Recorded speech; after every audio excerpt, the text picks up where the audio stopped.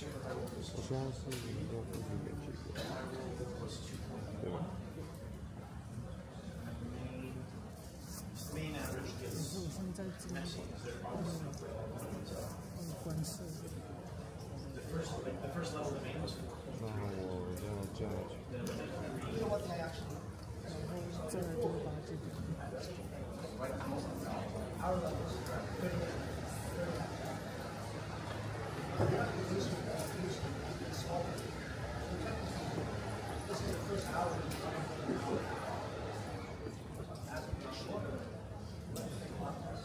Yeah, but that goes into pressure. Should you adjust this? It's one of the reasons we have to implement it.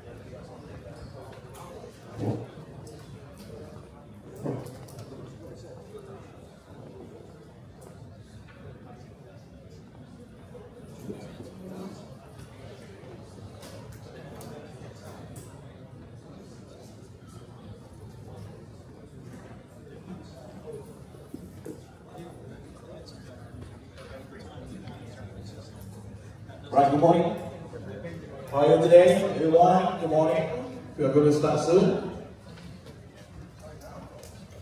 Okay, good morning, everyone. Welcome to the TDA Continental Summit Asia Edition, proudly organized by the World Poker Federation and the Asia Poker Sport Associations, EPSA. Before we begin, I would like to briefly introduce today's agenda and remind everyone that refreshment, lunch, and coffee break is provided throughout the day. So, first, before we start, I would like to play a video from the chairman of the WPF. So, there we go.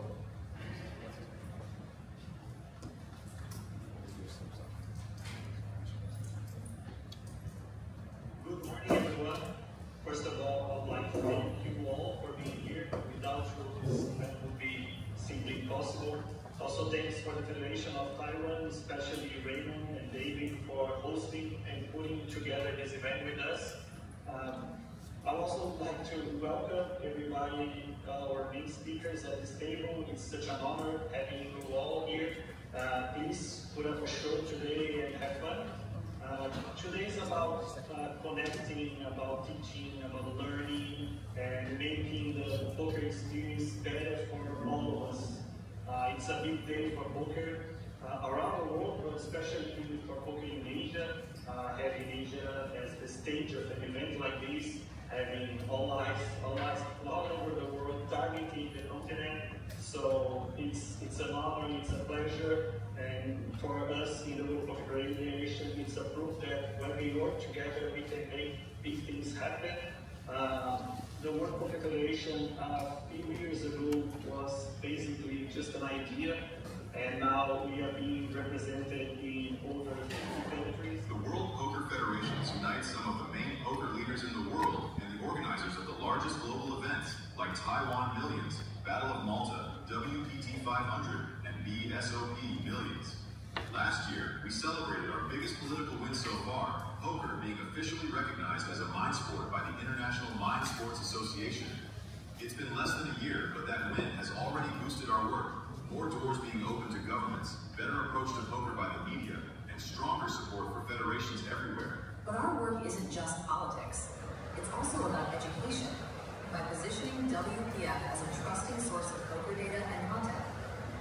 By helping federations grow and creating a stronger global poker community, from big operators to new federations that are just starting to fight for poker, but already have our full support behind them. When we put together the structure we created and the unity we built, it's what makes progress possible. And we have a lot more to come still in 2025. We've created the WPF Ladies Committee, dedicated to transforming the poker industry through the rise of women. The Women's Committee is here to uplift women across the poker world, and not only by organizing ladies events, but also by spotlighting women as players, leaders, and organizers. Our goal is to see more women being represented at every level of the game. Such as Chanel Kamoto, for example, 2-time WSOP Ladies Champion. Christy, who's been coordinating this very amazing summit. Myself, working at the representation of women across the poker world, and my Ladies Weekend, the first ladies-only tournament held at the same time in over 10 countries across the world. But while the women movement keeps expanding, something just as big and important is taking place as we speak, the first ever WPF TDA Continental Summit. And having APSA behind the organization of this amazing event is truly an honor. Together with the TDA, we're bringing the same standards and teamwork you see in Vegas to every continent. And we're not stopping here. In December, we meet again for the Latin American edition happening in Brazil. Lots of important things happen, but the truth is that we are just getting started. You will see for sure a lot more of the work of the World Poker Federation and the work of all its members in no time. But now is the time to begin the summit. The event has everything to be epic. But just one last thing, I also want to invite everyone to be part of what's next. Work with us, stay connected, follow us on social media, and be part of the fight of poker. It's very important. Thank you, enjoy your day, have fun.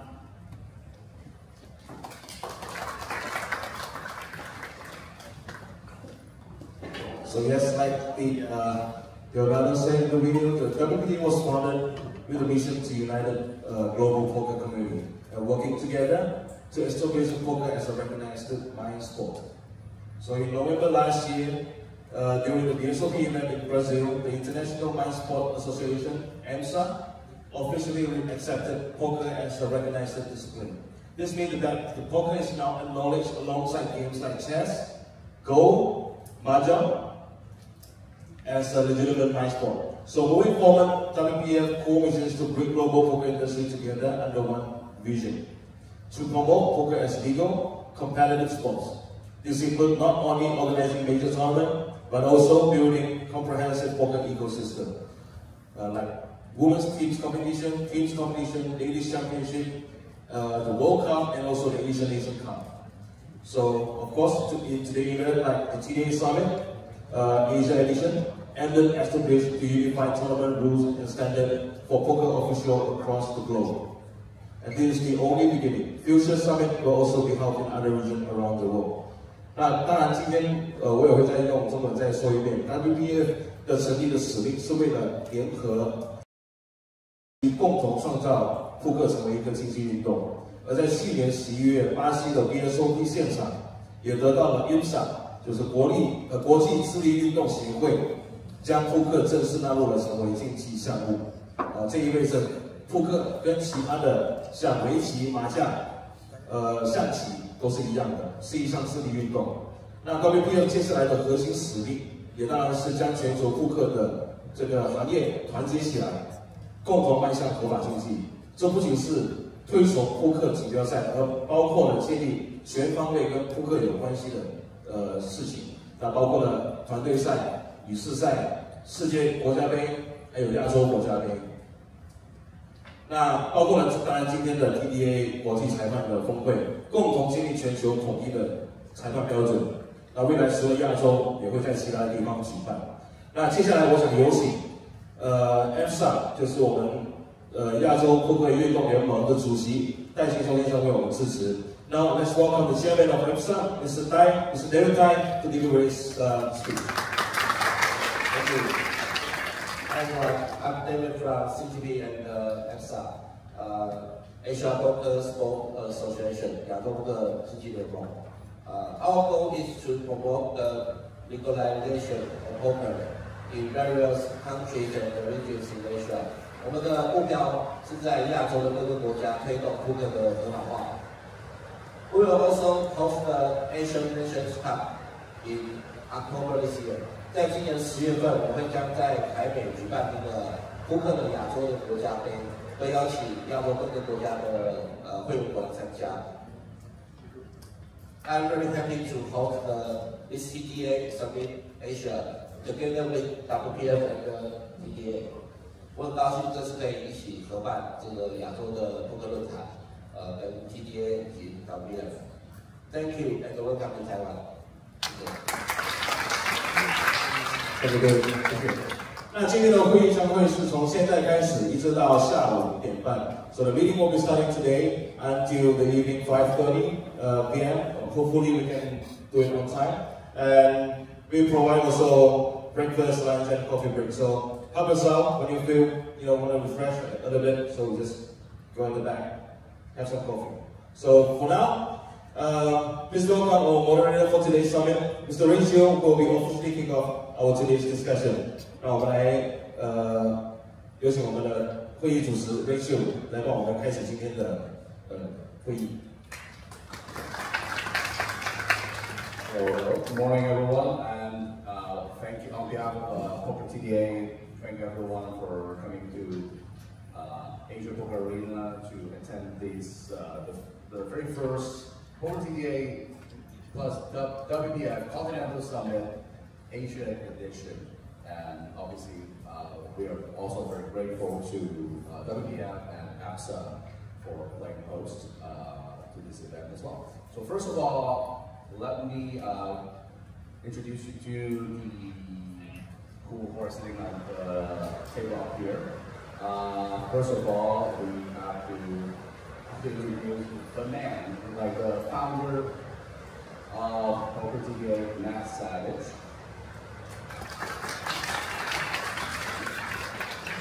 And then we have Mr. Lee Johnson, who has been a board member of Poker TDA for many years. And next is Continental, also TDA board member. We also have one of the most experienced tournament director from Japan, Nobuyoshi Takizawa. He is, however, on the way from the airport. We will see him in a bit. And coming up next is Maimoon Evinkula, the general manager of the Metro Poker Room, the biggest poker room in the Philippines. And myself, my name is Ray Chiu. I'm the founder of the Hong Kong Poker Players Association, and been a certified TD for quite a few years. So with that out of the way, one more thing I want to mention. So this summit is going to will be done in English mostly. However, we do have the capability to do a little bit of translation myself. I can translate for Chinese or Cantonese. When Nobu gets here, you'll be able to help out with Japanese as well. And I think we have a few people in the audience who will be happy to help out with Korean translations as well. So please don't be shy. If you're not incredibly comfortable with, you want to have a question and you want to say it in your own language, please do so. Really, this meeting is not about. It's not a presentation. This is a very rare occasion where we can get together and discuss and learn from one another and help shape the future of poker in Asia and poker in the world at large. So please don't be shy. If you have questions, please raise your hand and we'll get to you and give you a mic. And so with that. 刚刚讲的是，因为这是我们在台湾举办这个会议，所以了解很多来参加会议的朋友都是可能讲中文会比较舒服一点。我们非常想要鼓励大家，如果有在会上有问题想要提出来，然后你是比较希望用中文发言的话，我们非常希望。 举手，然后我们就会然后麦过来给你发言，然后我们也可以我个人也可以帮忙一下，就是进行翻译。好 ，OK, so let's kick this off. So the very first thing we want to do, like I said, actually. One of the purpose of this summit is about the sharing ideas, that's coming from Asia. So one of the first things that Matt suggests we talk about is what other topics from Asia that should be brought to the global stage for the next TDA summit that will take place next year in Las Vegas. So, please, you want to say something? So we run a TDA Summit every 2 years, you may or may not know. TDA rules have been used throughout the world for basically 24 years. The way it started was the alternate rules that I saw in the United States were different, so we had the idea to standardize the rules, and we were lucky enough to get that done in 2001. It started out with 25 tournament directors from around the United States and 1 international, and now the TDA rules are used around the world, and we're very excited to see that they wanted to bring it here to Asia. It's very important that the rules that we discussed today could become the foundation for what we use in the future. So there could be a rule today that we decide should be a certain way, and Neil and I and Laura the TDA next year, and you guys could be the inspiration for that to happen. So somebody in this room could actually create a rule for poker that will last for the rest of entirety. So very important you're here, and really appreciate all of you being there. Okay, so does anyone have some specific topics they want to bring it out right now? Yeah, please raise your hand, we'll bring the mic to you.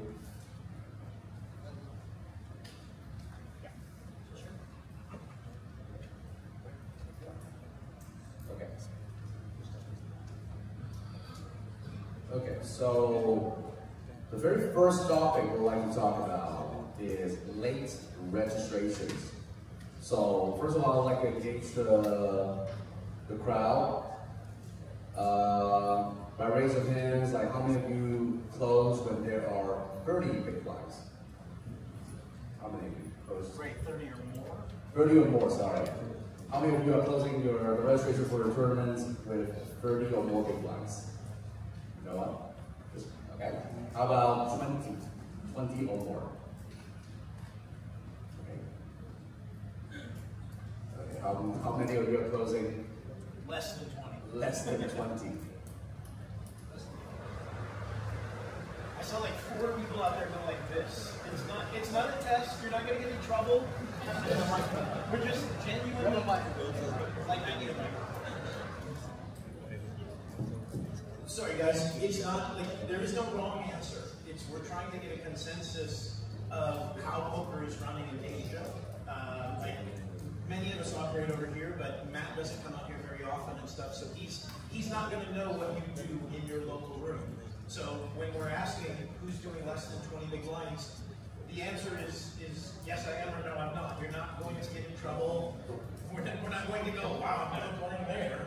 Like there is no wrong answer. We need participation. Otherwise you're just going to listen to the 5 of us talk all day, and that's going to get boring quick. So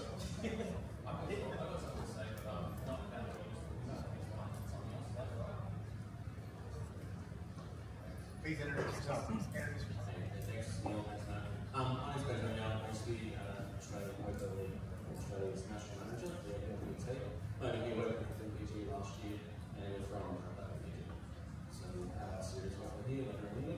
Anyway, the thing I wanted to bring up, what I noticed when I was here last year in November, between every hand, he always do semi-shuffles and then do a full shuffle. Now, that seems like a long way to play time, and as we know, higher players like to hand around, and more hands around, and more hands and more action to play. So, talk about mind sport, and that's more about competitive play now, that's the way you want to move. And obviously, that semi-shuffle is more about that luck, emotion, feeling unavoidable, returning the right hands.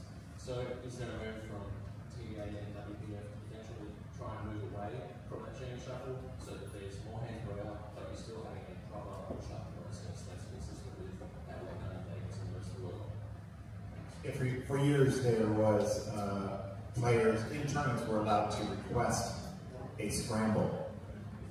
We on the TDA got rid of that. I would imagine it was around 2011, you know, something like that.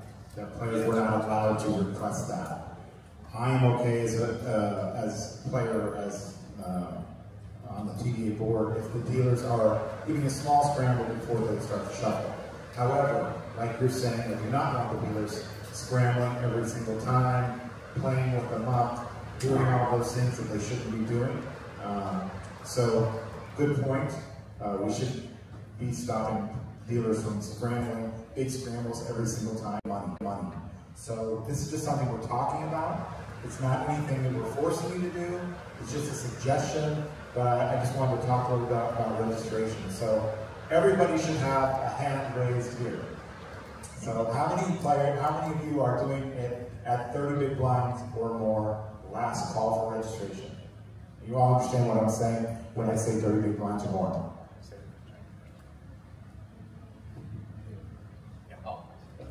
刚被问就是有谁在办比赛是在关会的时候，截止买入的时候是30个大米以上。举手，没有吧 30. How many are 25 or more? I'm 25. 就是大码 25 blinds. I don't want any registration open after 25. And then how many are 20 or less? So everybody else in the room? Yeah. See. No, Matt, 15 or less. 15 or less. Yeah. So there's a few. I was going to say 15 to 20 is a big change. Okay, and the reason for a lot of these things are guarantees and letting players come in when registration is that deep. But again, it is it's become a fact that it is actually an advantage for people to register late. So if at all possible, if you can control that, as just my suggestion, how many of you allow registration on day 2 of your events? Yeah, Lloyd has no job, so he can't raise his hand for anything. So if you're allowing registration on day 2, again, same thing. It actually is restrictive in some areas of players saying, you know what, I'm not even going to register today, I'll just register on day 2. So that could also affect your numbers. So just a conversation to have. There are many tournaments out there that allow registration on day 2 for certain reasons. There's reasons for doing that. It's just a discussion point. If anybody has any questions or wants a comment on that one, I'm happy to hear why you're doing it so late, or if you feel that it's a good reason to do that. But there is a big pullback from people that are in this industry. Players contact me all the time saying that registration is open too long. I agree with that.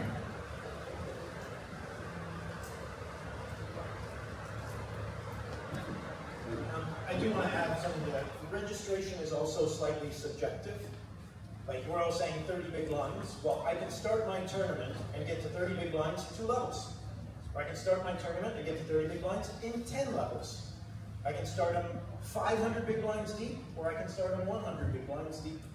The late reg to me, like for APT, we only allow day 2 late reg for the main.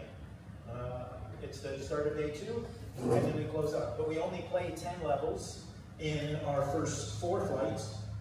I got louder. In our first, for our 4 flights, whether it's a 30-minute flight, 45-minute flight, or 60-minute flight. So it is, I think it's tough sometimes to say, oh, it's too long, because I'm assuming most of you are aiming for a point the same way all of us are. You decide 25 big blinds, then you decide how long you want the tournament to last, and that tells you how long you can play before you get to 25 big blinds. So I don't have a yes or no. I also think it's too long. For a number of years when I was working on the EPT, every tournament had 4 levels of late registration. It was 15-minute, we got an hour. It was 60-minute, we got 4. But it was very easy to communicate to the players. How long's late reg open? 4 levels. Start at level 5, it's closed. That meant in some tournaments we were closing with 60 bigs. And I had people going, oh, you have to. It's like, no. The purpose, my philosophy was always the purpose of re-entry is not to milk the player of as many buy-ins as you can get out of them. The purpose of re-entry is if you misplayed your kings on level 2, you get another chance. But somewhere along the line, a lot of the purpose of re-entry, to what Matt said, became, I want another $1 million guarantee. So now I have to have this many flights, and I have to have this much re-entry, instead of running a 500K guarantee or a 200K guarantee. So I'm a little bit in the middle on it, but I do think the length of time is arbitrary, because we're all aiming for a point of how many big blinds do we think is fair. All right, okay. All right, so again, so we just opened it up about re-entry. How many of you are allowing no re-entry in any of your tournaments? No re-entry. Freeze out. Freeze out. Freeze out only. Nobody. No, Freeze out only? I like it. How many are you allowing just one re-entry per tournament? I like it. I like it. And everybody else is multiple re-entry. Re-entries, in my opinion, also gotten out of hand. And I believe that you should offer in your festivals a little of everything. We saw this at the World Series this year, we do it on the World Poker Tour, where we have a freeze out, we have a single re-entry, and we have multiple re-entry. So it's just a suggestion, in my opinion, that you should mix it up. You know, I know it's tough to have guarantees, if you are running guarantees to do that. I know it's also something that maybe the operators like David, they love to have multiple re-entries in every tournament. But I think it is something that poker used to be all freeze outs. And around 2010, I know that the Aussies claim that they started repechage or re-entry, but I think that I did that out in Los Angeles. And it was never created to have re-entry, multiple re-entry, same day re-entry. It was created that we could have a big guarantee that players had to come back to your property day after day, so you could re-enter in the same tournament. We started it off with a $300 million guarantee, which at the time was kind of revolutionary. It kind of started what we do with the re-entry, but I do think that there is too much re-entry in tournaments now. Maybe anybody else has a comment about that. Okay. So, yeah, do think about that. Sorry, Greg, 1 second. Does anybody have anything to add? Yeah, please, raise your hand if you have a comment or... See, we got one back there. Yeah. Who's got our microphones? Good job, Ray.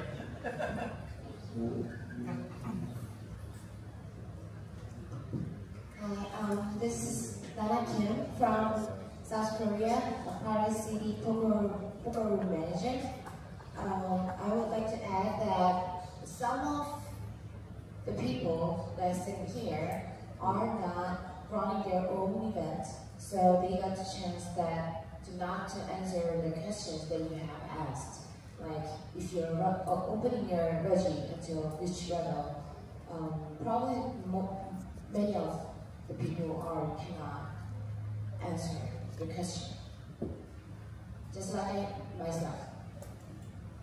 Fair point.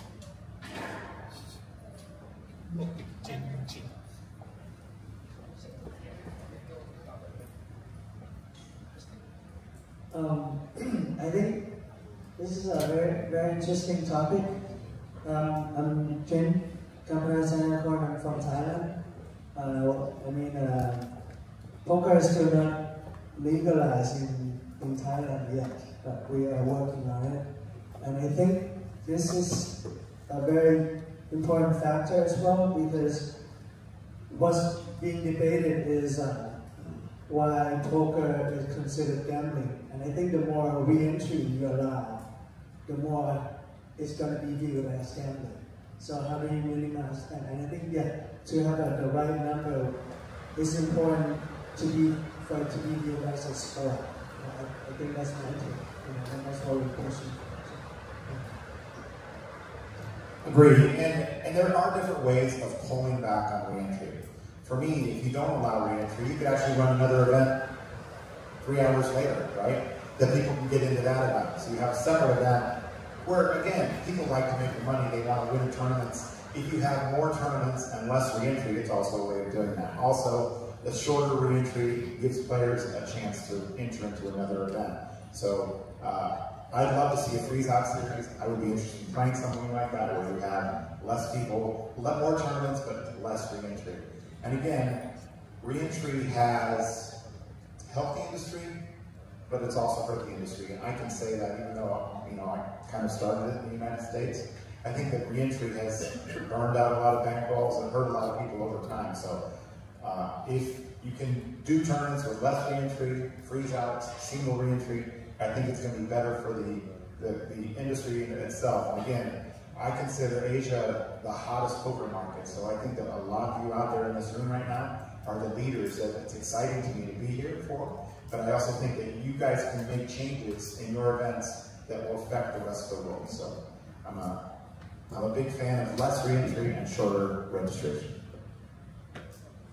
Okay. Does anyone else have a comment they want to make? So let's talk about something else. So this came out last year, last TDA, and this year at the WSOP they start allowing that as well. So that we're talking about a new player, a brand new player. They get to their seats. They are allowed, not encouraged, but I mean they're allowed to wait for the button to pass before sitting down. So first of all, show of hands, like which one of you allows that and allows the player to get to the seat and see that they're about to take the big blind and decide, hey, I'm not going to sit down right now. 就是问题是，就是现在就是有一个新玩家，他们来到他们的座位上面，然后他们看到他们马上马上就要是大马，他们选择不马上坐下，就是等那个 button 通过才坐下。在座的有谁在你的比赛，这个是允许的，可以举手。So so the rest of you don't allow it. And which one of you give a penalty if someone try to do that? Okay, right here. Do they allow people? Can we have David say why he does it? Like what's 可不可以稍微介绍一下为什么觉得？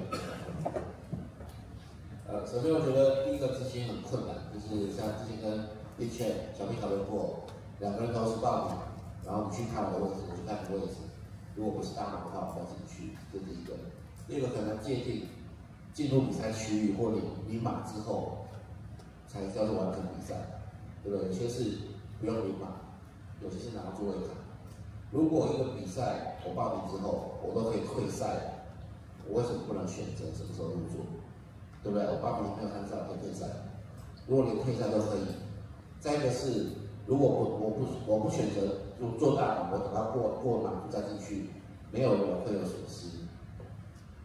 原本要轮大码的玩家，他已经预期他轮大码了，不会因为你坐下来之后，他得到很多额外的好处。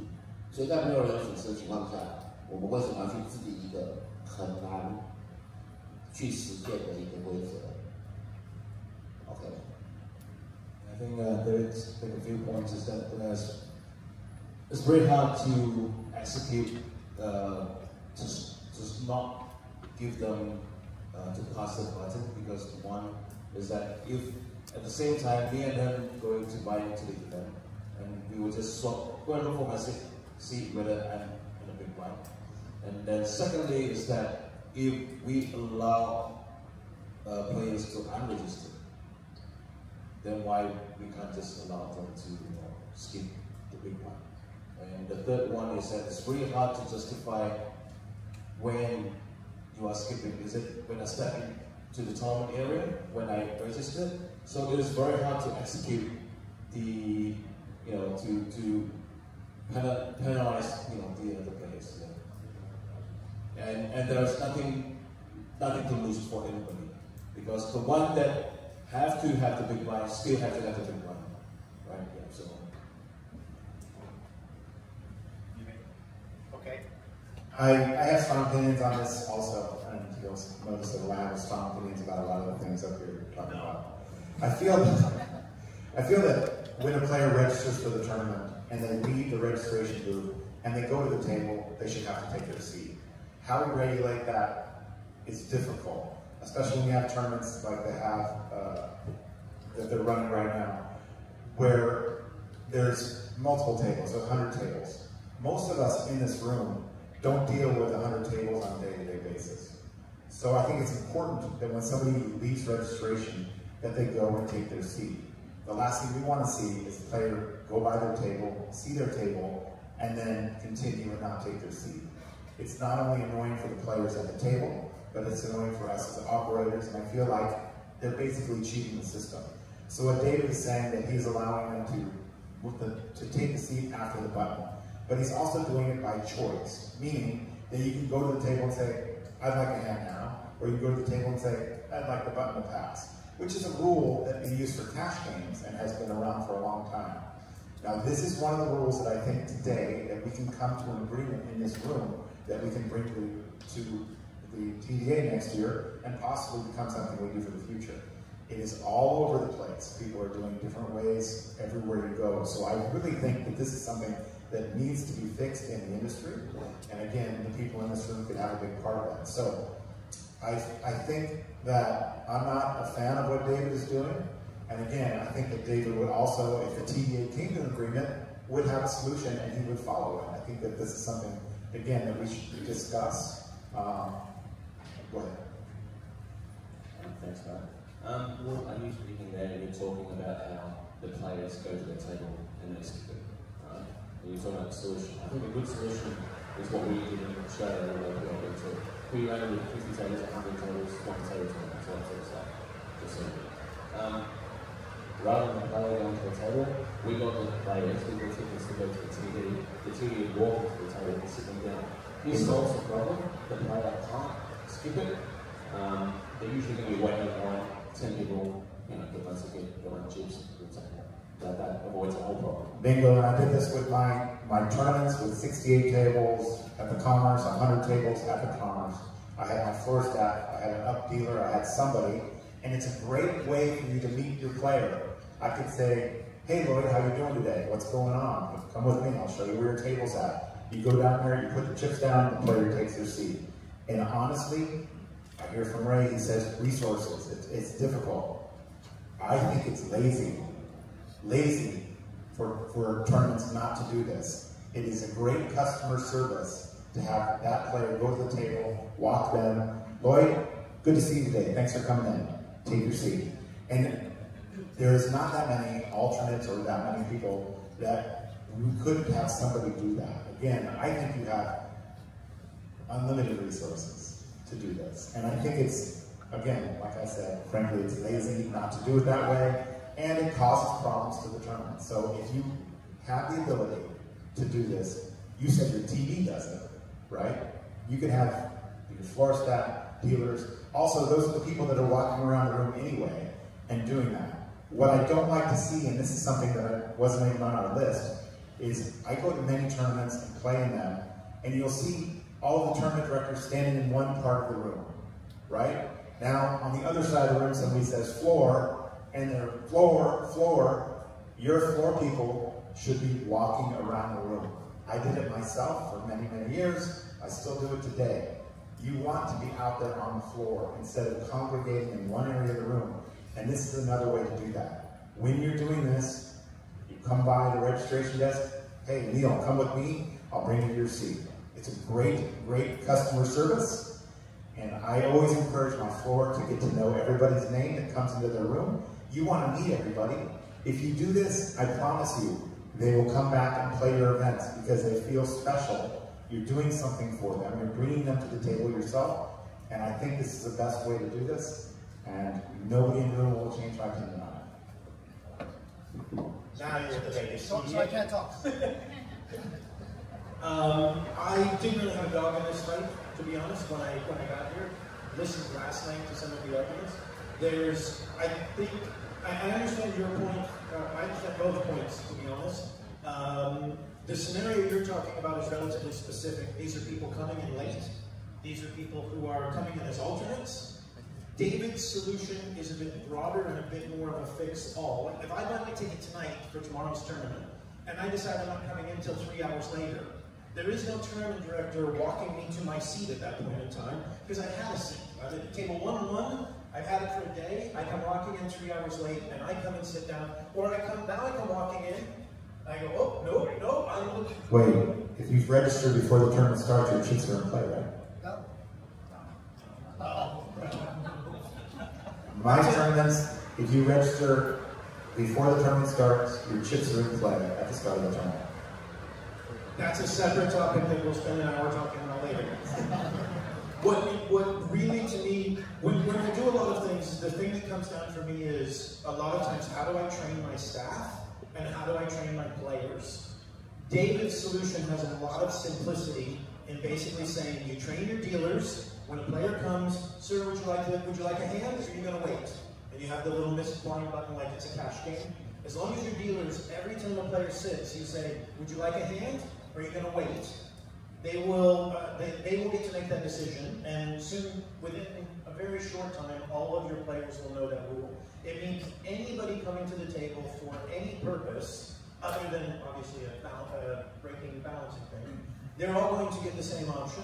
So I very much like the ease of having a simple rule that every player understands, and it can work. And if you have, because we talked about this last night, the APT, for example, has 5-minute tournaments, 10-minute tournaments, 15-minute tournaments. There's nobody who's going to skip 2 levels of that tournament by waiting for the thing to go around. They're just going to sit and play.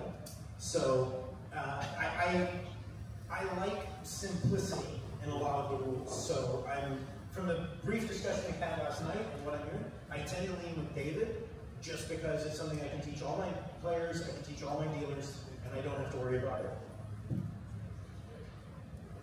Sorry, the other thing I would add is just tell the high rollers to sit down, because they're the ones causing this problem.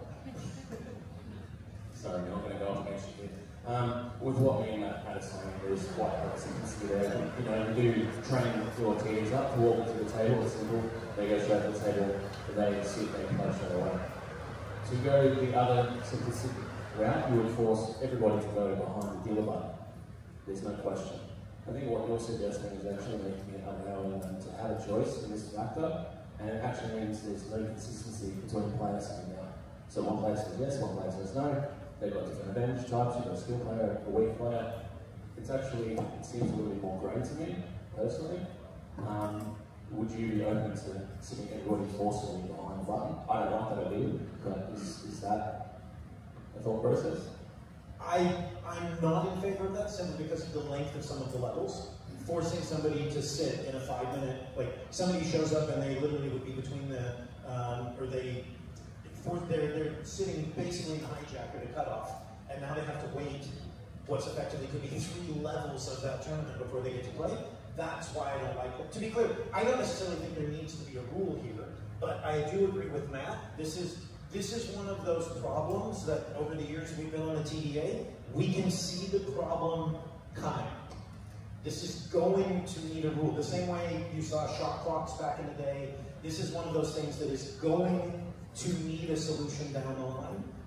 If nothing else, because we may end up with large operators like David, who's the largest operator in the country, doing it one way, and then you could potentially go to Hong Kong and have it different, go to the Philippines and have it different, go to Korea and have it the same. So just potentially trying to balance the rule, we may end up needing to have a rule. This is not something, I mean, you're more on the floor, you were more on the floor for APT than I was. I'm not seeing this really that much as a problem. When you've got a 4 or 5 table tournament, if people are skipping blinds, you have a bad floor. Like, that sounds harsh, but if I'm watching 4 tables and David can skip his blind, that's because I'm not watching. That's a floor issue, not a player gaming the system issue. If you've got 30 tables, I get it's a little problem, but I don't think it's as big a problem yet, but it very likely could end up being one. Sorry, wait. Alright guys, I'm on the other side of this. I'm with David of allowing players to pass. Just a show of hands. If you are not allowing players to pass, who's getting a penalty for it? And what is a penalty? 1 round? Are you penalizing players 1 round for not? Yeah. Sorry, what's the penalty? You're asking if people are giving a penalty when they catch somebody skipping blinds? Yeah. If you say, let's say you see a new player, a player has walked by a table, they see it's a big blind, now it's walked away. Who's penalizing that player? Wait, a new player? A new player, a brand new player. If you're enforcing them to sit down right away, and you've caught them dodging a big blind, who's penalizing that player? Yeah? What's the penalty? 1 round? 1 round. See, 1 round, yeah? Because a lot of people said that they're making the player sit down, correct? So the question is, if the penalty is 1 round for a brand new player that's sitting through the game, isn't the experience really bad for that player? Are you allowing them to unreg? There's a lot of brand new players that we're trying to build into the market. The worst thing that I want to start my day with is a penalty for 1 round I just bought it. I don't think it's right. So I'm on the other side, it's just trying to build a market. It's one of those things that could be standard for everybody else. We can train the dealers to simply say, when that player sits down, do you want a hand now? multiple players will take those 3 hands. They're not going to wait for that button to pass. I'm one of those players. But if I'm taking a big blinds, it's only 3 hands later, I'm behind the button. So I would add, this was a discussion point at the TDA last year of when is someone in the tournament. Was a discussion like, the reason why I asked him to clarify is it a new player is because for me, a new player is not in my tournament until they've sat down at the table. If they're walking around and they see the big blind, I don't know what they're making. Maybe they walked up, they've seen Negrano, Ivy, and Antonius and decided not to play. And they're not going to walk out and unreg. Because I had that happen a few times. Like, obviously it's very rare, but I had people unreg when they saw that they had an awful table draw and said, you know what, I'll go somewhere else. But that's what I say to me, until you sit and the dealer has handed you chips, that's when you're in my tournament. And guys, this is a big discussion point last time. And guys, just want to share with you guys, I was on that side of the fence, right, as a floor. It happened to us in Jeju. We had a lady that walked her to the table. The players actually called it out to us. She's walked to the table, she saw the big blind, she's walked away, got a cup of coffee, and was brought to my attention by one of our floor. I didn't penalize her, but I made her wait for the big blind. Right? I made her wait for the big blind, and she refused. She was screaming Bloody Mary in the room. It got to a point where we allowed her to unreg, but not during that tournament. So we lost a player, right? Apparently she had a husband who was also a high roller, was pissed off with us. It just compounded. So if I could take that back today, I would have the rule of allowing the player back. Hi everyone, my name is Pace and work for MDG.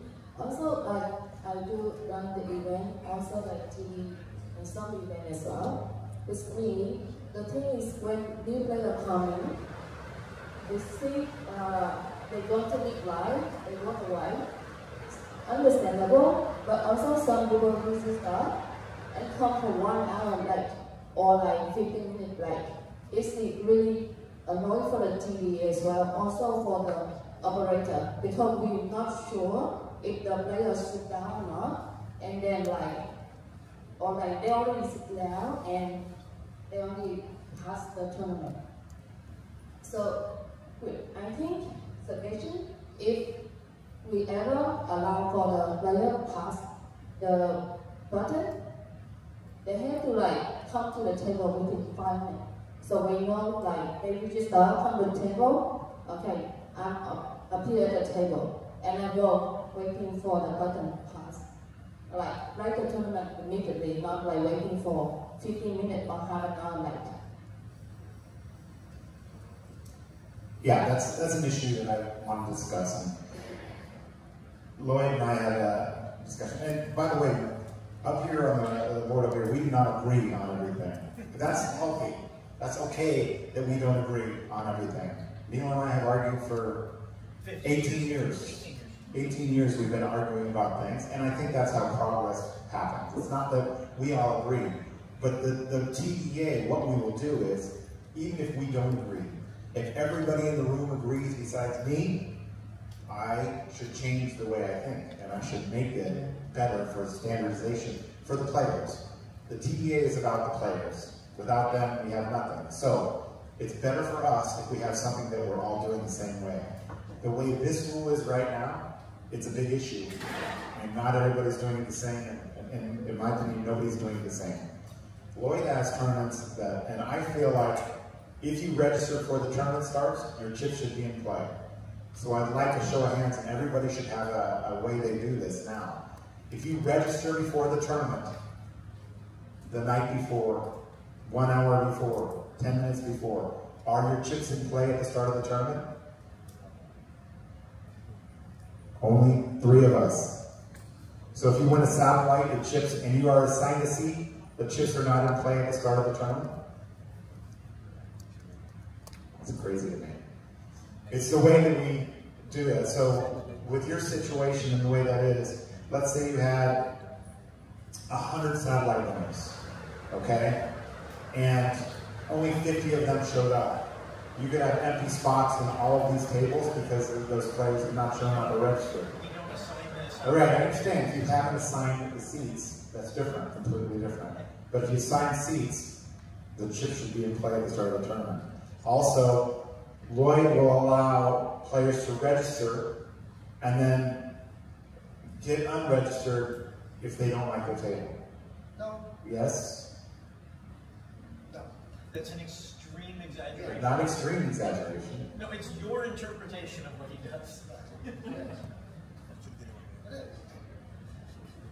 If you register and then you don't show up, you will allow them to be, they take them out and then you give them lipstick later on. This is a continuation of an argument from last night. It'll only take another 10 minutes. Guys, basically, guys, for those of us using K-Holder, right, you assign it or whatever kind of automated system that gives a table seat number, a player registers, I don't know, 2 hours before the tournament. There's a table seat number, you have your floorman walking through the room. As Vince said, even in the manual system, a player doesn't show up. You don't know what to do with that player, you don't know what to do with the seat. On our side, actually verify with registration, find out actually what time he bought in. If he bought in, again, it was a Saturday winner 2 days before, whatever it is, and he got a table seat number. In a lot of cases, actually to the system, as we know, will automatically assign tables 1 and up, right? But we've suspended tables on tables 30 and up. So those players must be unregistered, right? For us to be able to receive them. So there's many cases, I think, what Matt's trying to say is that, assuming there's a table full of pros, I've registered, right? I don't sit down. I'm going to wait for the foreman to unseat it. That's a very, very rare case. Again, we do check for registration when the player has bought in before we unseat those players. It's one of those flaws that we're trying to perfect here now using automated systems. And again, this is not causing a problem, as Matt says. But I'm on the other side, guys. I believe that players, if Matt's seeing them before the tournament starts, he should also apply, which I believe he is. As the moment the player buys in, he's also seeing them as well. We're on the other side of that, friends, I believe. A player, can register, go to lunch, right? He's already queued up for an hour, right? Or he wants to pre-buy his seat to avoid the queue. I believe that player is supporting us by simply adding to the price pool already. He should have the option to sit down anytime he wants. So I'm on the other side of that. Sorry. Oh, yeah. Hi, Jerry here from SPL. Because currently the discussion was all on. Currently the discussion is all on the early part of the tournament, whereby the value of the blinds is relatively small. Because I just want to bring out a point whereby Mr. Lee just brought up. Because if let's say I'm at level 1, the player comes in and split the blind is only, we are probably more than 50 big blinds outside. So it comes across to, speaking from player point of view, I only use this guy is $100 really into the blind segment.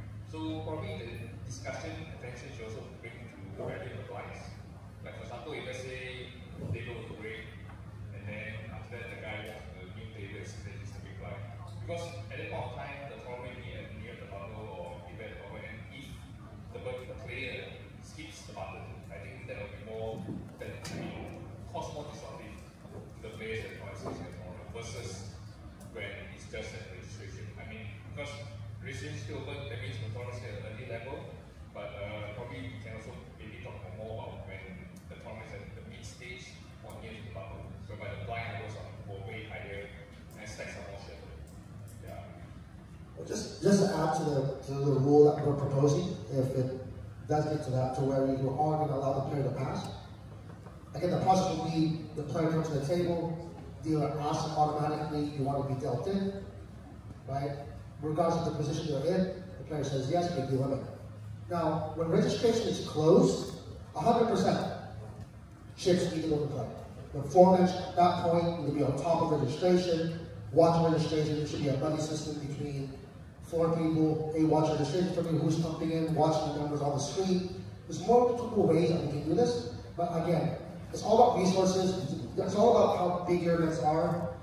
As Matt said, I think I don't know if we can standardize this, but again, we're just trying to create a more player-friendly rule. Right? Yeah, like Eric also was saying that, all of the discussions now about these topics, why not just simplify it? What do you suggest? About the players, giving players the option to skip the big line. It will be unfair for other players who are way distant, especially if you have alternates, right? And this person, instead of giving the seat just to the next one because he's not ready Well, for my opinion, once you have your ticket, your seat number, your chips, you have to be ready to play, regardless of what position you are in.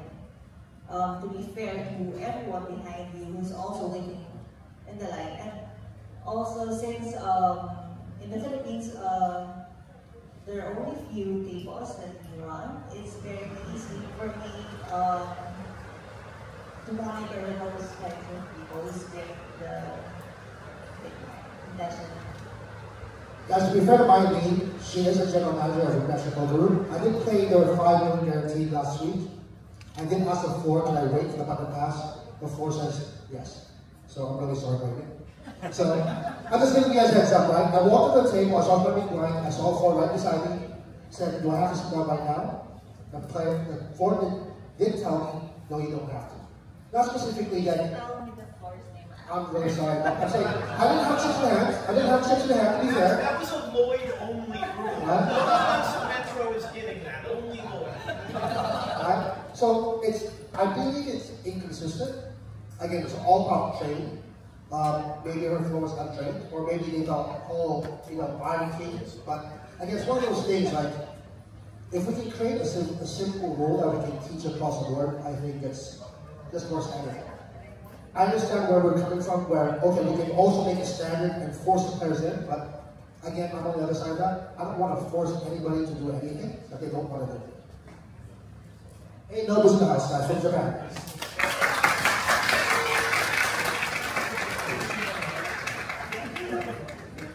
His chip stack has already been blinded off. No, it hasn't. Okay. I would like for everybody to think about this, discuss it, even with me on the break. Let's go back and let's move on. But I would love to come to a solution with this if we could, but I don't think we're going to come to one. I would love to see it. Yeah, okay. So, first of all, like, you guys are really getting the TDA Summit experience, like, all this arguing, yeah, it's reminiscent of what's happening in phase and YouTubers.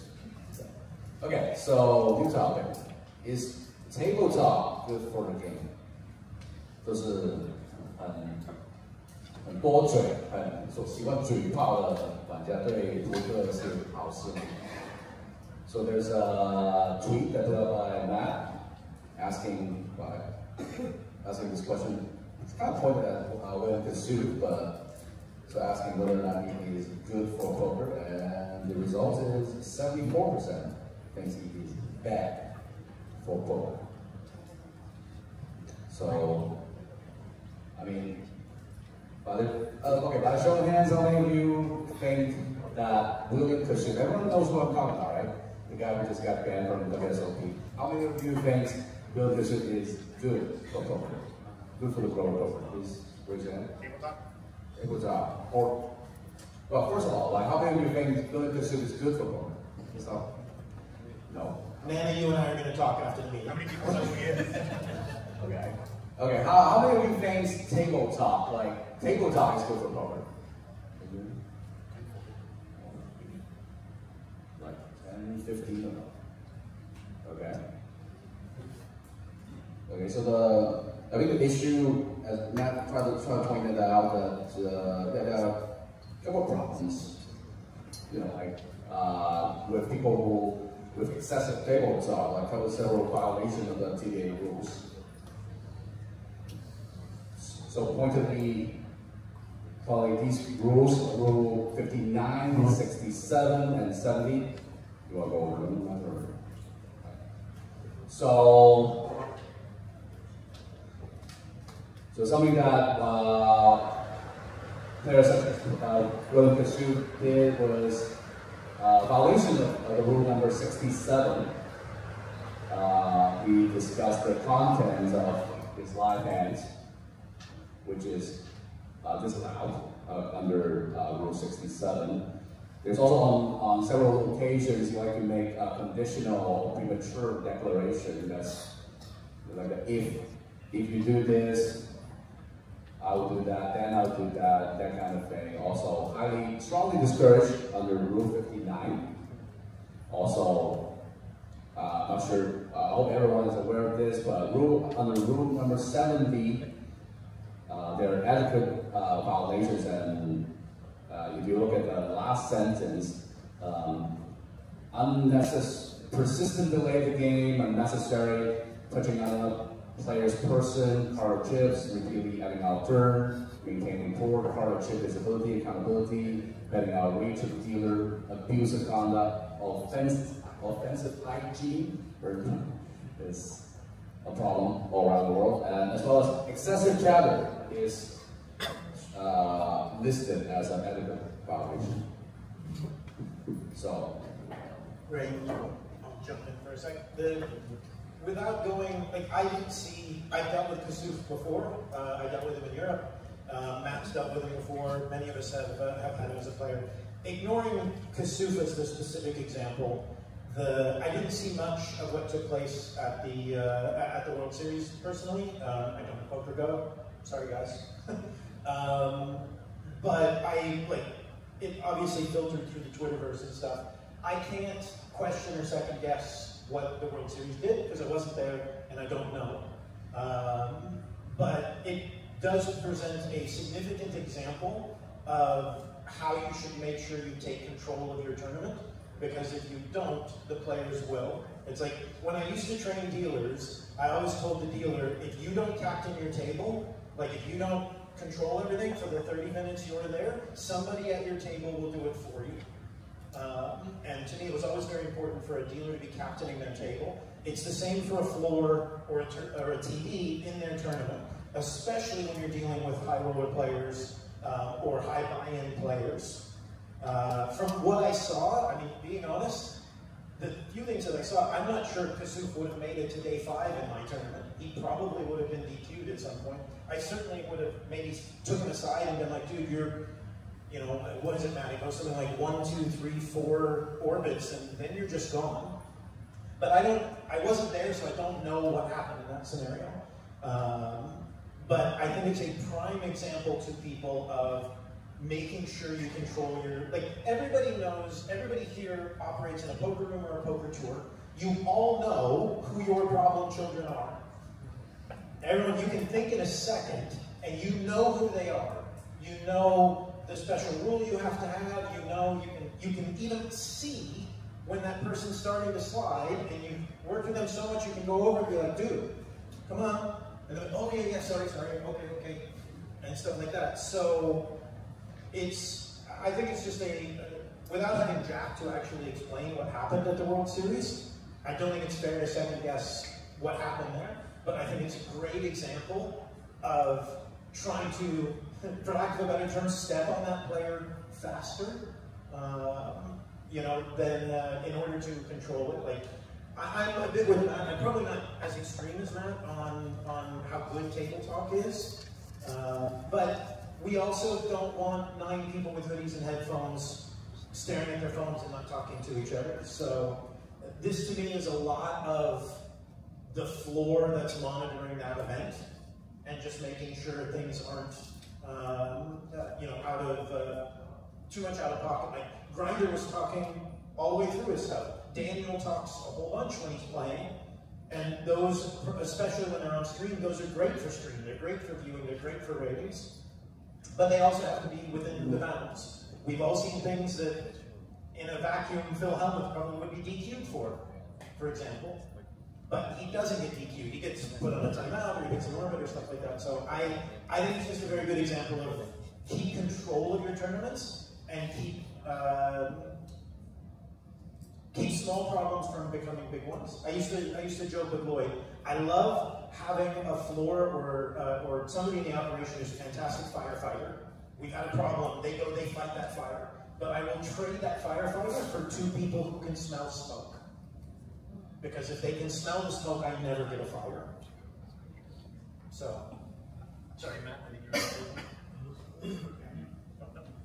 Sorry, I saw you have the mic. Yeah, there's a big. How many of you watched the World Series of Poker this year on Poker Go? On Poker Go, no. YouTube. How many watched it? How many watched the World Series of Poker? So if not, you're probably not familiar with what we're even talking about. And it's a player. There's a couple players. There's a player named Mark Cabral, and there's a player named William Gassu. Both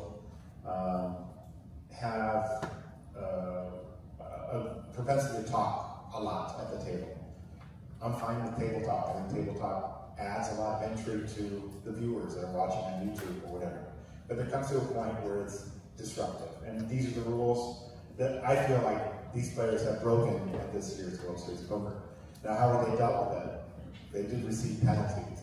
Should they receive penalties? Yes. If you're slowing down the game, you're disruptive. And we're going to get into talk about action clocks shortly. I think that might be next. You can put that up now. It's one of those things that I think that if not controlled, like Neil said, that it will become a problem. And like he said, you probably all have players you know that talk more than others. And a lot of those players think that it's part of strategy for the game. And there's a lot of people out there that do. Like I said, I put that poll up there about William Soup. It was 25% to 75%. 25% said he was good. And as Neil correctly pointed out, likely none of those people ever played with him. So they don't know what it's like to have the verbal nonsense that he does from hand to hand. So it makes it difficult. They've got a little slide here. This was such a great joke and nobody's smiling.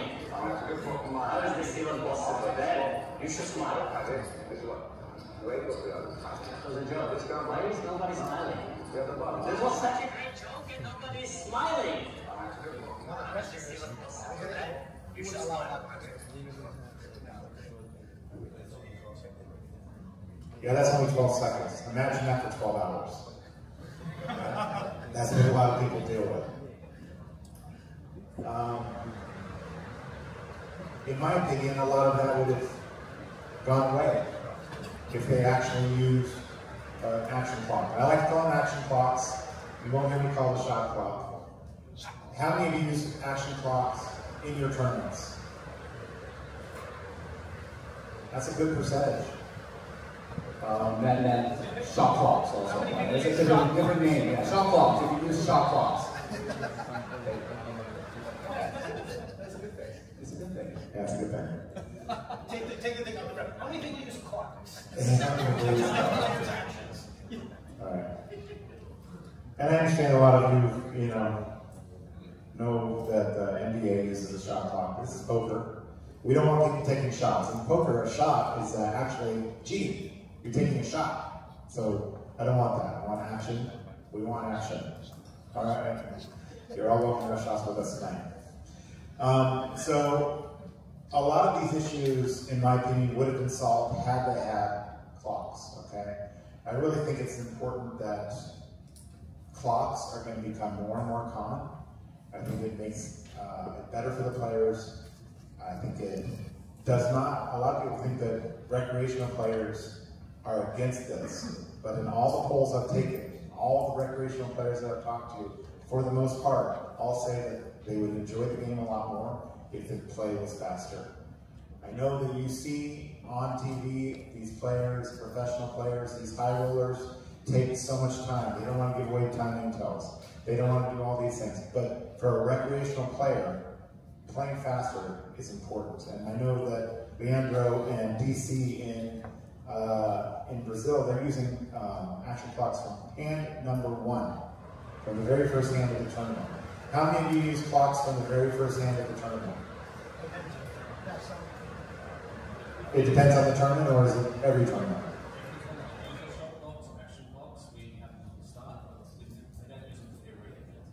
Okay, so he uses them in some tournaments from the very first hand.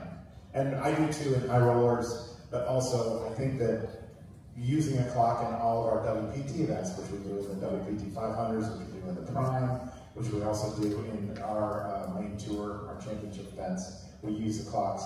And it always comes in like one table or one level before the bubble. And our clocks are 15 seconds pre-flop, 30 seconds post-flop. And it works fantastic. I don't know if your clocks or the clocks you're using, if you're using 30 seconds pre and post, but I do feel like that is too much time. And I open up to the floor or maybe to talk about that. Well, I'm curious just for hands, because we only got 20. So how many people again are using some form of shot or action clock?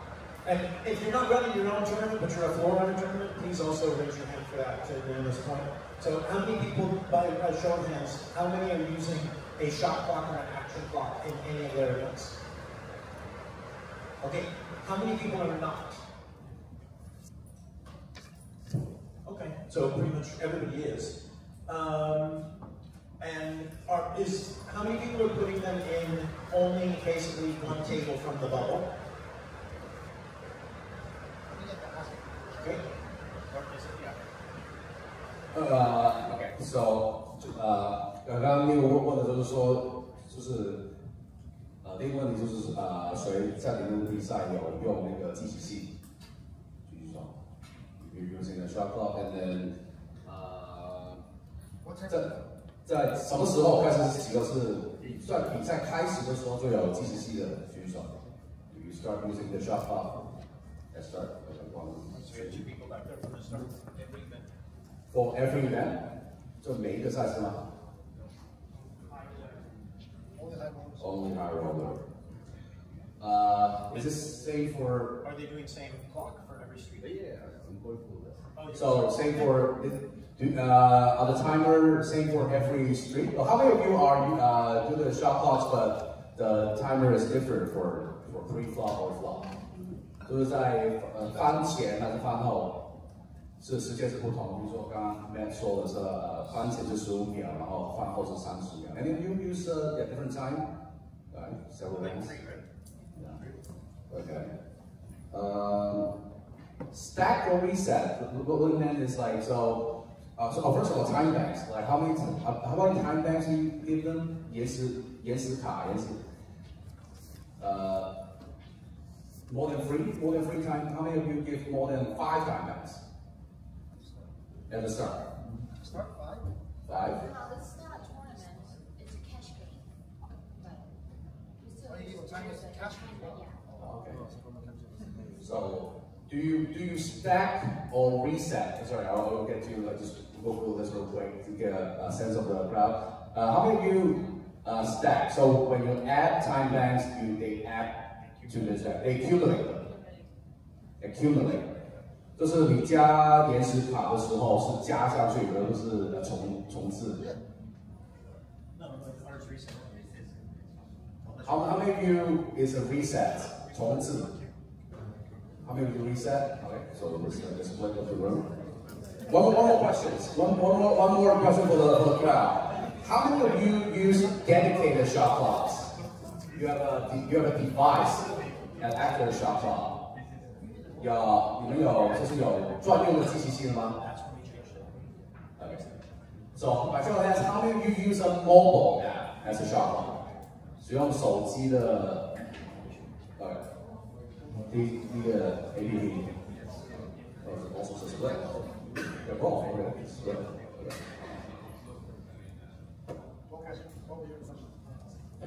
Just real quick, Matt, I was just curious if you could explain your logic around 15 seconds pre-flop and 30 seconds post-flop. As I noticed most people aren't doing that here, so I was just curious what your thoughts were. So on the World Poker Tour, we have gone for everything. We started off 7 years ago. We were using 30 seconds for every action, okay? And so what would happen was we got towards the bubble time, and players would take the full 30 seconds before the flop, okay?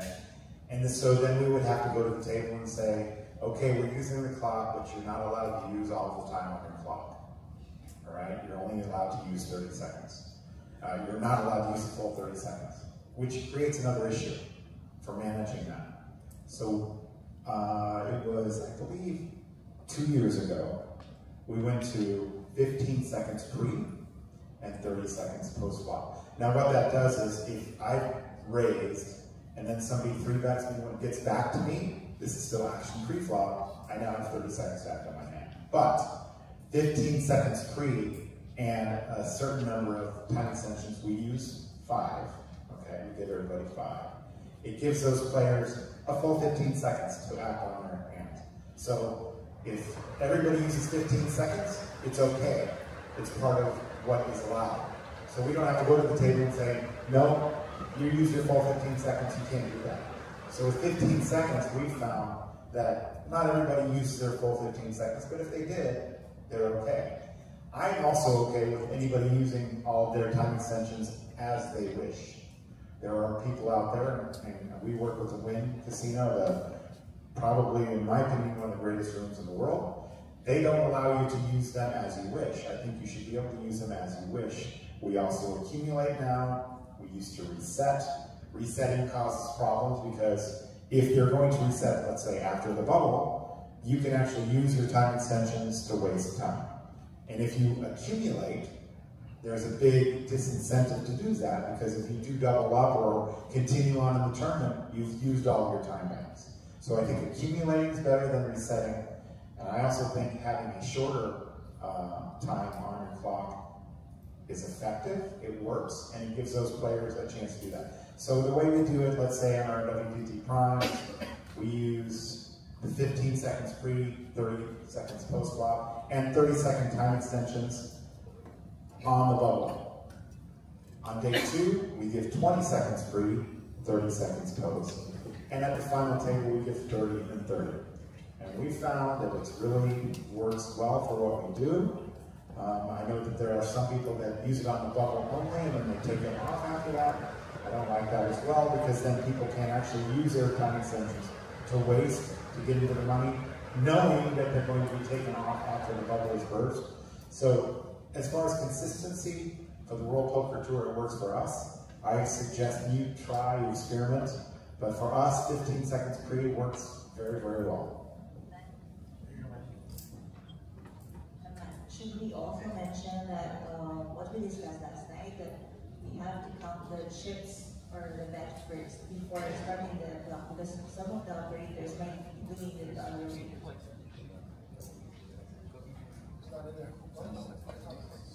Yeah, so we have a list of procedures I'm happy to share with everybody here on the World Poker Tour that work very well for us.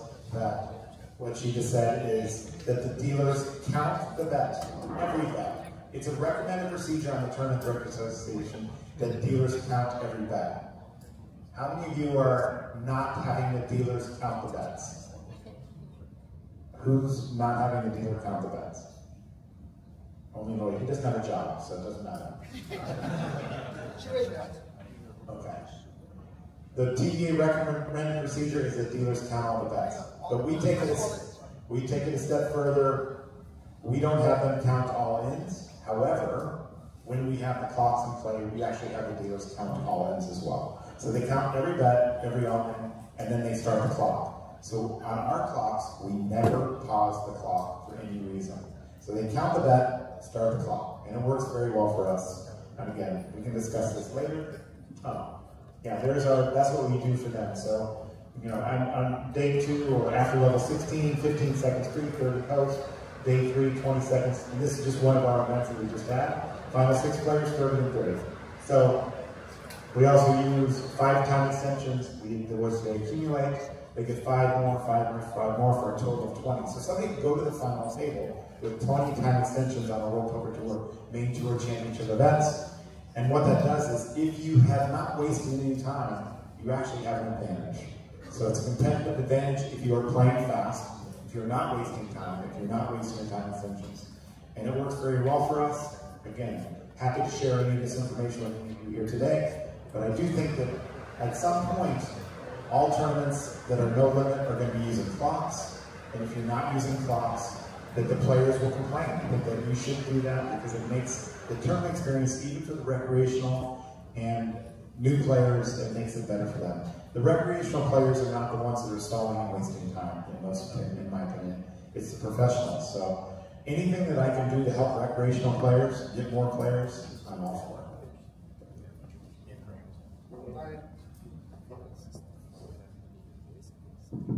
With all the points that Matt has pointed out, it's definitely sold on shot clocks from the get-go. Matt, I have to say.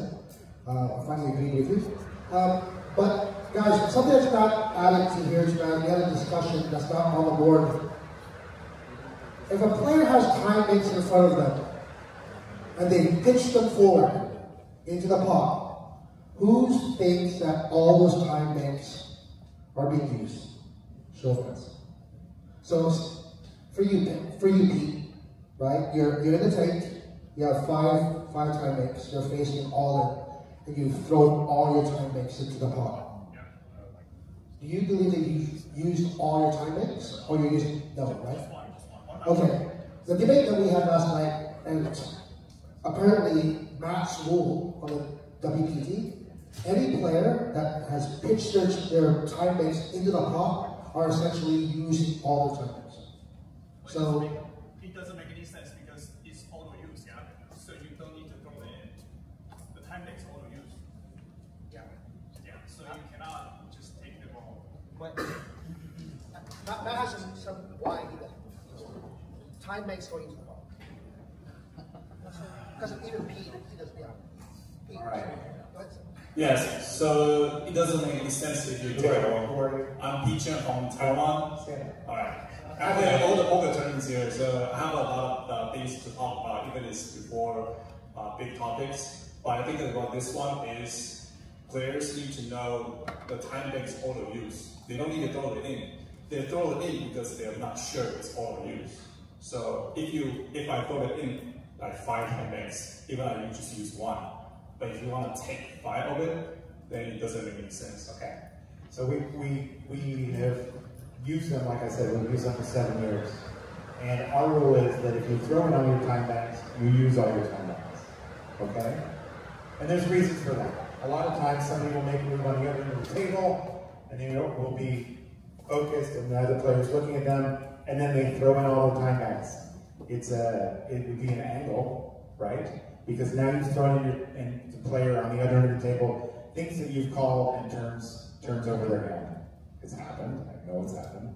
It's something that's happened. But also, if you are not going to take my time banks, okay, and you are going to allow me to put all my time banks into the middle of the table, as a player, I'm going to do it every time.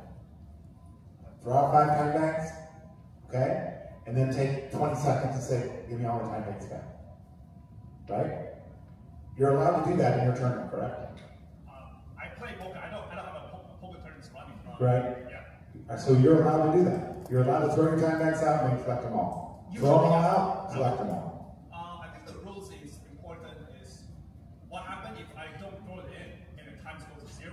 Yeah, so the dealers that we do, the dealers are instructed to say 1 time extension, 2 time extension, and collect them after. It's not disruptive to the player doesn't need to think about it. You then collect them after the hand is over. But the most of the dealers, they won't collect after the hand. They will collect right now. They will, and the other players at the table help them. Say that player needs 2 time banks. If they don't, or if there's any confusion, they use them. But with your system, you're allowed to throw your time banks out anytime you want, and use them whether you want to or not. True. Correct? True. Yeah. So if I'm allowed to do that, I'm just going to throw them out every time and then say, okay, give them back to me. Or throw them out again and say, give them back to me. Very disruptive to the game. And not necessary. There's no reason to do it. If we're not going to kill your hand, if you don't put them in the pot, we're going to just take them at the end of the hand.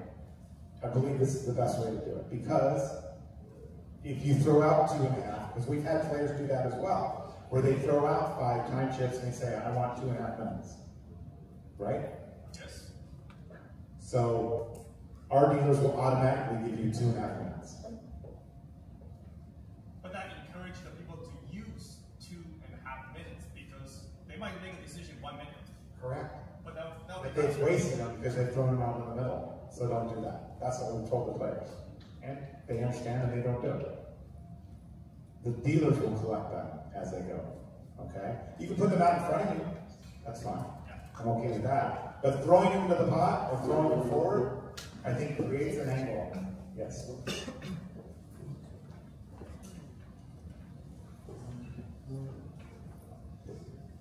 I was just thinking for consistency's sake, maybe it's better to consider it like chips, sort of like what Matt's saying, if it's thrown in there used, or if you throw chips into the middle of the table, it's part of your bet. So if you're going to throw those time backs in, it's probably part of your bet. That makes sense to me. 我想我们应该是全世界办最多比赛在1年当中的协会。我们从来没有看过有人故意丢他们去打扰比赛，从来没有。我也会这样做，因为打扰比赛的方式很多，所以我觉得全部收回去是不合理的。我相信所有的荷官、裁判、玩家都不会认同，所以这样的规定一定会有很多的问题。Once they're saying that especially CTB is running a lot of tournaments within a year, and we never see any of this case that people throwing to disrupt the game. So it will be it will make it, if we have a rules of that, it will make it more complicated.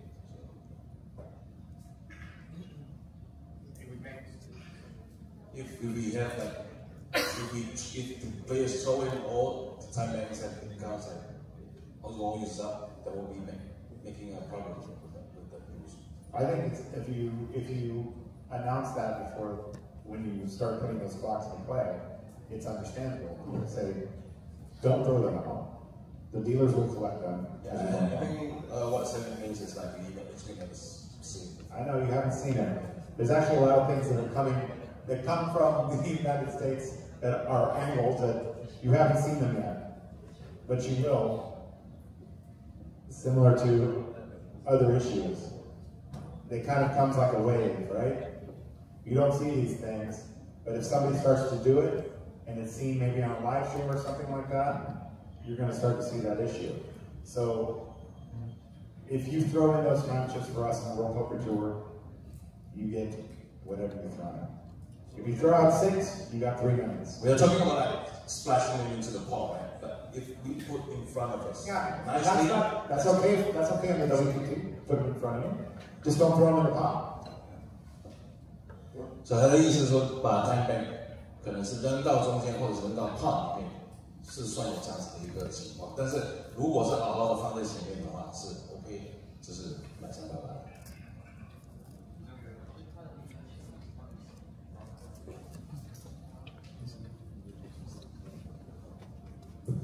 My name is Rostam, but the situation now is about not that much town player knows the rules so well. So how can we let them know the rule of if they draw their own private rule card, you know? So the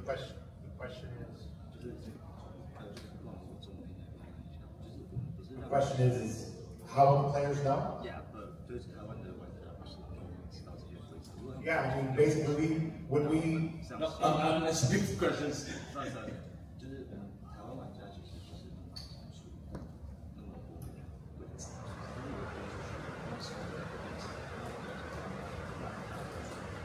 Okay, what I mean is that most of the time players, and you are from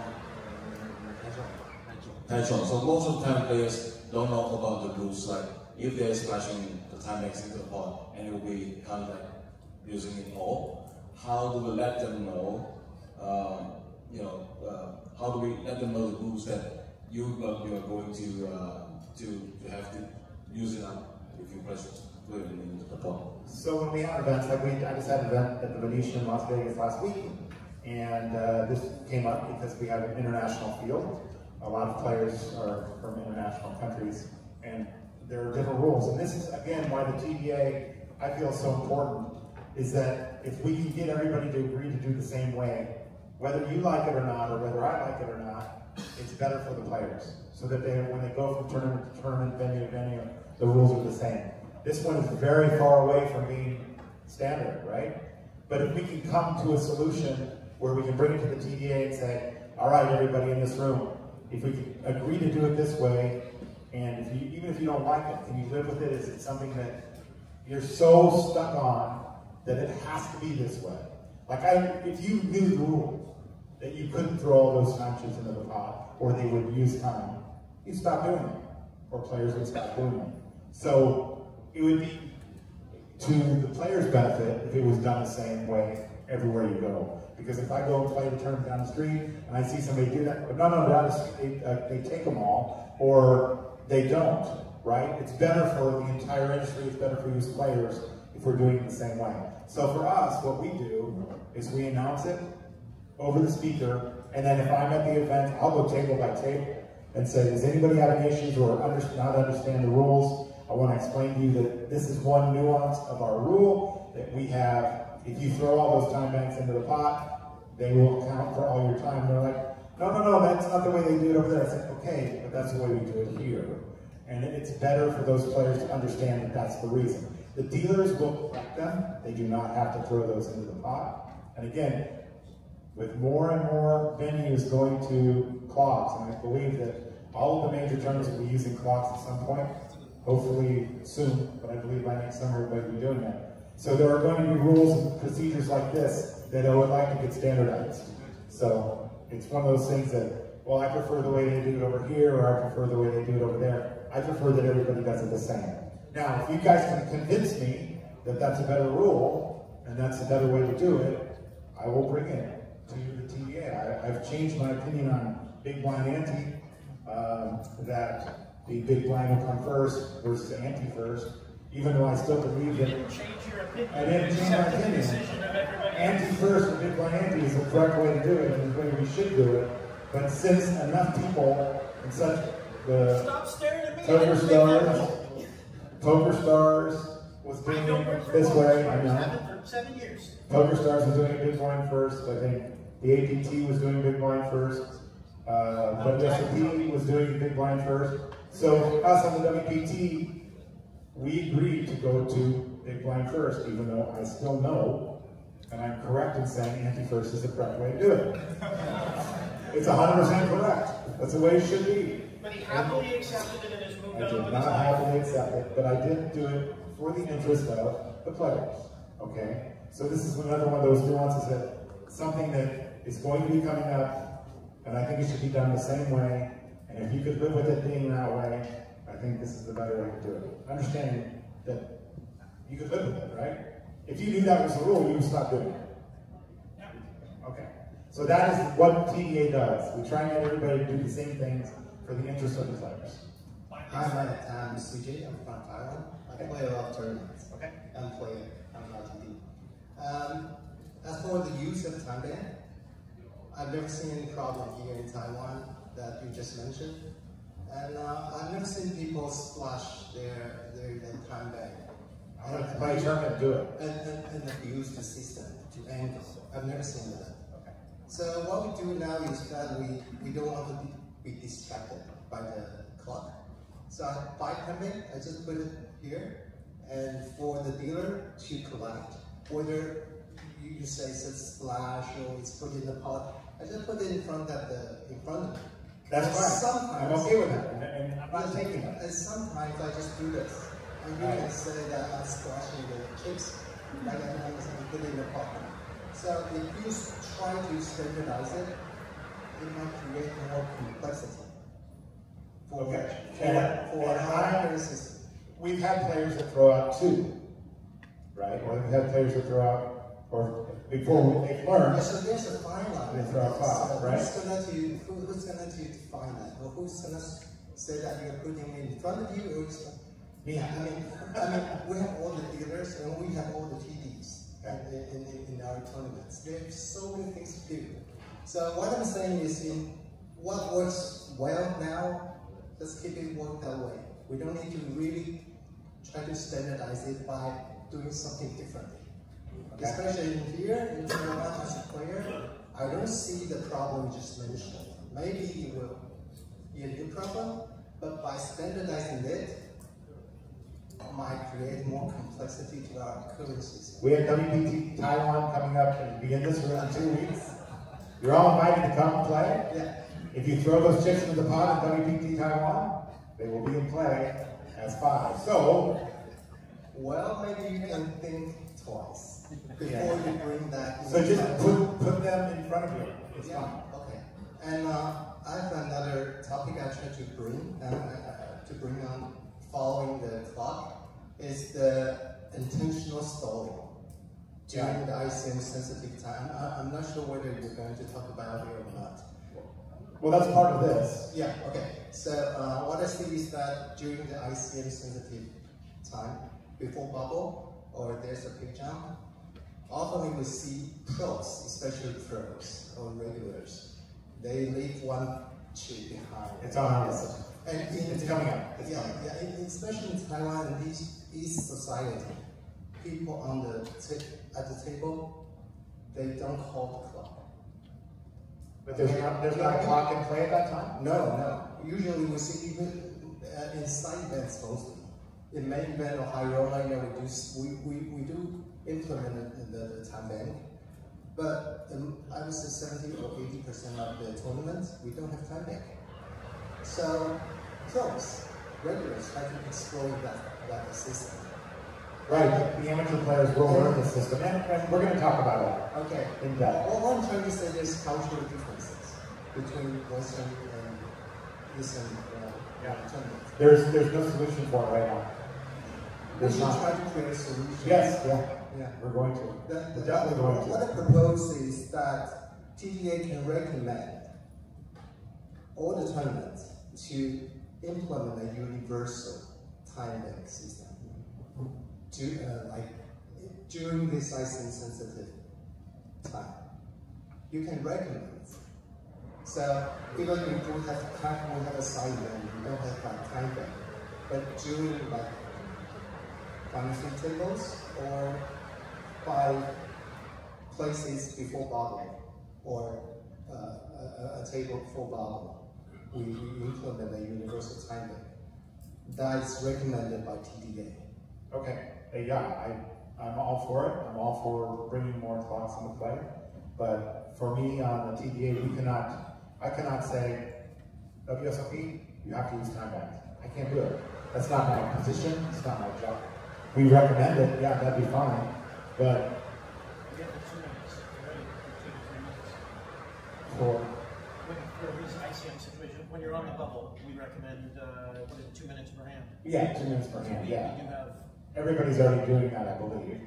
Using 2 minutes per hand, stopping the clock, that type of thing. That was TDA came over that years ago. But the one chip situation, which you may or may not have seen at this point, is coming. It's going to come to Asia. It's happening all the time, and the pros are leading the way on doing this. Because not only is the one chip leaving one chip behind, it's not only used as an angle, a way to stall, but it's also strategic. Okay, and it's because of big blind ante that it's strategic. That if you have one chip left, you can now not only stall for a pay jump, but you can also multiply that one chip in a big way by the big blind ante. You can win up to what 8, 9 chips off of that one chip. So it's a way to get back into the tournament. So it's strategic, but it's also a way to stall. It's also a way to angle. Because a player on the end of the table does not see that you have that one chip in front of you, they may turn their cards up. Maybe they have the nuts, and now you can just fold, and you still have your one chip. It happened, we have a video of it. We haven't got to it yet, but I want to go back to it later. Yeah, absolutely. All right, don't bring it up yet. So,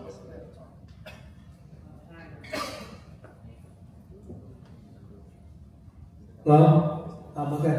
Where are you from? I'm Chin. I'm from Thailand, representative of the WPF and APSA. I agree with you, Matt. And I know there's a cultural difference between the East and the West, but I do like I prefer that we have one standard. Because, I mean, even though poker hasn't been as exposed in the East as much as it is and as it has been in the West. So once it starts becoming more popular and available, there's going to be more people coming in and angle shoot. And I think this is what Matt is trying to. This is why the standard is good to prevent these things. Because I hate it also when I go to different places and they have different rules.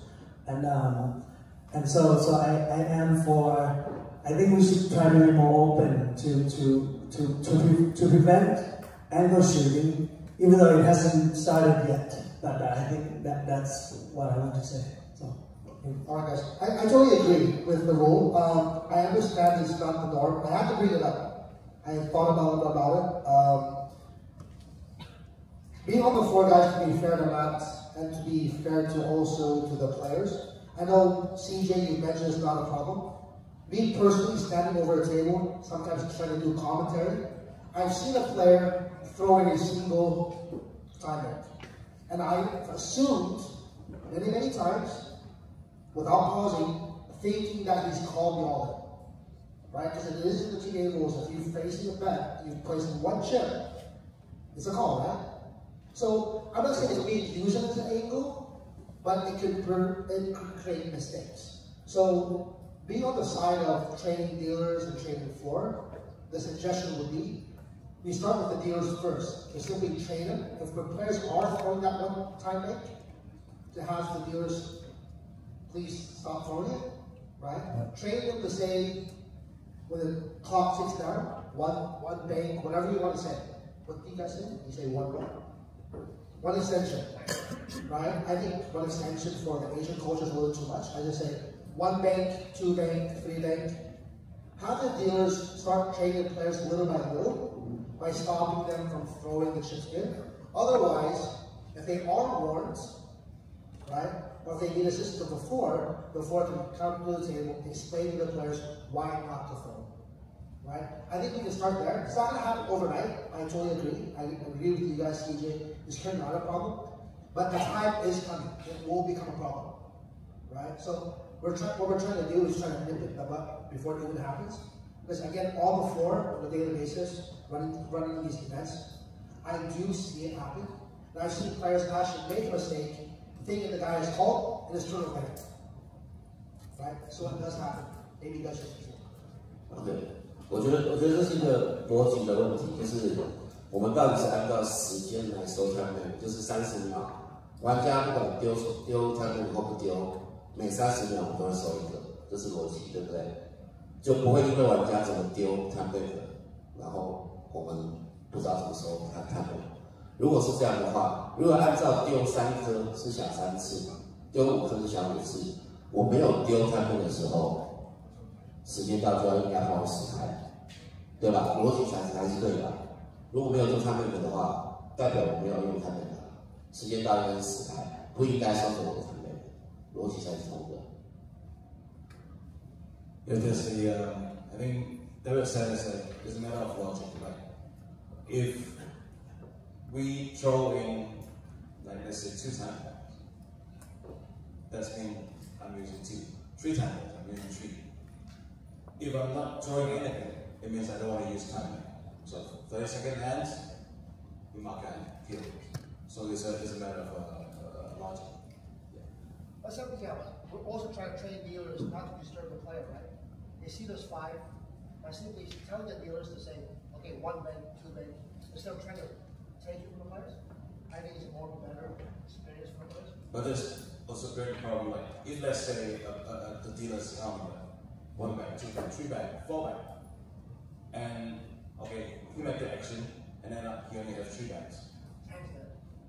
Yeah, this is the reason why the chips should be visible at all times. The time extension chip should always be visible. So if you are a floor person is walking around the table, you should keep those chips visible. I also think that stack should be in 20. That's one of our rules. That chips have to be stacked in 20s. It's also a TDA recommended procedure. The chips are always in stacks of 20 anyway. But the chips have to be visible. They have to be visible to the dealer so that mistake is not made. But again, if this happened to a situation, I don't know, was it was a...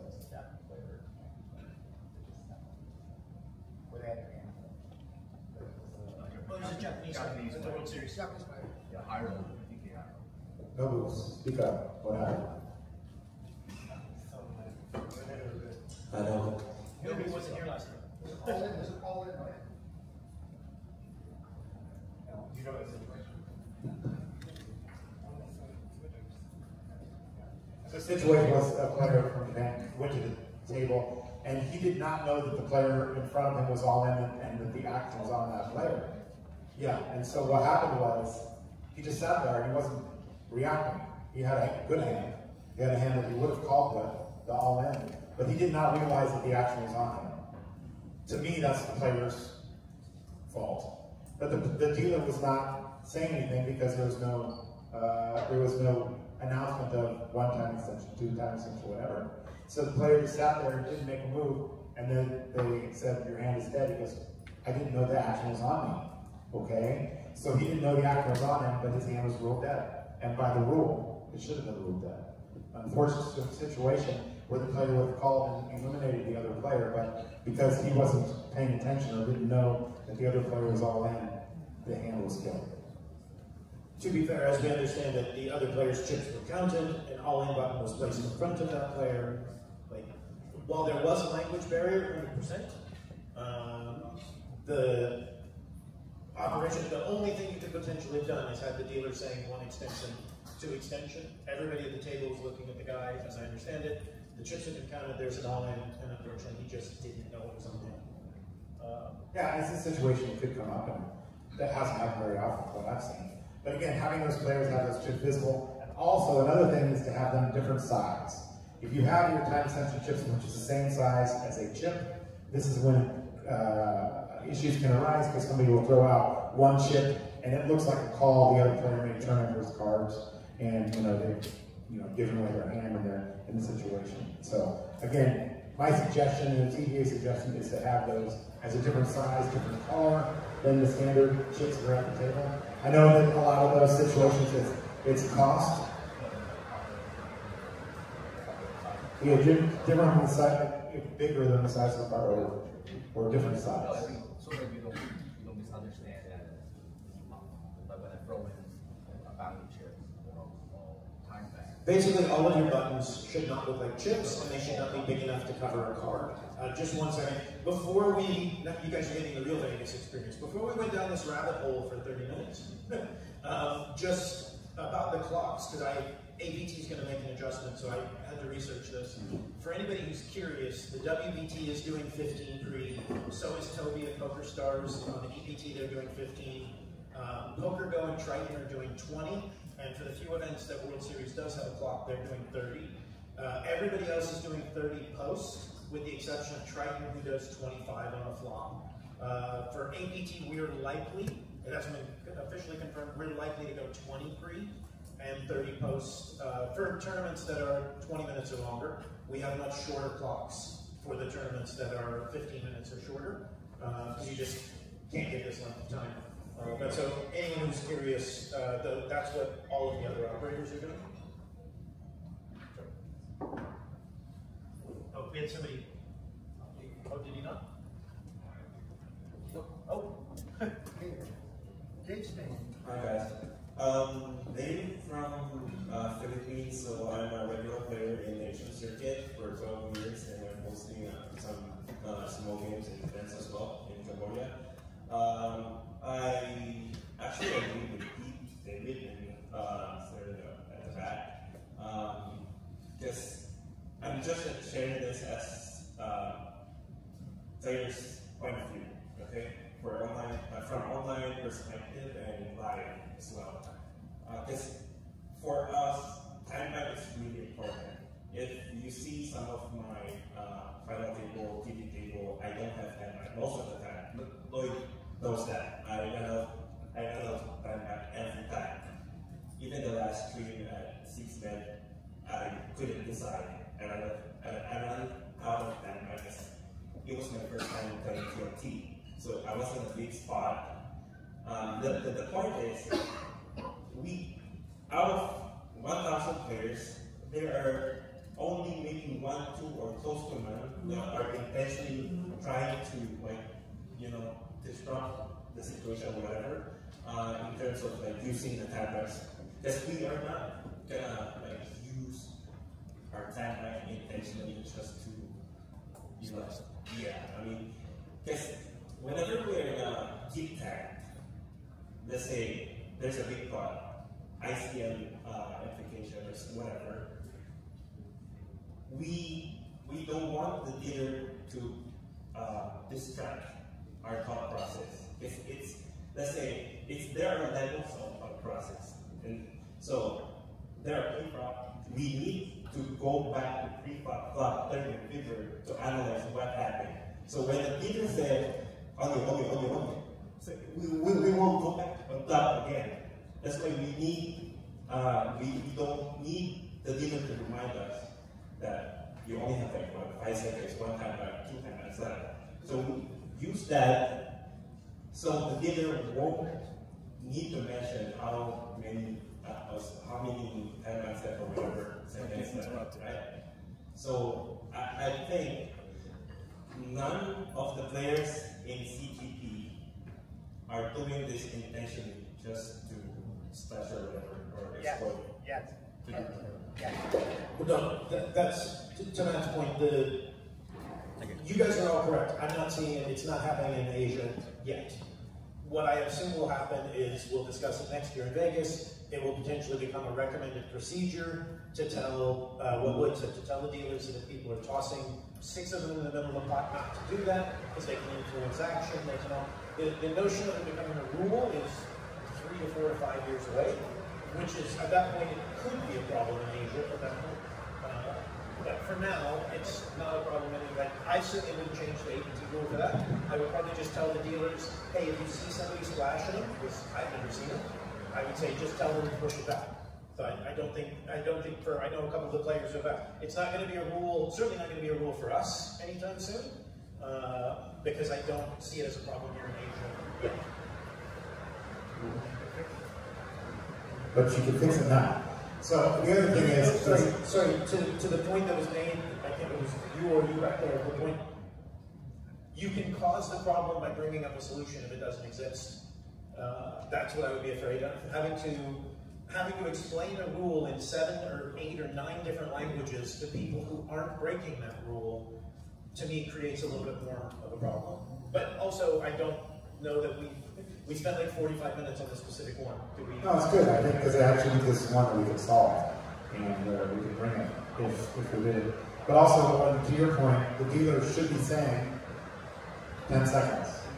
So that could be breaking your thought process too. We have our dealers announce 10 seconds when there's 10 seconds left on the clock. Not at the 15-second level, but at the 20 and 30-second level, the dealer will then announce 10 seconds, right? So that could again break your process of all the decisions you're making. So would you not want the dealers to say 10 seconds? That's when we spread all the time back. So spread them fine. Don't throw them in the pot. I'm okay with spreading them. Don't throw them in the pot. There's a difference. But you would only want the 10 seconds when it was the final 10 seconds. You don't care if it's the final 10 seconds, the third button. No, because the players always want to know if they're about to use one at a time. You're not specific. Yeah, okay, I'm okay with you spreading in front of you, but just don't want you throwing it in the pot. And then asking for 3 back, and asking for 2 back, or saying I didn't use all of them, give it back at once. And you're asking the dealer to pay attention to that too. Because as players, we actually don't care how many time banks we need to use. We just want the right decision. And Neil is, I agree with Neil, we only care about the last 10 seconds that we have left. Right? Our players care about using time back. They want to save them if they can. So they want to know if they're about to use one. Yeah, because we are more concerned of what we need to do rather than how many time banks we have left as a player. True. And I love professional players, but I care a lot more about recreational players. So I'd rather do what they prefer, to be honest. I love professional players. But we love recreational players. I have more. The TDA is because of professional players. Yeah, exactly. Somebody that likes it is a thing. Yeah. We actually have Kenny Holler who made the final table. He's on our TDA board, so. Made the final table for the second time. Yeah. Oh, somebody.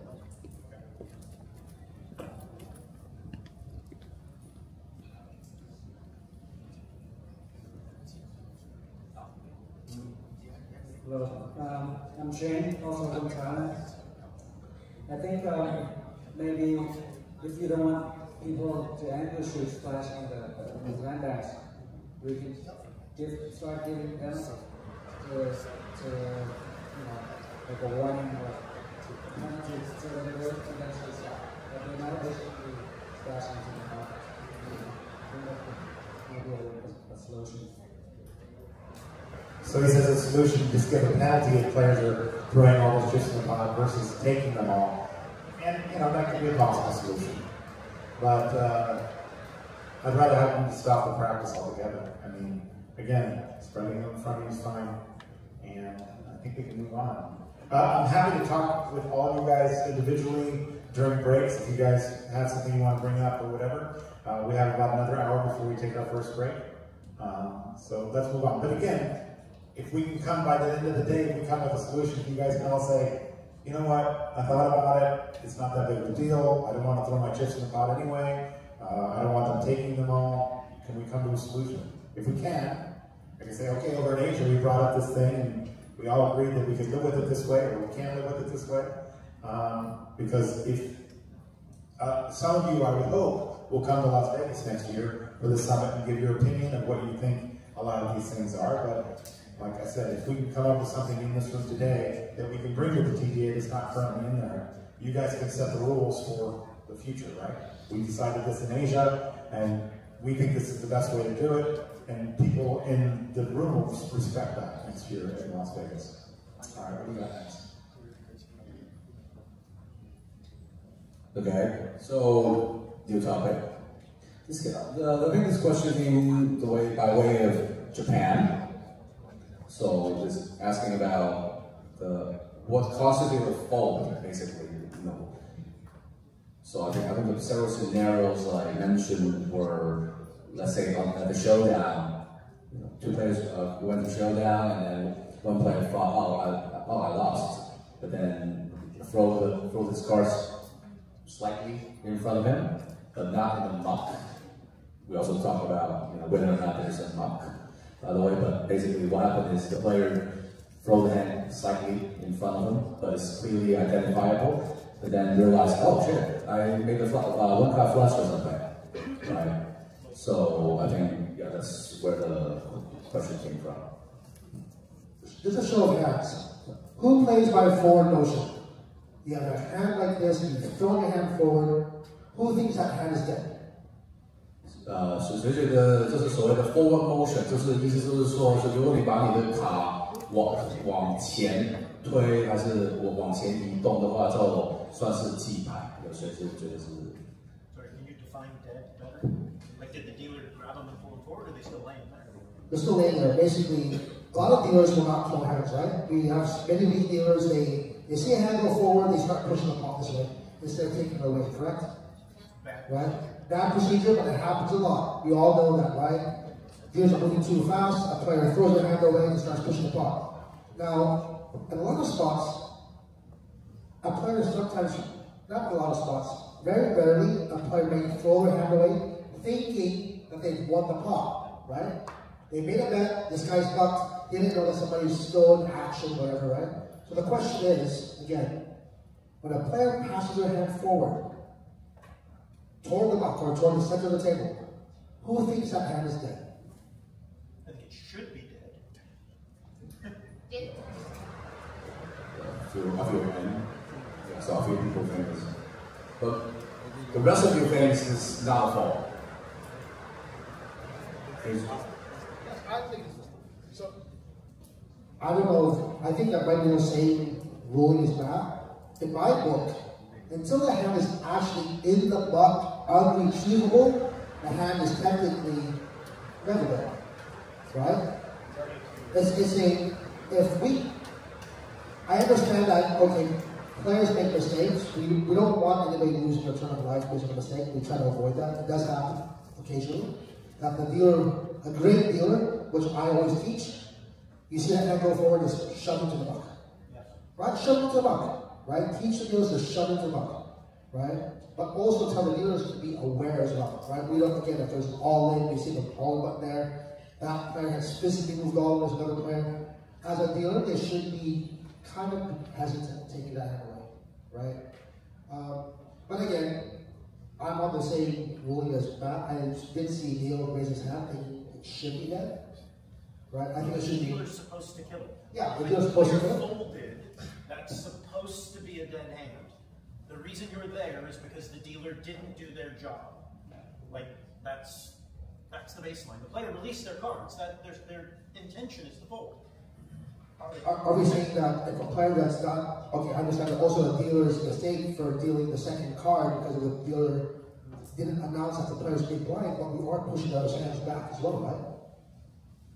So a player that's supposed to be in the big blind, the dealer has dealt her on the table, has announced big blind, the player has passed their hand forward, right? I believe as a dealer, that dealer should be pushing that hand back, saying ace or big blind. Who's killing that hand? I want to. 刚刚讲的状况就是大马不知道这里是大马，然后发完牌之后，他就是也把牌想要掉，当然然后第二就是跟他说，哎，你是大马，你是大马，他可以把牌拿回去吗 ？So everyone, by show of hands, you think, yeah, like the dealer should push the hand back to the big blind player in this scenario? Yeah, and I'm on the same boat with you guys. Again, I believe it's player service and just being courtesy to the player. But again, this is a dealer error, right? Dealers need to be taught to not deal that second card until the big blind is out there. I know the dealers are, again, it's one of those things, like one of the procedures is not mucking hands. So, again, going back to the topic of this particular, the definition in my book of a fold, again, the hand has to be inside the muck and bury it. And the only way we can proceed with this rule and make this clear and cut is to actually train our dealers to take those hands away. Sorry, just one thing real quick to add to that. The training should be even easier now because the dealer shouldn't be dealing, period, without the ante. That was always the thing. You weren't allowed to deal until you got an ante from every player. Now you only need an ante from one player, and it's the same player who's supposed to be giving you the big blind. So the chance of that person giving you the ante but not putting the big blind out should be significantly lower. But yeah, every dealer should be trained to basically sit there with that second card in front of the big blind, and you're not giving it until you get that one. What happens is the player just throws out the big blind thinking that they're putting up the big blind. Then the dealer creeps in for the ante, and so there's an empty spot out in front of that player. But the dealer, by the time they get to that second time around, or third time around, they should be saying, please put out your big blind. But that's already a TDA rule. There's not anything really here that's new. Just want to make sure that, in my opinion, you shouldn't be killing hands. If at all possible, you shouldn't be killing somebody's hands. All right? It's a big ruling. The World Series is over that I disagree with, where a hand was killed. I don't know if you guys watched it or not, but it's a situation where, especially in situations where a player has called a bet, if they can retrieve that hand and it's identifiable and retrievable, they should be doing so. And it's already in the TDA rules, so that's not even up for debate at this point. Yeah, I agree with Neil about collecting the ante first before doing the countdown. A lot of dealers in Asia, when I notice, like when they dealing, there's a lot of new hands. There's a deal first before they collect the ante. It's like more problem. So it's like train your dealer about like collect the ante first before you first pitching the card to the new hands. Before you cut the cards. Yeah, to be clear, a lot of this stuff, guys, and a lot of the things you come across are all procedural. I think most people know that. It's the same. You get to a table and there's a problem with the main pot, but the second pot hasn't been awarded yet. And it's like, but we shouldn't even be talking about the main pot, because if the dealer followed procedure, they would have done the side pot, and then a hand would have been filled and we would have moved to the main pot. So a lot of it comes down to how well you're training your dealers, how much time, and I know sometimes it's hard. We bring in dealers from all over, they're all tired, they've all flown, they've all, like, you don't want to have a 4-hour dealer meeting the night before you start a 12-day festival, but the more time and energy you put into that, the more we run a lot of silly shit, excuse me, but we run a lot of silly tournaments on the APT. The floor guys that run those events, I see we've got very good floor guys. They grab those dealers, even our DCs do it sometimes, to make sure the dealer knows what they're dealing. You're dealing Super Hold'em, or you're dealing Deuces Wild, or you're dealing something with 2 boards, or 3 boards, or, the 10 extra minutes you spend with that saves you 2 floor rulings down the line because the dealer made a mistake. So a lot of the things we talk about can be fixed if the dealers, let's face it, when you go to a table, it's because of one of 2 things. The dealer made a mistake, or a player made a mistake. So the best, we can only fix 1/10 of that equation. We can only fix the dealer, not the 9 people in the other seats. But that solves a lot of these things. Even to Lloyd's example, if the dealer is killing hands in turn, before the last thing they should be doing is pushing the pot. So if you get dealers firing the pot out first, you have a dealer error, you have a training error. So yeah, on that, if you got to that spot and the player in the big blind, I wasn't listening to you, sorry. If the player pushes that, if the player starts to fold, are you giving that hand back? I don't want to. But You don't want to give the hand back. But the courtesy that most tournaments are doing is they're pushing it back. Pushing it back, yeah. I think it's a related. The second point is actually a related question, right? Like, are players allowed to fold when they could have checked? Like, for example, like they fold to the small blind to complete, and the big blind. Here's the thing from in Japan a lot of the time is the player demands the dealer to be fast, and dealers start thinking if they're fast, they are good. They are wrong. They are wrong. What a lot of dealers in Japan start thinking that they're good because they're fast is a lot of the time the reason why they won't kill the hand before they push the pot. Are they getting rewarded for how many hands they deal in an hour? Because if not, well, they're not even tested, so they're not getting rewarded, but they're getting like some fame on their Twitters or that's what I want to fix in Japan. Let's wait to the camera, Logan. Hi guys in Japan, yeah? Okay, please. No fast, no good. Accuracy is one. Yes, accuracy is more important than being fast. It's going down to all the dealers. For those of you that have sit through my trainings, this is enough. Yeah?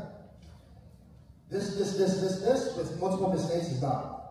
Right? We don't want the dealers to be super slow. We want to keep a good pace. Obviously, dealers are dealing now for festivals, anywhere from 10 to 12 hours a day, 10 days straight with no days off. So if you are a dealer listening to this, watching this, guys, accuracy is more better than being fast.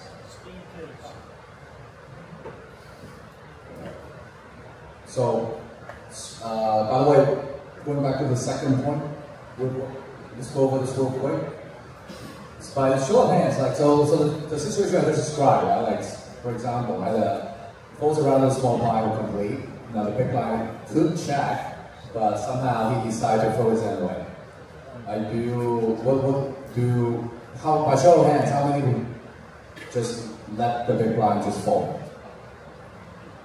No? You do just let them fall? How many of you would actually give big blind his hand back and tell him that he could have checked? I'm not giving it back. Okay, how about a multi-way pot, like post flop, so 3 players, the first player check, the second player just throw his hand away. Is that allowed, or do you give the hand back? Is it the same thing with like no back, no fold? Like, so if like that happens, then we give a penalty for the player to do like Yeah, they would, but the question is, are you taking the hands away? Are you taking the hands away, and should it be allowed? Like 3-way, like multi-way pot, obviously that influence the action. That to me is the big thing, the influencing the action.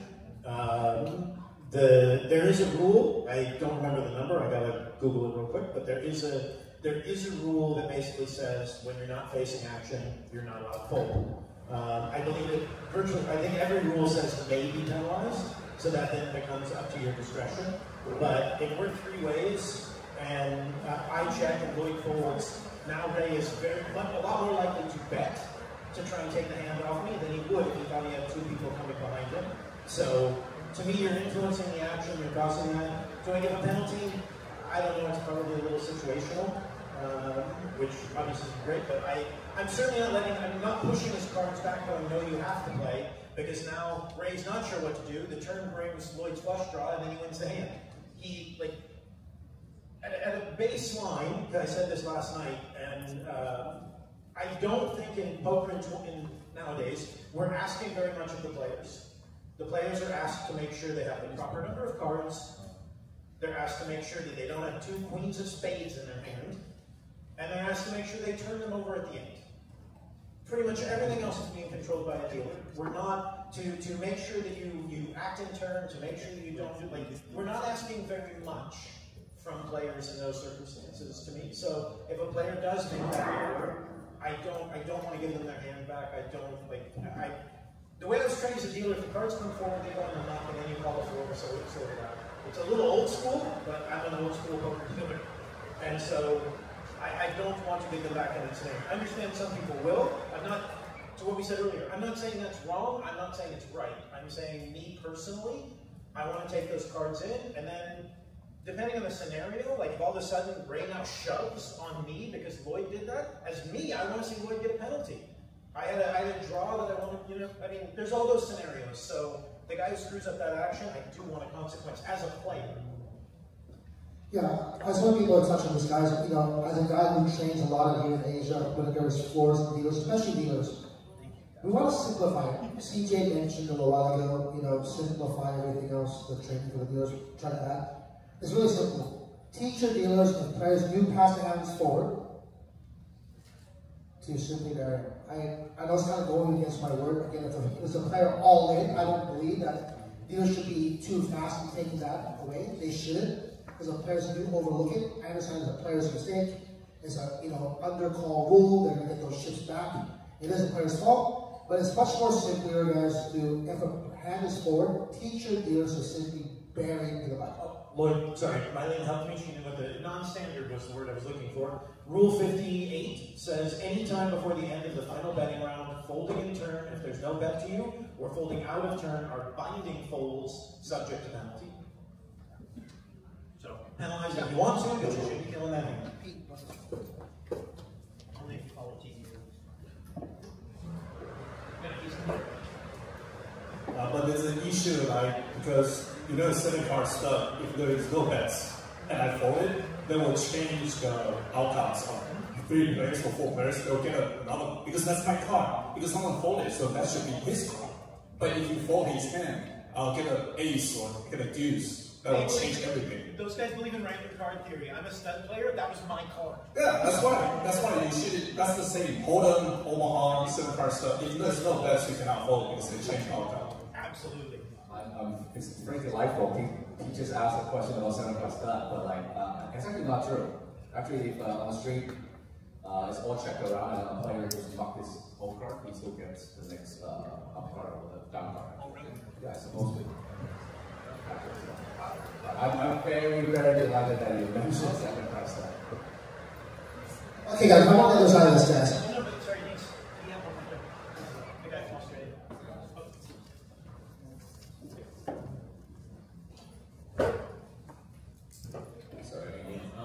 You were just mentioning that it's a fold and then there's a punishment, right? But I guess going back to the question of what constitutes a fold is putting it forward a fold in your books. That's the definition of fold. If I'm in the box, you push that forward, those cards, they're gone. If we don't have to worry on that, so if we say that's not a fold, I still do a punishment, but I would suggest that just putting the cards forward isn't necessarily going to be a fold. Yeah, that's what I'm saying. No, so that's a floor. That's the definition, that's the question, not the outcome. The outcome I agree with, but yeah, it's where we're saying. Yeah, as a floor, right? Again, I've told the dealers to take the chance away better. But as a floor, making a ruling, coming to a table, if the hand is there and it's not in the bucket bearing, it's live. It's really simple, right? A player's overlooked. He's passed his hand forward. He didn't see a bet. It is going to be live. The golden rule as a floor, I think Matt's on the same page as me. If the hand is still retrievable, it's live, right? Now, I hate to say it's dependent, yeah, but a guy shows you a hand, right? It's a bet situation. The guy hasn't called yet, and he's passed his hand forward. And now that pass forward has caused this guy to show his hand. That I may rule as a fold. But again, it's TV discretionary at that point. I believe it's an angle shoot. If a guy ends up showing a bluff because a guy has any reactions that create another reaction, I believe goes to rule number one as a TD, right? But again, the gold standard should be if the hand is live, what determines it's live? It's not the bluff player. The difference in that is if the player says the word fold. They say fold, the hand is done. Right? It is a TDA rule. I don't know if we're talking about it that much, but yeah, I do believe that as long as it's retrievable, identifiable, it's okay. Even if I were to show Ray my hand and he goes, hey, wait, you have a straight, right? I'm still not counting that hand. I'm letting him show the straight, but I'm going to give Ray a penalty for getting involved in something that wasn't his. Okay. I always want the best hand in a called pot to win the hand. And there are some players who feel that that's not true. There are the pros out there that say, hey, no, I should win the pot because he didn't see his cards until he threw them forward.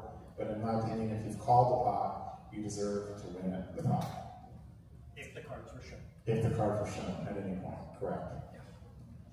Cards are a card.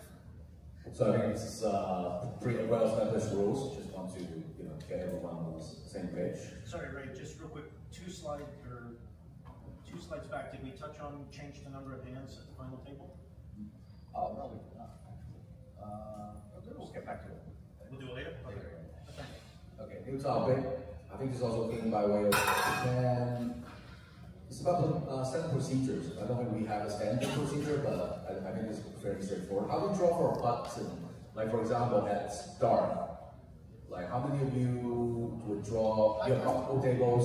You have multiple. First of all, so everyone high card for the button. 在比赛开始的时候，你high card the button. So my first question is, so if you have multiple tables at start, do you deal the button? One table. From one table and then use it for all the other table. So for example, I say, table 1, please deal the button. C5, and now to the entire tournament, C5 is the button. Yeah, the standard. If anybody doesn't do that, we do have players that are places that will just start it in 1 seed or the 9th seed every time, and I just think that that's bad because.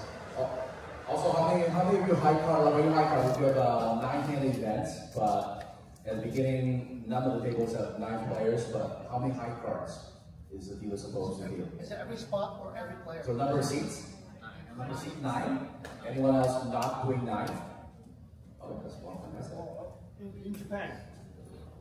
Okay, you're wrong, Japan. A lot of the brand is actually, they do it among the player that's sitting in the beginning. Physical players. Yeah, but what if your table is 5 and 6?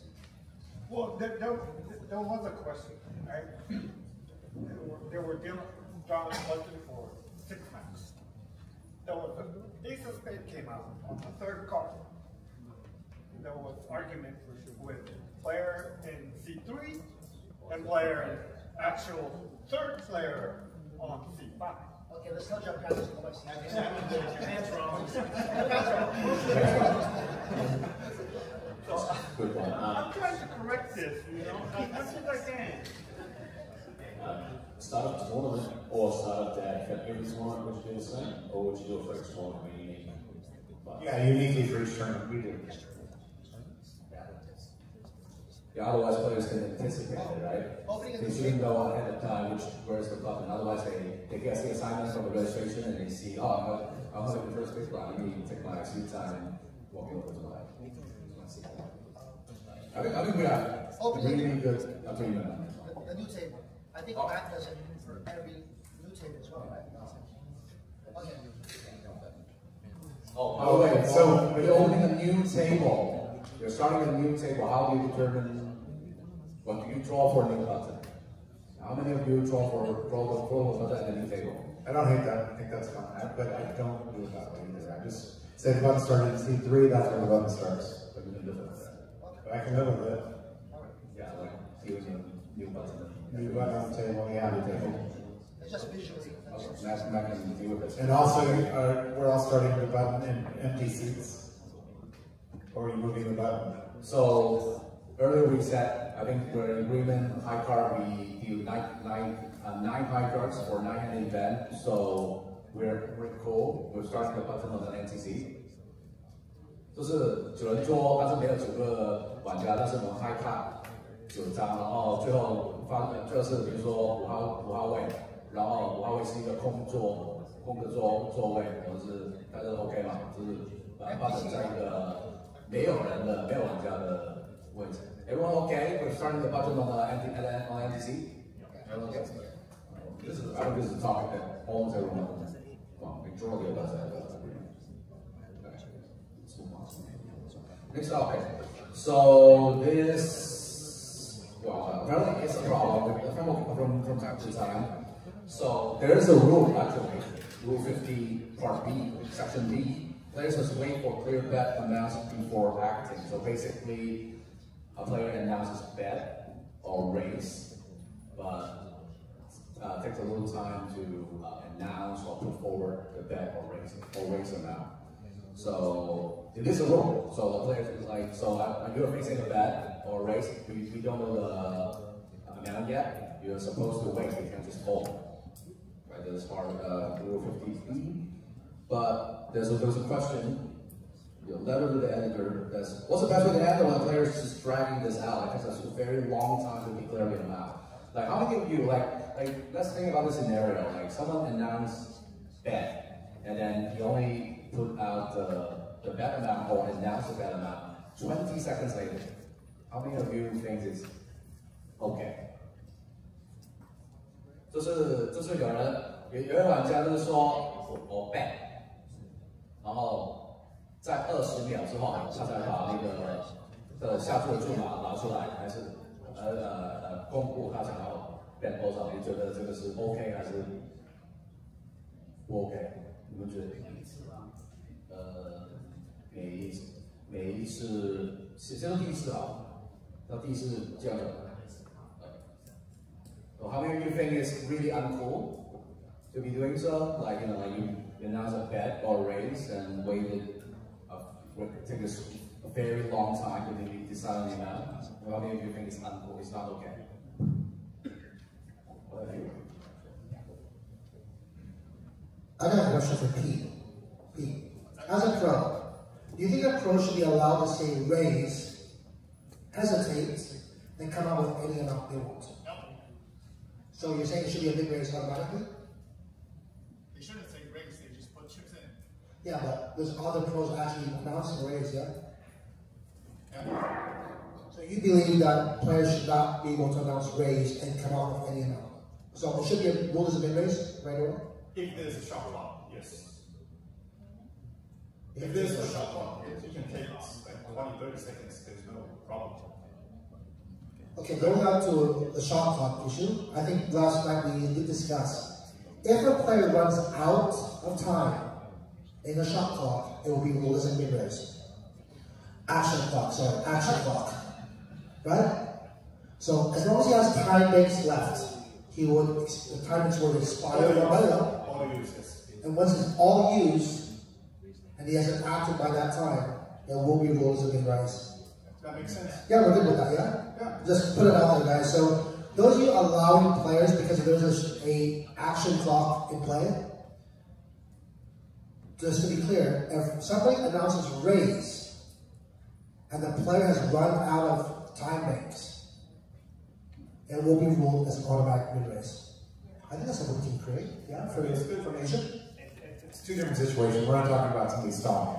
We're talking about somebody that goes down to the end of their time bank, and then they move, they say raise, and then the time bank goes out. They still must raise, but it can only be a min raise.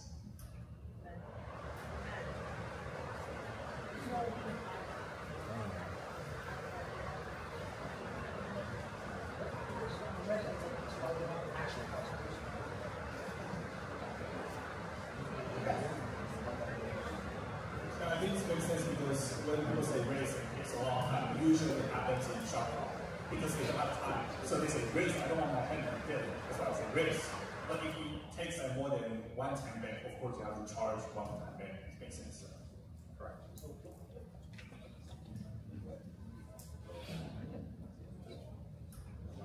So, okay.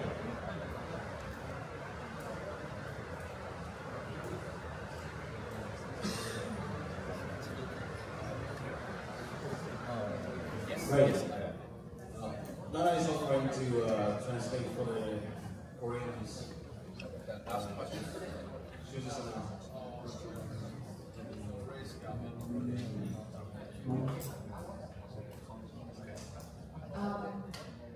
여기 한국인 분들 많이 참여하고 계신 것 같은데 조금 통역이 필요하시면 말씀해 주시면 제가 좀 도와드릴게요. 그래서 지금 웨이먼가 한국 통역이 필요하시면 손 들어주시면 번역하는 거 좀 도와줄 수 있도록 해드리겠다고 하시거든요. 지금 일단 주제, 지금 얘기 나눈 거에 대해서 혹시 이해 안 되시는 분 계실까요? 지금 얘기하는 게 배팅이라고 선언을 하고 본인의 액션을 이제 어느 정도의 금액을 낼지 좀 고민을 오래 해서 시간을 좀 끈 다음에 하나의 타임링크를 다 사용할 정도의 시간을 소요하거나 혹은 그 이상의 시간을 소요했을 때 그 사람의 액션을 그 미니멈 레이즈 배팅으로 할 것이냐 아니면 그 사람을 구두로 선언하는 그 이상의 금액으로 인정을 할 것이냐에 대해서 얘기를 하는 중인데 한국 분들께서는 어떻게 생각하시는지?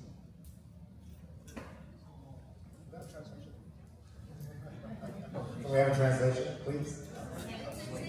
Oh, she's repeating. She was translating you. Yeah. 감사합니다. My name is Mary. I'm from Korea.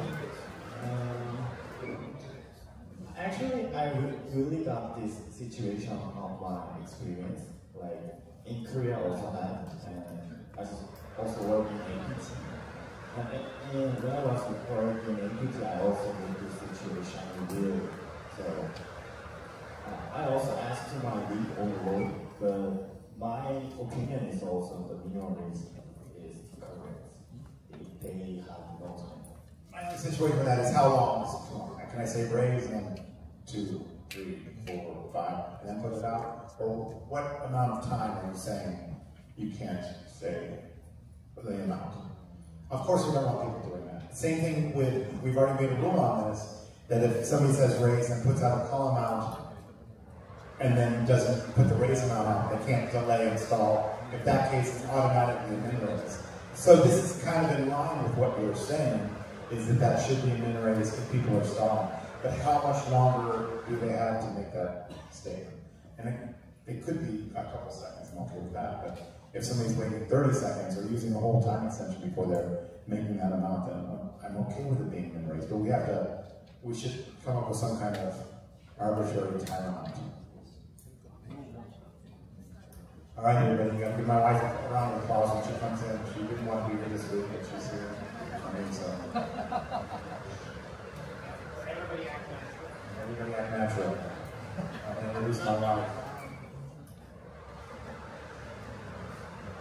And here she is, ladies and gentlemen, Marianne Savage has entered the room. Yeah. All right. So yes, go ahead. I personally think that it really depends on the time. Like if you are in a simple action session or if the time is really deep and big, if you have to, or you are facing the ball of time, you can think deeper. But at the same time, like you said, they can have reasonable time to think about it, but I think it should be less than 30 seconds or 1 minute. Did you learn that from Yagura brothers? Did you learn that from Yagura brothers? My real brothers? Diesel. Diesel? Oh. Because that's what they were saying very early. Okay. Then we're going to move on, but I don't think there's a rule here, but what I want to say is that if somebody is taking time, we could put this into the recommended procedure that players are not to delay after saying raise. It's not going to be a rule, but if you have somebody that's doing it over time, I think we should probably restrict them from doing that. Okay? Go ahead. I think it could be potentially for angle shooting, when you set raise and waiting for the other player reaction before you put the back camera out. Yeah. So we are thinking that between 5 or 5, maximum 5 seconds, because you have the time to think about your action, like your backing, before you say about back or raise. So yes, and this is the reason why this is a bad procedure or something to do that. If I say raise, and now 2 people fold after me, I now have information, and I can change the amount that I'm going to raise. So that's the reason to stop this. It's the reason why we should add it, and it will be added, and we're going to do it because of this. What if it creates action? Can we just roll this min range? That's what I'm saying. Yeah. Relax. Yes. Okay. So we're going to go on break in about 20 minutes. So how many in the room have seen players, pros, any player, leave the 1 chip behind? How many have not seen it? How many have not seen it? You have not seen it. Leaving the 1 chip behind for pay jumps or whatever. It's coming, players. It's going to happen more and more, and it's going to happen because it's being seen on Poker.org, Poker News, WSOP, WPT, and there's multiple reasons for doing it. So, all right, watch this short video. The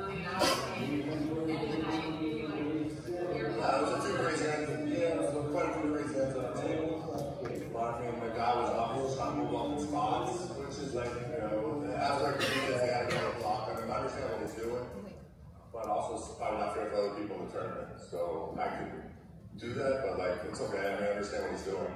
Nothing wrong with that. There's nothing against that. It's a big pay jump, so I don't care. Should I take your response? You also had the guy yesterday, the Swedish guy, who was like he was like playing songs, like very in it, very interesting. Yeah, he was like, he's been a good spotlight for the tournament. I would love to win the tournament, but too bad he's out. We had a great time together. We went to dinner. Really cool guy. I look forward to him. Yeah, it's a different thing. So that's Mike Mizrachi, who won the World Series of Poker, $10 million. But in that spot where the player left the 1 chip behind, and put it on top of his cards, okay? Raised all of his chips except for the last one. Mizrachi moved over the top, turned his cards over. Now the rule of poker is that if you expose your cards for actions complete, you get a penalty. But nobody would ever penalize Mizrachi for turning his cards over because the players left the 1 chip behind. But what that did was, in that pot, maybe we have a better video of that, Mizrachi flopped the nuts. This player could have actually folded his hand, right? Kept the 1 chip, and basically angled the situation by doing that, because he left the 1 chip behind. And you're going to see more and more pros doing this, leaving 1 chip behind, because you see he's got, Mizrachi has 9-10, he swapped the 10-high straight with a flush redraw. And the other player, you'll see his cards. He has kings. Okay, so this is we had another video where the guy turned it over, he had kings. Okay? So he's drawing to runner for us, right? Runner quads, whatever. But he could have in that situation now folded his hand, kept that 1 chip. Mizrachi could have received a penalty for exposing his cards for actions complete. And again, none of us are going to get that penalty, but realistically we could, right? Because he's exposed his cards for actions complete. So, is it an angle by the player? Not necessarily. Could it be an angle where the player is not showing the last chip that he has in front of him? Yes. Is there a reason for doing it strategically? Yes. Should we do something about this situation? And will it cause more problems in the future? Absolutely. So it's a conversation that's going to come to the TDA next year. I want to know your thoughts on it as a pro player. Do you do this? I don't do this, but the problem is we're ruling for 1 chip. So if you have rules for 1 chip, I'll leave 2 chips. okay, you do 2, I'll do 3. So you cannot just make a rule that says, oh, 3 chips is okay to change, 1 chip is not okay to change. So that's his problem. He should know the guy still have 1 chip because he didn't hide. Right, but many times people move all in and leave the 1 chip on top of their card because they don't want the dealer to steal it. And that happens. Yeah, I can leave 1 chip if that's a problem. So okay, next time I'll just move all my chips, but I still leave 3 chips. So that makes a page up there. Dana Negroni says less than 10%, and I don't. I mean, you don't do percentage. Yeah, I understand. Yeah. So I think it's a visual game. The players know, you need to know this player's all in or not. It's very difficult to see from one end of the side of the table to the other. If a player has 1 chip behind, while they're pushing them forward, the player's hand could be blocking that 1 chip. I think the dealer should throw the all-in button. That's a dealer's job. Many times the dealer does throw the all-in button because they don't see the chip themselves. Or they think that the player is all in. That also happens. True. I think the dealer needs to be confirmed that's all in, or if it's not all in, it's going to have 1 chip, 2 chips, whatever. But I think even See, look at this right here. You see the guy where Mizrachi's sitting. He's sitting right next to that player. He cannot even see that he has 1 chip. His hand is over the top of that chip. Yeah. So the dealer needs to confirm it's not all in. Yes, it's all in. Just in defense of that guy, though, if you see the shove, he didn't.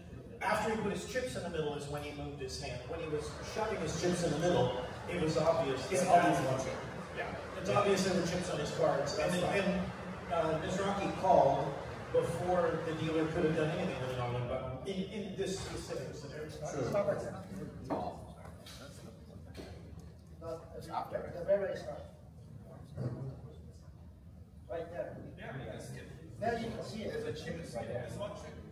Yeah, he's actually looking at it. I think with this one as well, guys, is if you look at the guy's hand, he's got that 1 chip running in his hand. He could have had 3 chips, he could have had 4. The guy's right next to him. He's on the 4 being other side of the table, it's right next to him. There's going to be many times, it doesn't matter if you've got 5 chips behind, 1 chip behind, whatever, it's going to be, you're not going to see it because of something being in the way. And also, how are you going to deal with it if it's, I've only got 2 chips on the other side of the table, I throw 1 in, it's a call, someone assumes it's an all-in, they turn over their cards. Someone mentioned that the dealer should not do it, but if the player's just telling you the cards over straight away, there's no real solution to it. It's just something that someone else said about the individual game needs to be seen. All right, so here's another situation that was shown on Poker.org where I cast him left 1 chip behind.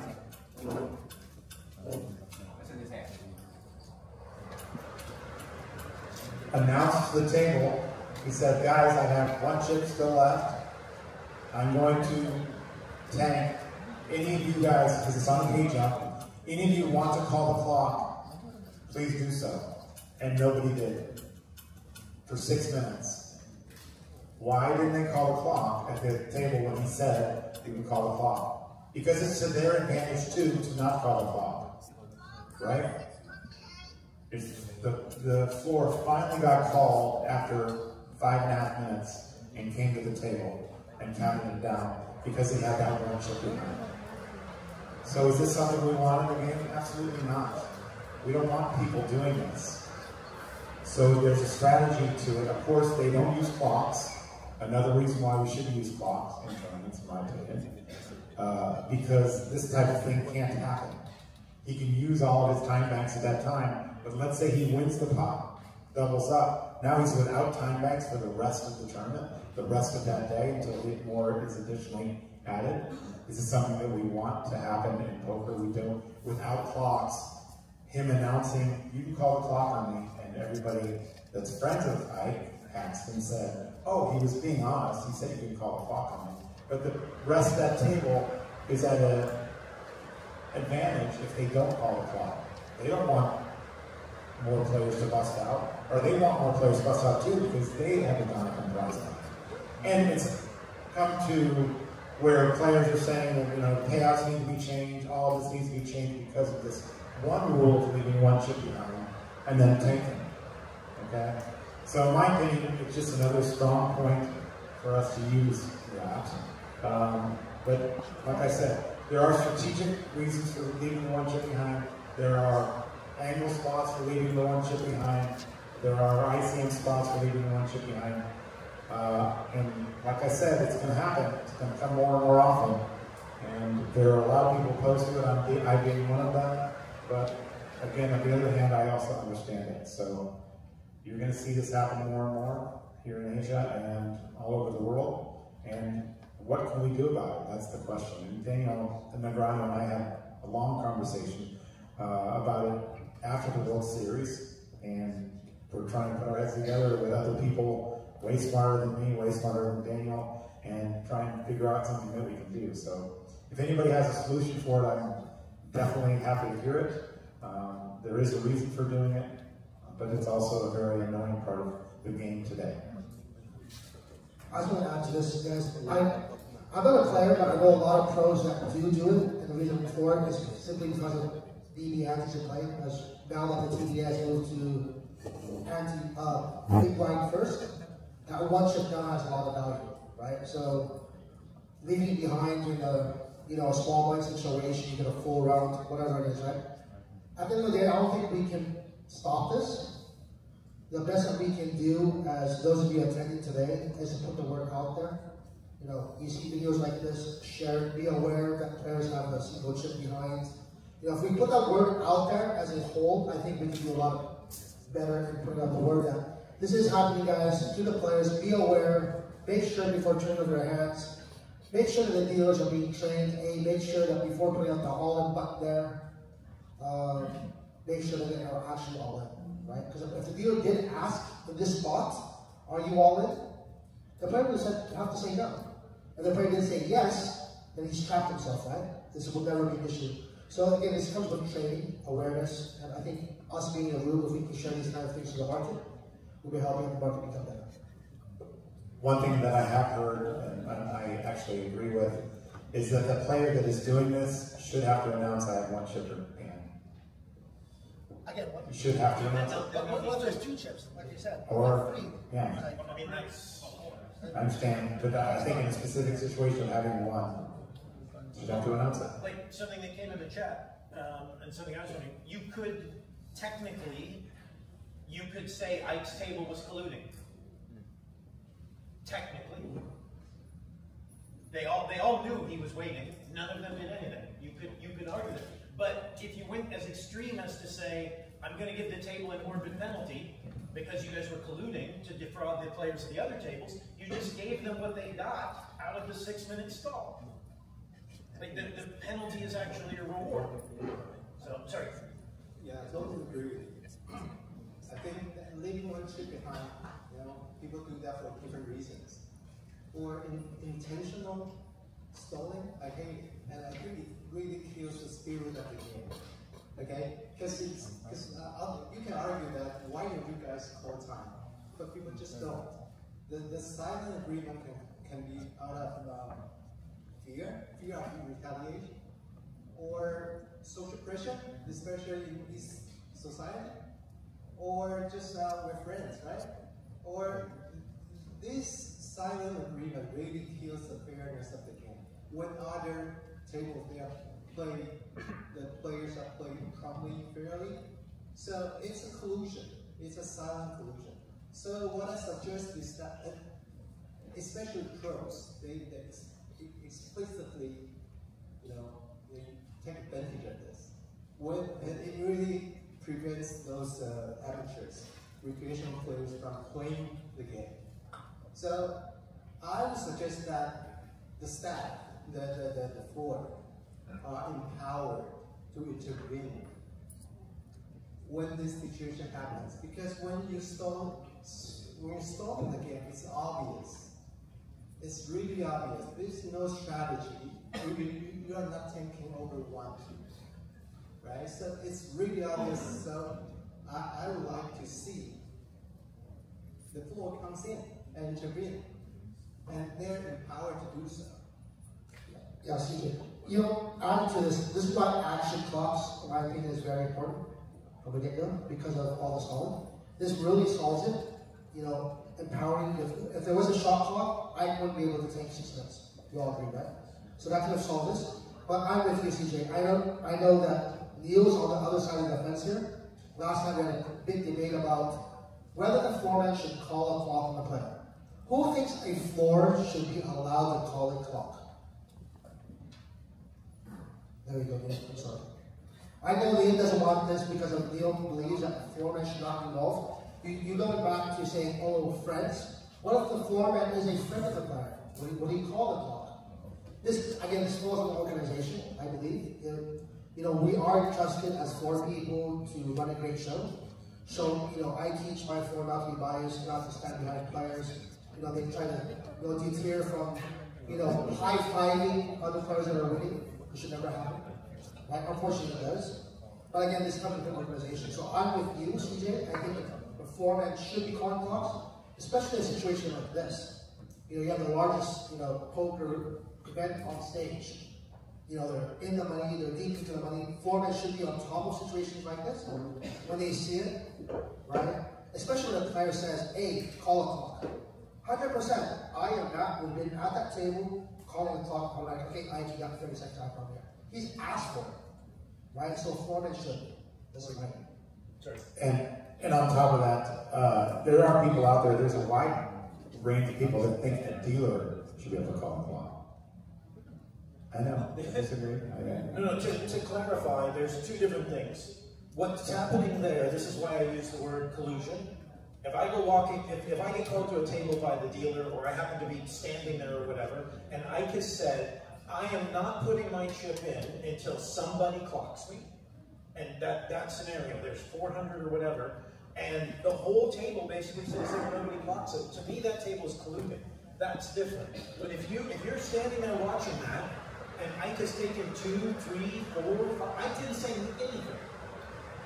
You're saying that at 5 minutes, you've now decided, no, Ike's had enough time, clock.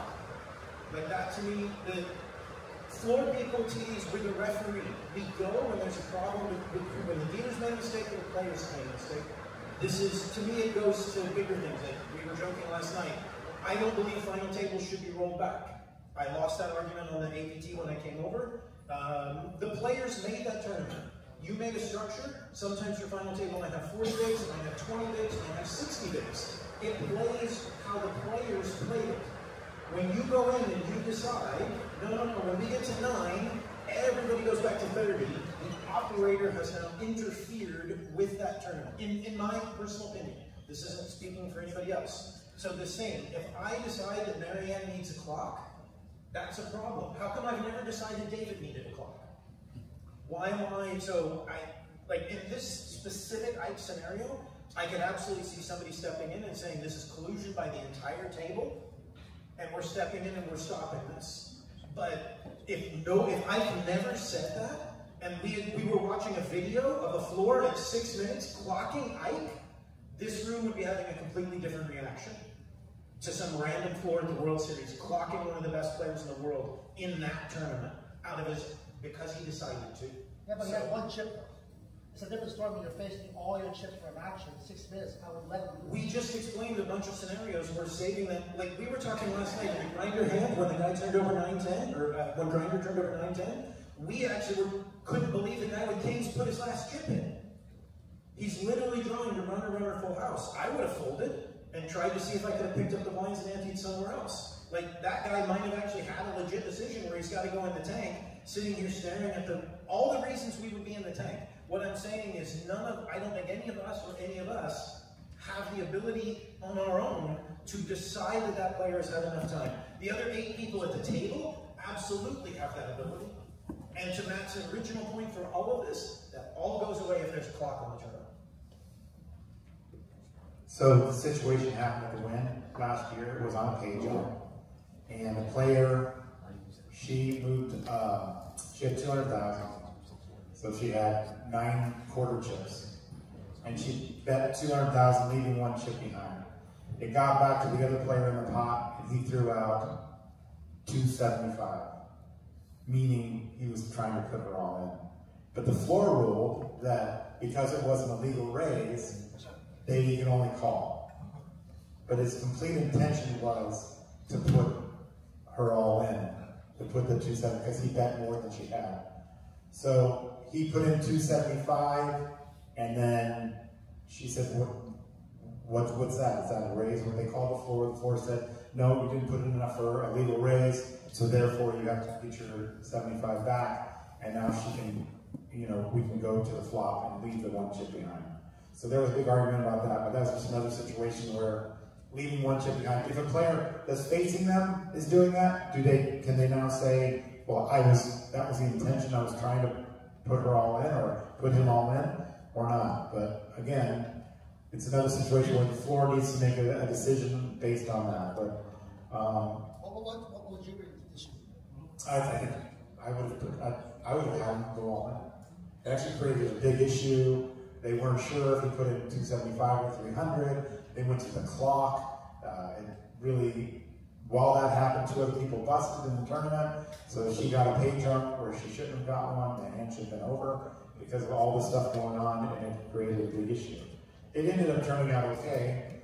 They ended up getting money back from her to pay the other players that finished in the higher spot. But I'm just telling you that's a situation where it happened. And, you know, it's one of those things with the one chip rule, it's going to create these issues going forward. And we need to come up with a solution as an industry on how we're going to handle it. So at this time, I think we can discuss more about this.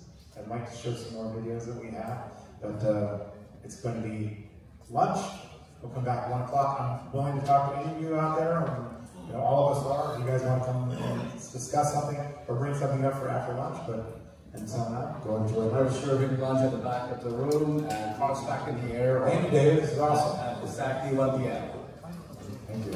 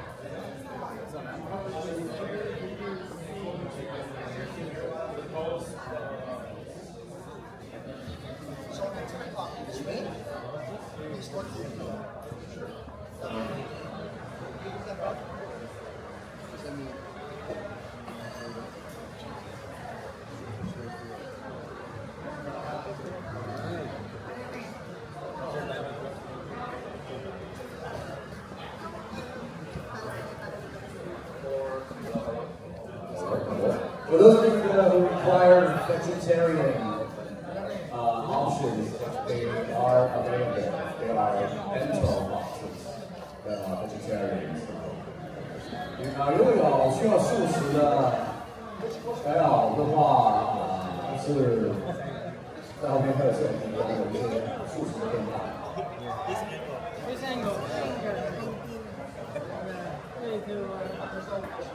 One more?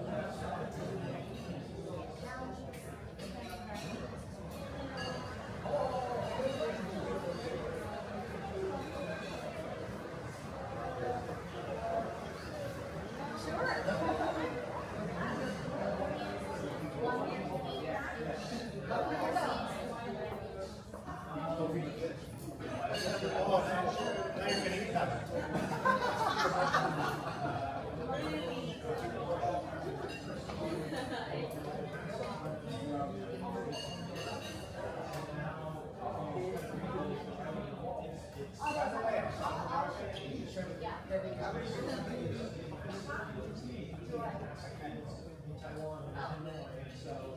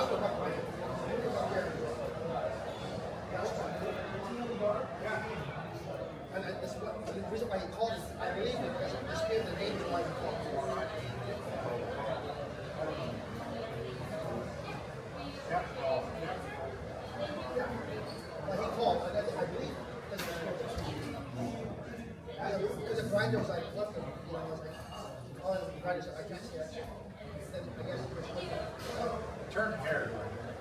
Yeah.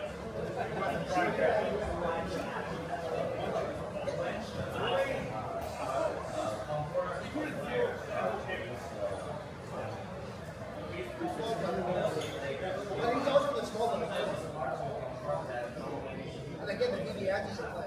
As a dealer, I'm not one chip. Yeah, I'm not a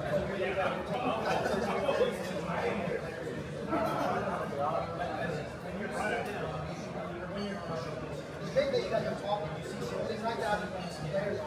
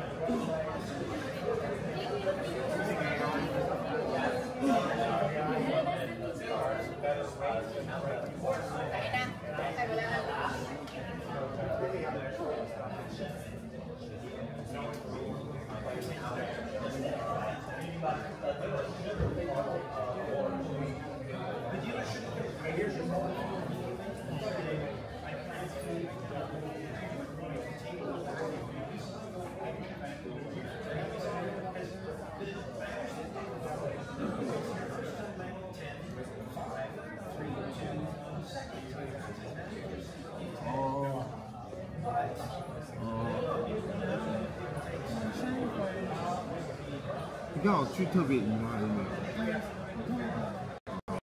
可以给他赢了。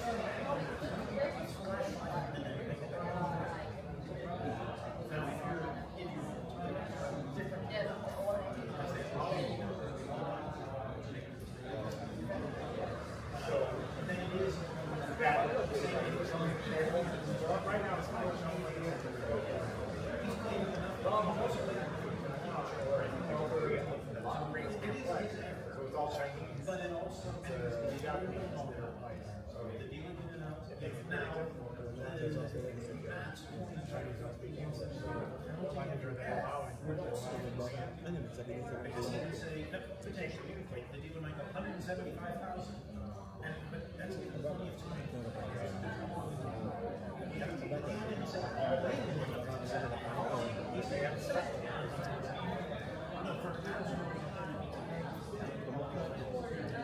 That's why he says this way, the guy who will all in will pay out of the account. And this person pay out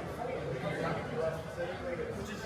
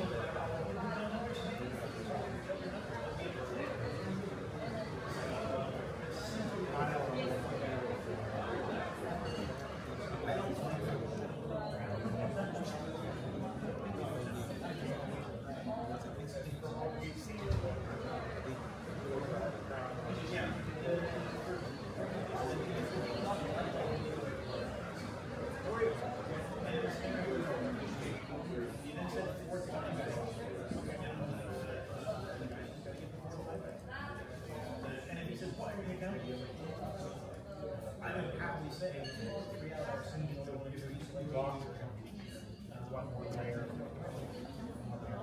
Maybe it's an error. Maybe it's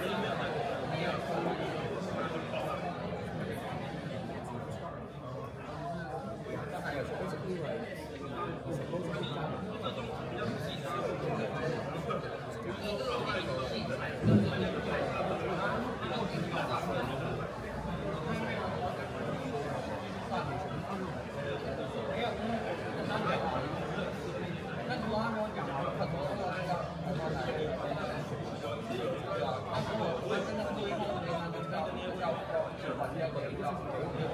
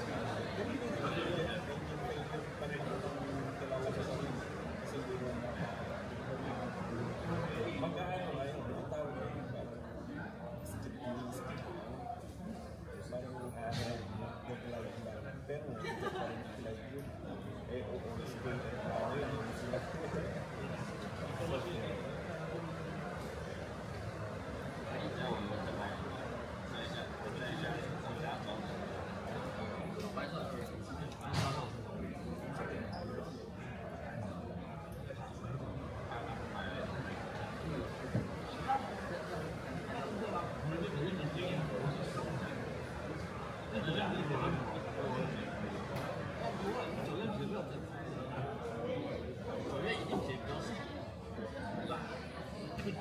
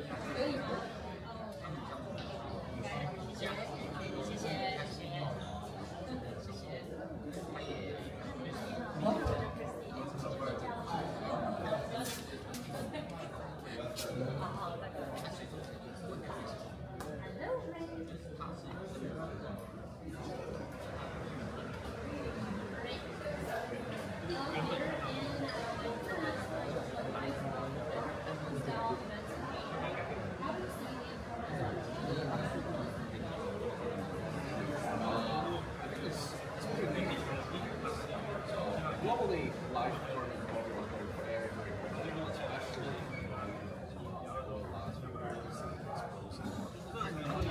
Therefore, it's incredibly important that organizers are able to provide the tournament experience at a very, very high professional level. So, in terms of there's several ways, English training as well as educating the players on the TDA rules as well as training more floor people, as we call it. Sometimes we call it TDA directly floor people. And I do see all of these happen. Right now I see every country, Taiwan, very talented, very capable, and also ultimately they are usually fluent in Chinese, of course, and also being able to communicate English effectively. So, moving forward, I hope to see more joining the industry and joining to part of elevating the professionals of the industry.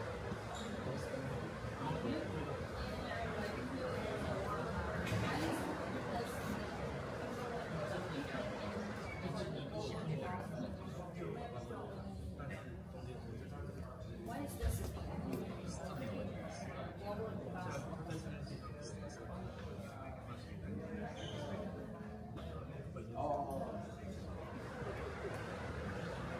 So, the TDA Summit happens every other year, every 2 years. And it's very, very important in terms of shaping how the industry is elevating the professionalism in the industry. Now that recent years, live poker is exploding, now more than ever, you can see voices from Asian people, also like the industry people, tournament directors, floor people, as well as the players being able to participate, join in the conversation, how to shape the future of poker, as well as sharing their experience. TDA is based in North America, in the US, so for the most part, obviously they have shares of disagreements, there are issues that they like to discuss. However, in Asia, there's a cultural difference. Every country limitations it's very, very important for people in different countries to share their experience so that they can help one another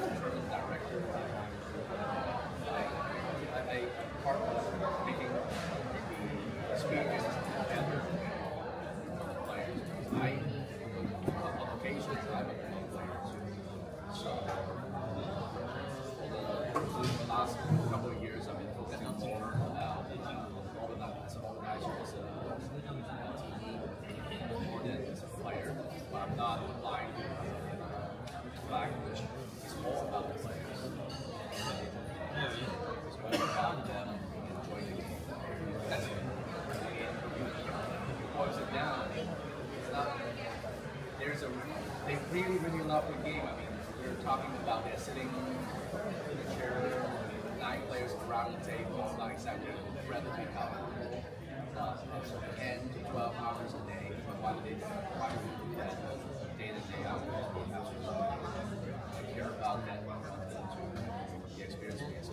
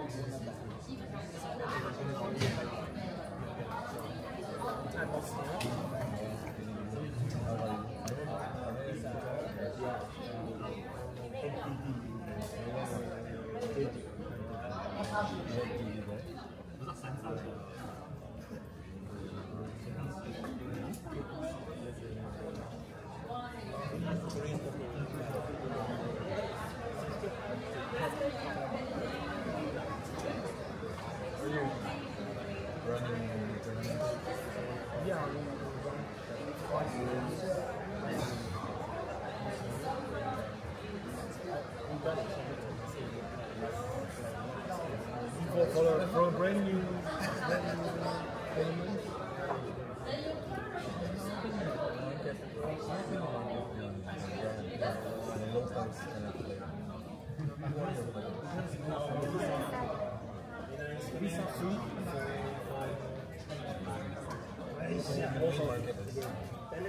so that's why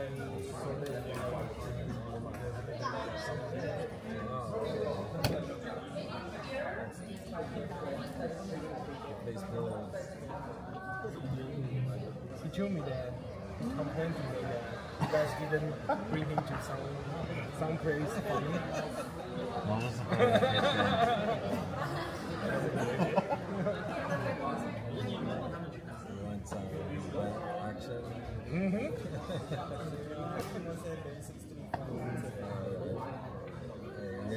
Next year.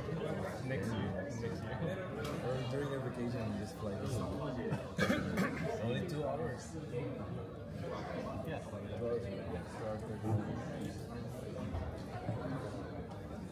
But you're on this visa.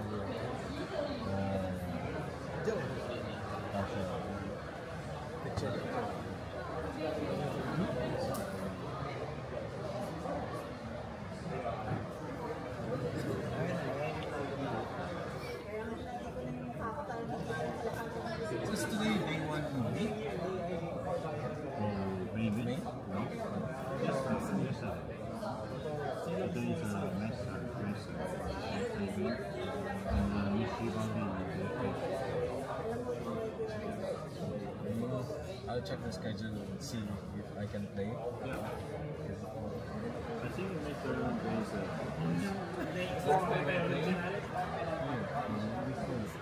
last year. And we did not play again. Can you send me the schedule? Sure.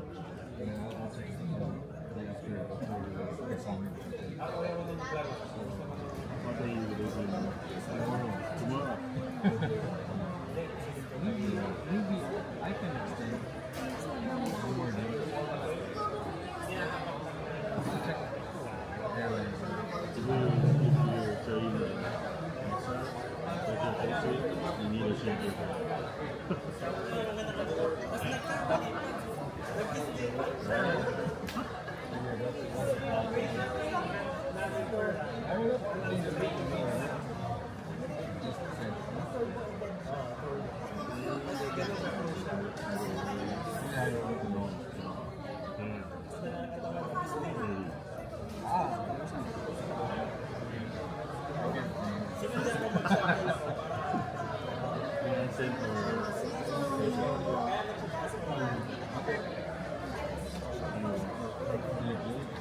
Good to see you.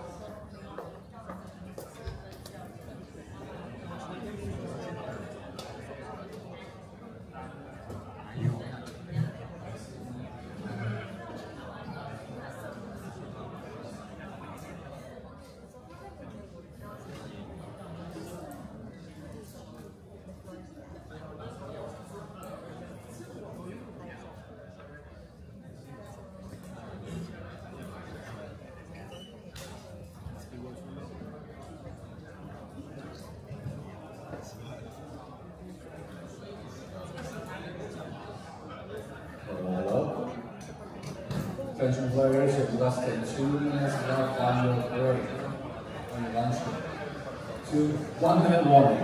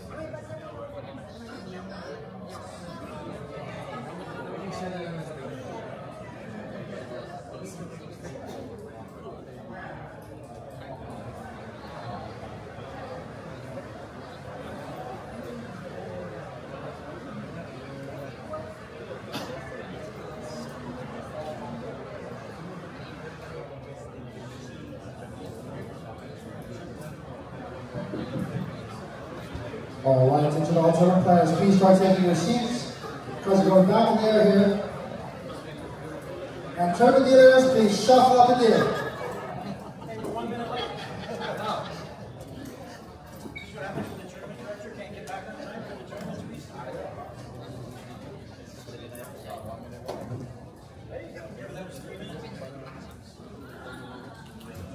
There we go. The passing mic.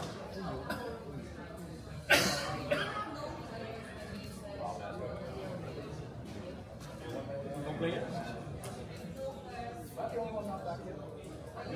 that up.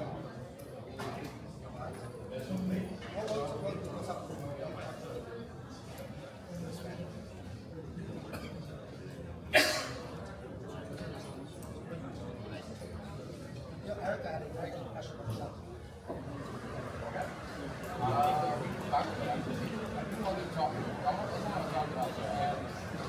Number of hands per hour.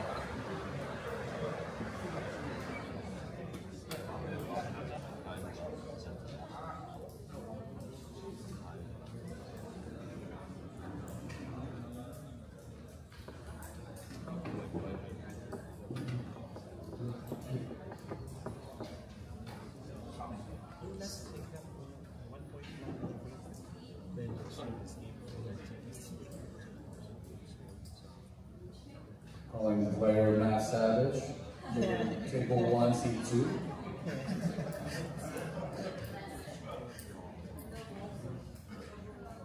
Why do you get to be table 1? We'll take it to the way.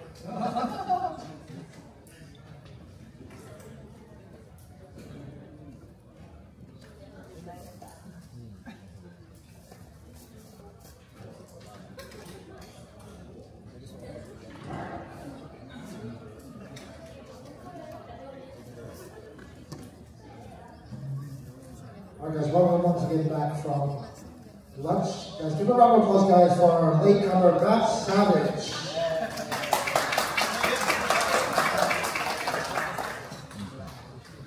Unhealthy sessions during lunch. Why are you calling out Matt? Where's your nose?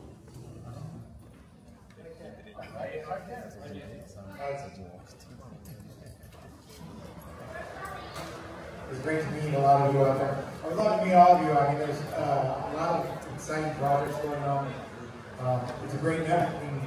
So, again, I'd like to thank you. And David, thank you for the lunch. Amazing.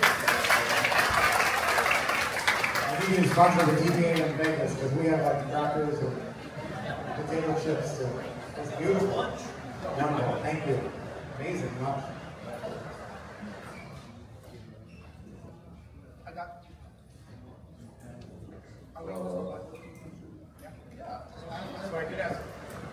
We did have some conversations. We'll revisit all of these things, but let's go through some of the new ones.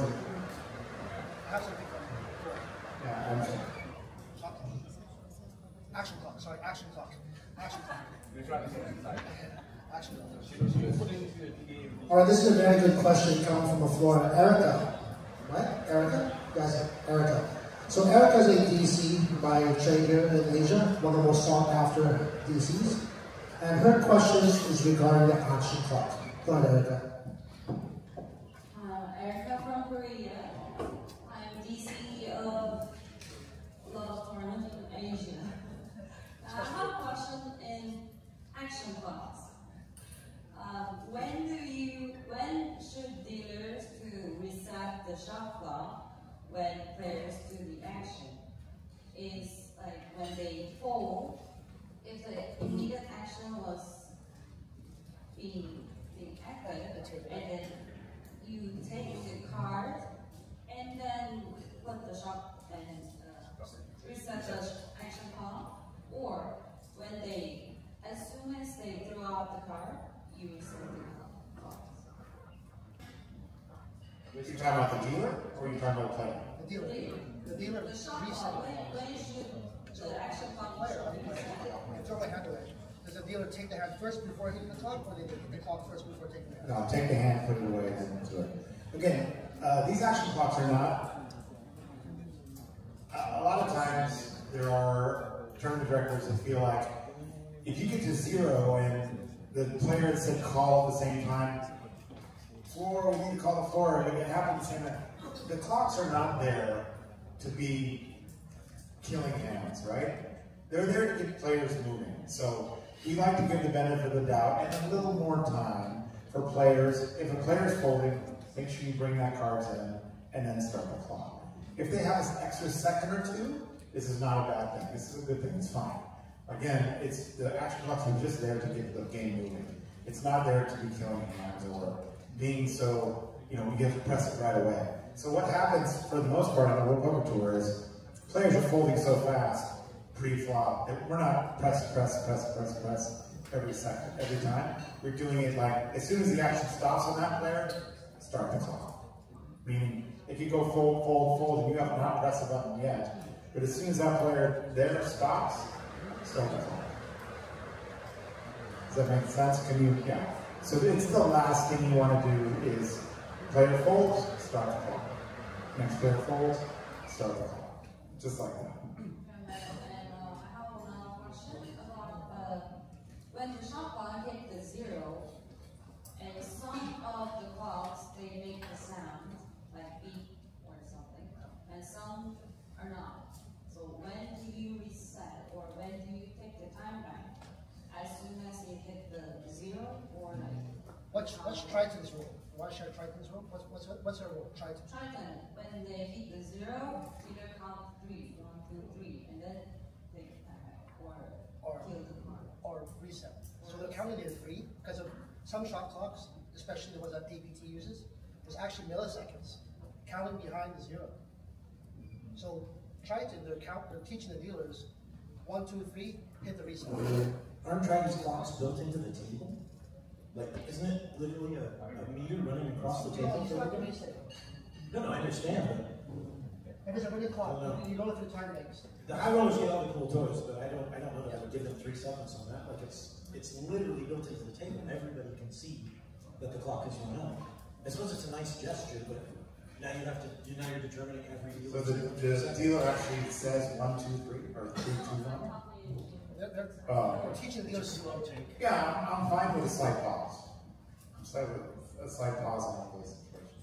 But yeah, you give a couple, like a beat. All right, Tom, you boom, right?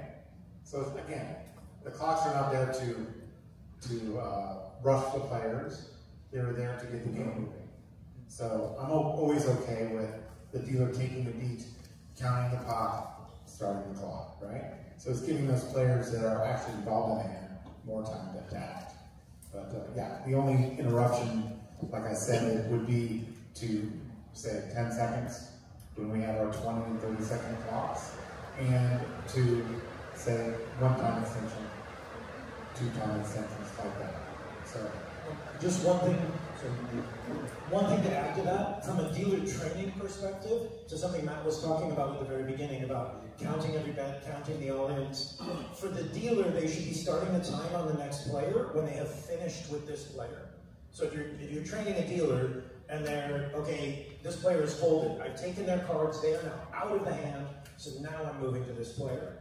You know, I mean, yes, people are going to fold out a turn, they'll do whatever. The dealer should be controlling their action, but the clock moves when I've finished with Erica, and now I'm moving on to Stella. Whether she bet, whether she folded, whether she checked, whatever, as soon as I know that I'm done with her, then I'm moving on to the next player. So if you train your dealers to operate the clock like that, then you won't run into any but what if, because the answer is always, were you done with that player? Then you move to the next one. Number of hands at the final time. Okay.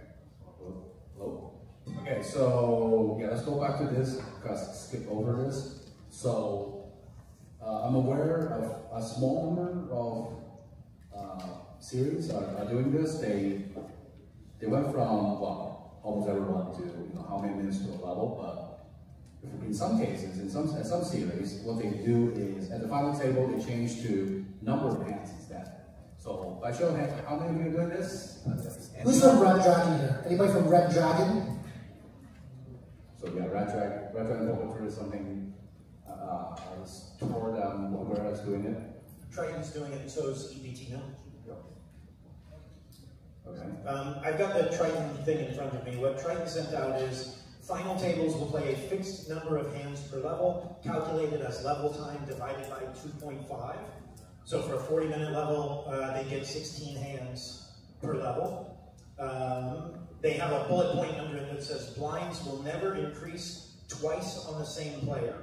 If this scenario arises, we will play 2 extra hands at the current level and 2 fewer in the next cycle. As the table shortens, 6 for 2 players, the number of hands per level will reduce accordingly to the previous structure used in the past, but not to negatively impact too much playability. I'll be honest, guys, I haven't talked to Luca. I don't know what that last sentence means.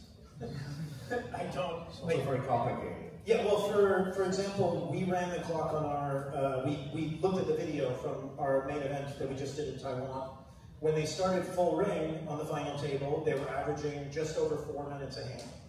So in an hour level, that's just under 15 hands.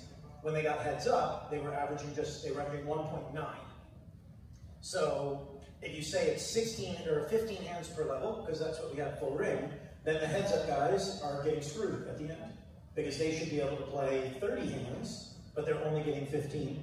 So we're looking at this because Triton's doing it, PokerStars is doing it. It is simpler because there's no point in starting the clock. There's no point.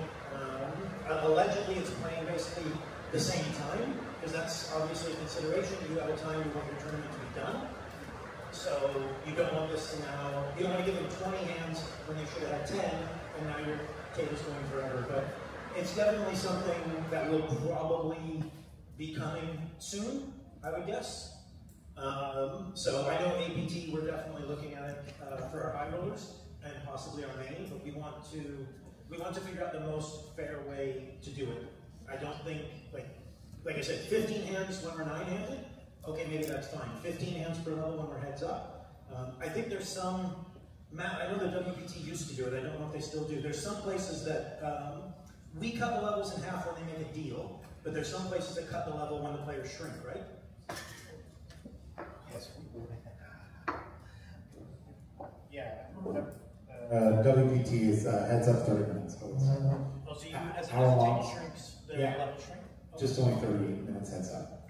Oh, your team never reviews, but okay. Anyway, so it seems like, I don't want to say all the cool kids, but some of the cool kids, really cool kids on the block are changing to another hands per level at final table. So that's something just want everyone to be aware of and think about it. Let's move on to the next one. Good topic. So, I think this also came from Japan, I think. I'm not sure actually. So level change during a dealer push or when players has to be moved to balance.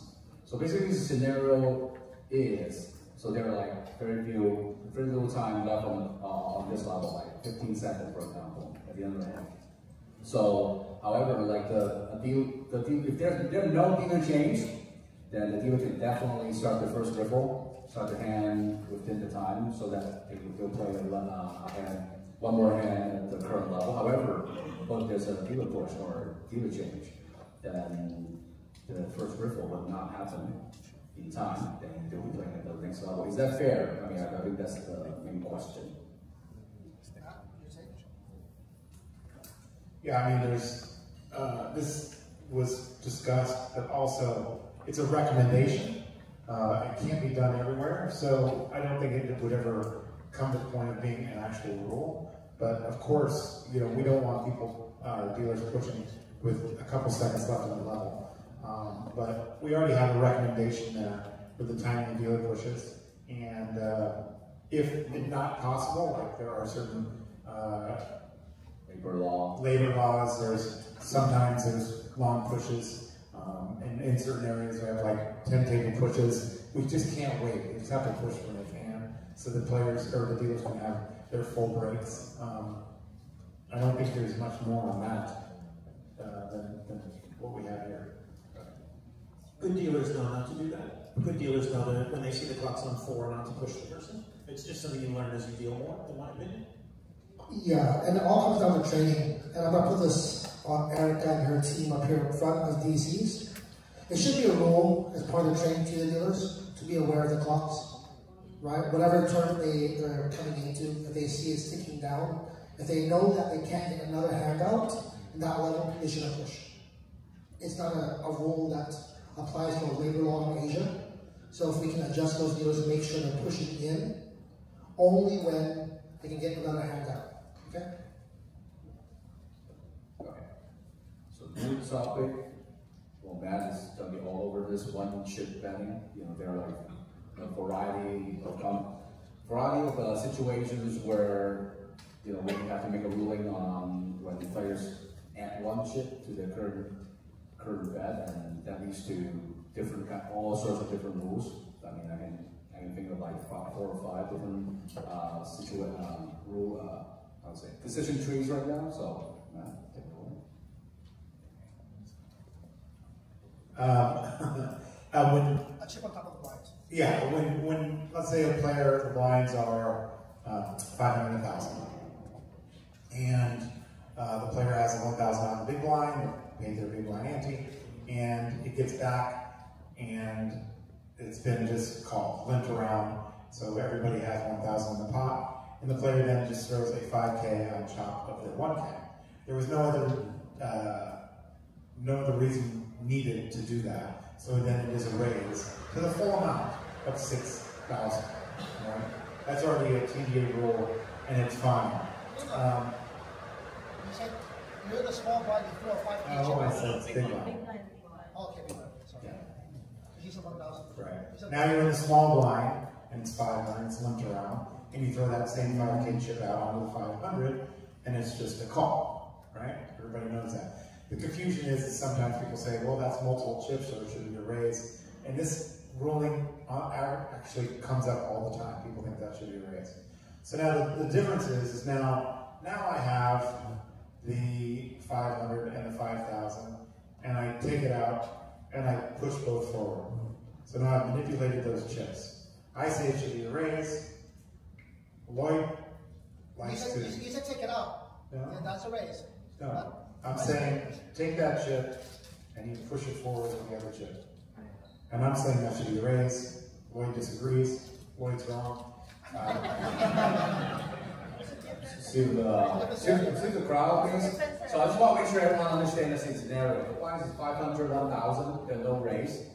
So back to the big blind. He posted a single 1K chip. That's a big blind. Now he has a 5K chip in hand, and then there are two combinations, right? Scenario one is he gently put the 5K chip on top, and the second is he has the 5K chip in hand, grab also the 1K, and then move it slightly forward.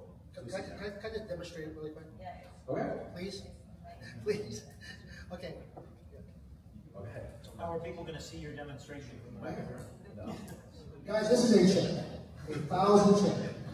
And the big blinds are 500, 1,000. There's a raise of 2,000. Yeah? This is a 5,000 chip.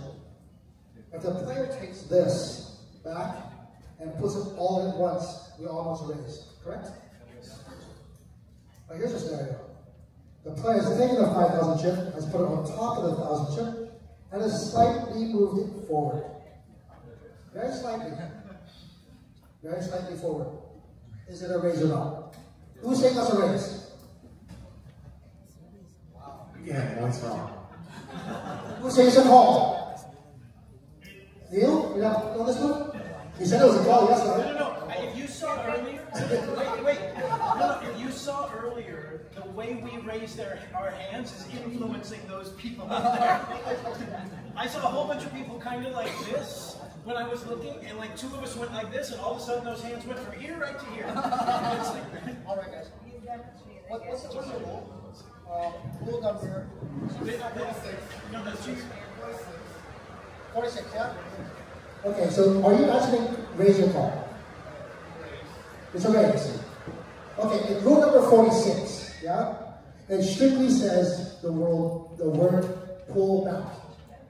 Have I pulled back the chips? Have I? No. Then why is it a raise? Because he's manipulated the chips in it. Because I push it forward, yeah? Push it forward, yeah. Okay, then, So I put these. okay, then I'm wrong, you know? Yeah. I'm not wrong.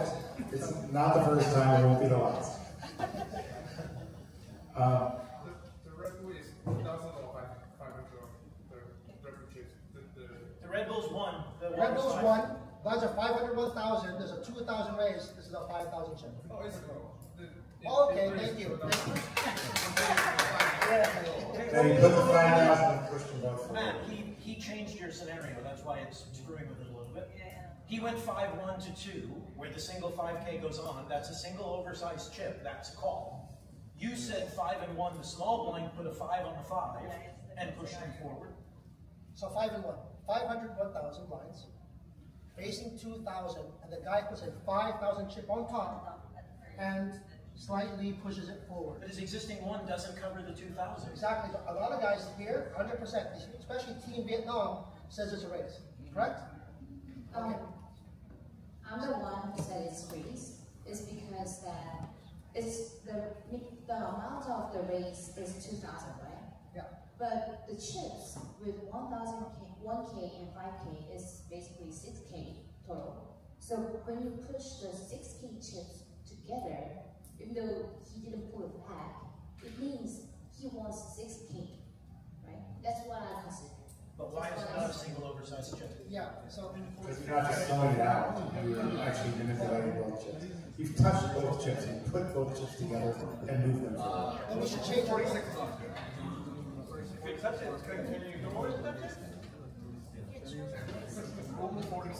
Yeah, so what we need to do is probably address Rule 46. The pullback is like that's where Lloyd's getting hung up. If you're saying, what happens if I just put the 5 on the one and I flip them to the dealer so she can make change and send me back? Exactly. I haven't pulled them back. Put them both together and then put them forward. I understand, but if I throw them to Erica as the dealer, if I flip them forward, I'm not raising, I'm just making a call and giving her the ability to make change. You're putting the chips together, that's the difference. I understand. I'm just saying that the whole point of the rule is to eliminate having to interpret what they did. You know, what is if we put it on, it's a single oversized chip, it's a call. If he puts it on, picks them both up and throws them forward, we're saying that's a raise. Lloyd's saying if he puts it on and just slides them forward, he's saying it's a call, Matt's saying it's a raise. And guys, this is just one of the simple rules, right? We're not in the business of trying to interpret the rule. We're here at the TDA trying to make the rules simple for everybody that's in the room. We have a lot of floor, we have a lot of players that are new to the business. And I don't know how much more we can simplify this rule, but the fact that it says pull back, me as a floor, if I came to the table and I asked that player, did he pull back the chips? And the answer is no, I'm ruling as a call. Plain and simple, because the rule simply states and backs me up. It's defined very clearly that pullback has to be made. I would also add 2 things to that. One, most of the time the rules are trying to address, I don't think Matt agrees with this 100%, but I remember these discussions. We're trying to inflict the least damage on a player as a consequence of what's happening. So it's why in certain instances we don't force them all in, like the undercall. We don't force them to put all of their chips in because the least damage is sacrificing the chips they have. The second bit to it to me is, and this is usually my fallback, if I show up and I say it's a call and I say, I wanted to raise, I'm here because you didn't say raise. So, sometimes you're going, we want the most consistent thing, but if the floor is there making a ruling, it's because the player made their intentions unclear. That's why you're there. So, the player will only do it once, they will know next time I need to look at the dealer and say raise, if that's what they want to do. We go over this every TDA, because small blind to big blind issues is probably the #1 chip ruling. And certainly in the 20 years that I've been doing it. It's the one that people get the most wrong, it's the one that players get the most confused on. I tend to agree with Lloyd. I lean towards call if they haven't actually, just sliding them forward to me isn't enough. Picking them up and tossing them, picking them up, pulling back, all of that stuff, that's good. If a player doesn't like it, I say just say raise. Just say it when I come. So. Yeah. And going back to Donna's issue there, the rule is done. The fact that there's 1,000 out there, technically, it's not a plan, right? The basic amount, the prior chips does not cover that raise. So that 1,000 technically is invalid. This is why the 5,000 comes into play as a 1 chip rule. Yeah, but you only need 5,000 chip to call. You don't need the. It's the other way around. The 5,000 is out there. You added 1,000, obviously a raise. But here in this instance, the blind does not count towards a raise. It's very clear the rule. Yes, but you only need 5,000 chip to call 2,000. You don't need both of the chips. Correct. To call, right? we discussed yesterday. The player's not throwing out the 5,000 or putting the 5,000 on top and pulling back the 500. Yes. If you wanted to just call, you pull back the 500. Yes, and plus, like you said yesterday, the guideline is only guideline, not straight wall to that. So if there are sometimes the layouts without guidelines, so how do you say is pulled back or not when there is no line. And you've left the chip, both chips out. Yeah, we have to definitely the pull back emotion, like the action. We can add, yes, exactly. Did he pull back an inch? Did he pull back half an inch? The fact is he left those chips out there, pushed them together, and left both chips out there. Yes. So therefore, it is a raise. So we're changing the rule. It should be pulled back or pushed forward. How about that? Add push forward. Rank that on the list there, Mr. Johnson. I don't know. Wait a secretary. Am I supposed to be writing this stuff down? Because if so, we got to go back to 9 a.m. I don't know if Matt remembers. Set the stream to Bishop. I asked you 2 years ago about a similar situation, and I need to ask Lloyd and Neil about this situation. The blinds are 2,000, 4,000, big blind ante, 4,000. It walks to small blind calls to 1,000.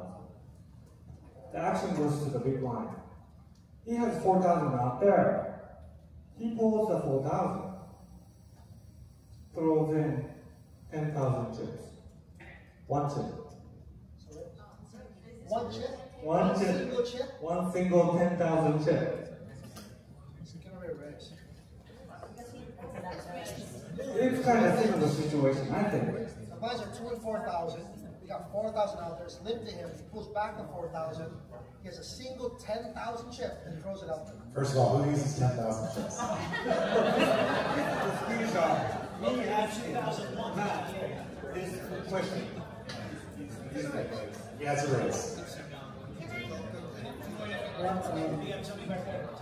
So, Chin here, I'm from Thailand. I'm wondering, instead of describing that it's a pullback or not, so if you don't touch the chip that's on the table, and you just throw in one chip, I think, so I think that's a flaw. Right? Hey, touching the chip. But if you touch the chip that's on the table, it means you're intentionally using that chip as part of the race or as an action. So I think as long as you don't touch it, so you have to identify if it's pulling back or not. Like you should be touching the chip that's on the table. Correct. And if you are, it should be pull it to be take it out. All right, so I would Okay. Let me simplify that. Sorry for that. You said touching the chip. Here's a perfect scenario. It's heads up between me and Matt. I'm in the small blinds, and I simply add a 5,000 chip on top of my small blinds. By adding it, I technically touched the chip. I didn't move that chip. Is it a call or a raise? Are we trying to say this is a raise now? Is that what you guys want? Can you repeat the question? The blinds are 1,000, 2,000. It's heads up. I'm in the small blinds, right? It's walk to me. I have a 5,000 chip in my hand. All I do is simply put it on top of my 1,000. I've touched the chip. I've not moved it forward or backwards. Is it a call or a raise? Current rule right now is a call. 100%.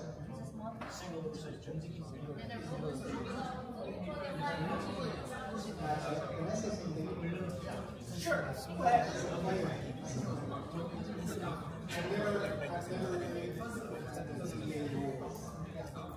All this is pulling over or pull back. We're not operating like that, right? We're not as a player. When these things happen, why can dealer just clarify with the dealer? Because it's an 8 machine. If I'm in a small blind and I put a 5,000 chip out there, if you move all in, I can simply say I'm calling, right? Because that's why the rules in place. Clarification from the dealer is because the players have not made it to just clear. But most of the time, players don't know whether he's doing this wrong or he's doing this not. I mean, he doesn't know what the rules are. Well, exactly, this is why we have the rules in place so that 4 people can actually make a rule. So I think the discussion right now is that if, according to the guy from Thailand over there, if we're adding a chip, which simply signifies I've touched that chip, everybody now is saying it's a raise, when in the years of the TDA, it's always been a call. Well, if dealer asks, just clarify on the spot. Are you calling or are you raising? The problem is he could have been reading, if Marianne's on my left, and I toss it in there while I'm staring at Marianne, and the dealer's like, oh, what did you want to do? And I saw Marianne twitch. I'm like, oh, I'm racing. That's a race. Like, you can, in the world you're talking about, it's great. It would be great if we could do that, but the problem is that's why we're not allowed to have nice things. Because they will angle that, 100%. So the problem is single shooting. Yeah. It can create the chance for people to overshoot. 100%. But is that the problem? I mean, is that the real problem? It will become the problem very quickly. Seen at the table? Because I play a lot of tournaments. You can ask me if he plays more than I do. We don't see that much. We see commonly we see confusion from people who are not familiar with the rules. So sometimes there's like a damage. Most players, almost all players. This isn't an issue, like you're saying, it's not an issue. But most players in that situation will then pull back the other chip. There's no reason to put those two chips together, push them forward, for it to be just a call. It's just not a thing. That doesn't happen. It doesn't happen. Well, I help out the dealers all the time to get change. So, I can push it forward to the dealer to get change. So, just say raise. I think the rule's broken. So that's just my opinion. If we want to add push there, we add push. But in Lois' scenario, so there's 1,000 chips for the small blind player, and the big blind is 2,000. And the small blind player puts his 5K chips on top of 1,000 chips. Is a call. Then why if he has only 2 chips left? 6K is all he has. It's a call. It's still a call. It's still you have to announce all in, yes. Yeah, we had that discussion last week. Yeah, 100%. Because the prior chips do not cover. If the prior chip was a 5,000, the 2,000 blind, adding the 1,000 makes it race because the 5,000 covers 2,000. But at the same time, he wanted to. At the same time, he wanted to do all in because that's all he has. Then announce all. Then announce That's all. The president needs to announce all it, because be verbal, right? If it's your last check, just announce all it. At the end of the day, again, we're trying to avoid the Englishes. We're trying to avoid being vague. This is why the rule was written the way it is. Because it was a big issue. If you're in the blinds, does it become a raise or not? And that's why the rule was created. Otherwise, there would be no rule.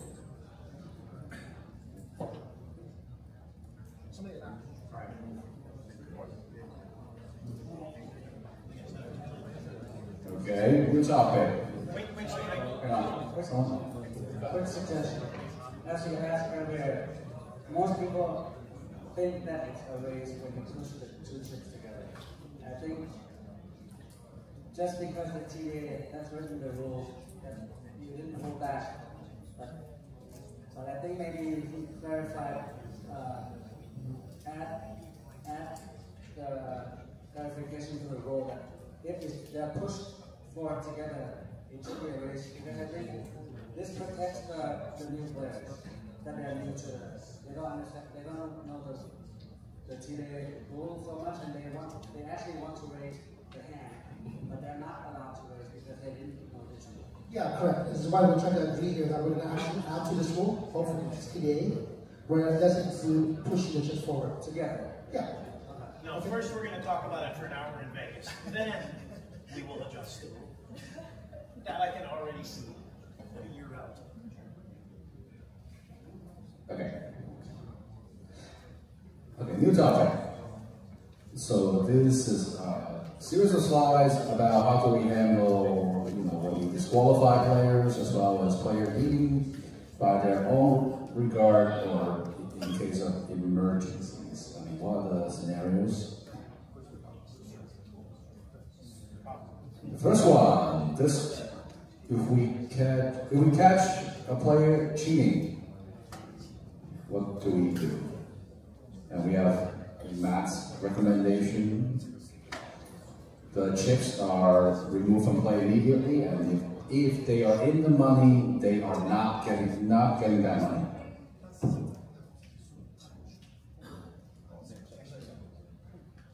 Sorry, subject to your local regulatory body.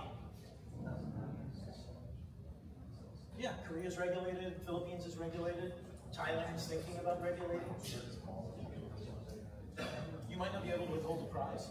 Like, I don't know what Korea's rules are. Korea has 2 regulatory bodies, one for mainland and one for Jeju. 所以先讲一下这个，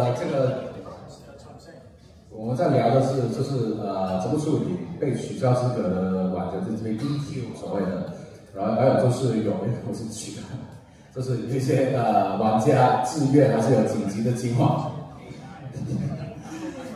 需要离开赛事要怎么处理？ So there's reason for taking chips out of play and reason for not taking chips out of play. And the comment came up last night, the situation happened, where I think it needed to be clarified.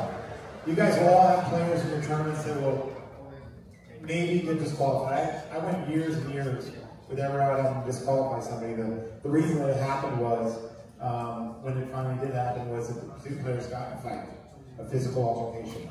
So we had to remove them, and we take their chips out of play.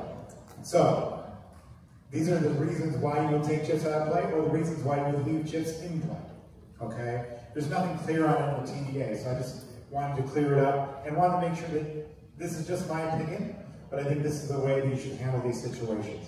If a player is caught cheating, you then take their chips out of play, they receive no money. If they're in the money, they're done. Everybody else moves on. So, first of all, how many of you have done this, that you disqualify a player for cheating? And what did you do? Did you do the same thing? Did you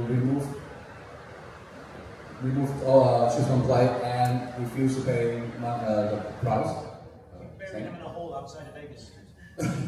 Okay. The next scenario is if they remove for altercation, like a physical altercation, yes, or accumulation of penalties. They went too far on a few things. Your mass recommendation is remove chips outplay immediately, and player receives payment for sponsorship if I think basically, yeah, they get paid if they're in the money. So 2 players get a physical fight, they're in the money, they get in a fight, okay? You have to remove them. Our laws say that they're removed from the property. However, they're in the money. In that spot, I'm going to pay the player. Also, if they get a penalty for whatever, for exposing the cards, disposing their contest to their hands, it's happened multiple times. They're deep in the money. I'm going to then pay them and send them on their way. Is everybody okay with that or not okay with that? It's not cheating. They just got a penalty or they got disqualified for doing something they shouldn't have done. No, I was simply going to add, I had a situation where somebody got in trouble with the host property, and the host property threw them out. We ITM'd them out of our event. I mean, they got DQ'd because they couldn't come back. But they got their prize. Because they didn't do anything in the poker, they did something in the casino, and the casino threw them out. Right, but in that situation, if they were in the money, I would suggest that they do pay that way. We pay them. Yeah. If they're not in the money? If they're not in the money, you can discuss giving them their buying back if the property thinks it's. And what happened was, we were at a casino where they have blackjack, and the player got removed for counting cards, right? They made day 2, they got removed for counting cards. We were not yet in the money, and in the United States, counting cards, you can get removed from your property. You didn't cheat, you just counted cards. They chose not to have your business. He wasn't in the money. We ended up giving the player back his buy-in. We thought it was the best thing to do, and at the time, and the player seemed happy about it at the time. This looks like it's going to go on the next one as well anyway, but with that one where they're being removed outside of the aspects of the game to the host venue or something like that, and then sort of disqualifying them. What we used to do sometimes as well is leave the chips in play, and they would get their next cash. For? Like if they can't come back to the table for whatever reason. It's coming. We're not there yet. I thought. Player chooses to leave by choice or emergency. So, also has happened. All these situations have happened to me, and that's why I'm bringing them up to you. Player says, I really gotta go. Marianne says, I've gotta watch this movie with her. We've had this date for a week, but I've got all these chips. I'm not coming back. The player says, you can take them out of play. Or right before the money. I say, no, we're gonna leave those chips in play. You haven't done anything wrong. You leave the chips into play, and you can make the money, right? You can make the money, and you should get paid for that spot. Next time you come to the casino, we're going to give you your money, or they're already in the money. We're going to give it to you. But I'm going to go watch that movie with Marianne. Maybe I still have chips after the movie's over, and I want to come back. Those chips should still be in play, and you should leave them in play. Even if a player tells you, and I get this question all the time, says, I've got to go, I can't stay, my mom's sick, she's not feeling well, I got to take her to the doctor. Don't pick those chips up. Let those chips stay. And I know there is some disadvantage to other players at the table, you might think, but a player could just leave the table anyway, go to the bathroom or do whatever, and you're still dealing that player in. And so, if it is by choice or emergency, I'm not feeling well, we've had paramedics come in, take a player to the hospital. No, I want to stay and play, I want to keep playing. No, you got to go to the hospital, give them a chance to come back and be a part of that. So, if somebody falls ill, leave their chips in play. Any refunds? Any refund? No, I would never refund. Never. Okay. No. Here he comes. Well, there's a real story about that. It happened in Manila very recently. A Korean player fell ill at the table. He was rushed to emergency. Registration was still open. Right? We knew he was going to make it back. So we took his chip out of play and gave him a refund. Is it a bad thing? It's up to the property. You don't have to do that. I'm not suggesting anybody has to do that. That was very nice of you to do that, but you don't have to. Okay. Yeah. A player dies during tournament. It happened twice. It's happened twice. They were already in the money. We left that player's chips in play, and they laddered up 3 spots. And we gave it to their family. Estate, he says right here. I'm fine with that. You may have different regulations in your property, but I've seen it happen twice now. A player in the money died. It was sad, but it did happen. It happened in WPT5 in the area, and it happened down in Texas.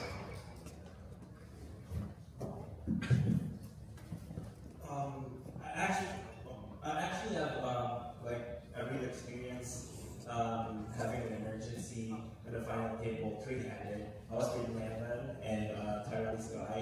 So my question is, am I allowed to ask the floor or the organizer to pause if it's we're playing for $1 million? If it's only $21K, it's okay. But if we are playing, let's say WSOP main event, and I need to be rushing the hospital for emergency. So am I allowed to request to pause or whatever? You can always request. The players don't have to agree to it. The other players have the full decision on that in that situation. We've had this happen again where the player had a seizure. He was going to be back, and we knew he was going to come to within a certain amount of time. The players at the table all agreed that they would pause, they would take a dinner break, and then come back. When this player had all the senses with them. So it's the nice thing to do. You can suggest it as an operator. The other players don't have to agree to it. It just depends on how they're feeling. Maybe they have something to do later that day, and they can't pause. So no, I need to play right now. Or they just want to be that way and say, no, let's continue to play. Now, if that's a situation, I'm going to, as an operator, give them a little more time, make sure the situation is clear, and then I will start dealing again. Yeah, yes, if we are talking about the fairness of the game, of course, those 2 players won't agree to pause the game, right? Because they're definitely they're guaranteed second place. Yeah. Dave, you'd be surprised. Players have actually paused it. Yeah, I've seen that. You'd be surprised. Yeah. Players are good. Players are good. Yeah. Thank you. Online, they're clicking raise right here. Well, they gotta look at you. It happened in Korea. Actually, from the previous example, so if you're gonna refund the player's money, I think there's one issue. Let's say I'm playing at 300K super high roller ball in Bellagio, and I bet day 2 for 1 big blind. I know I'm gonna bust. So I just go play blackjack and count cards. Oh, so I get in from Bellagio. You're gonna refund me 300K? No, I've said you're not getting a refund. You could. It's up to the property, but you don't have to. So they won't refund? They won't. Then I think they should. Yeah, just making sure.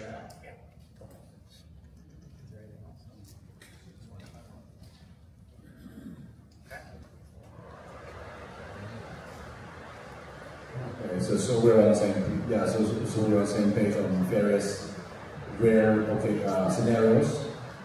I want to do if disqualified players or players need to not be in the tournament.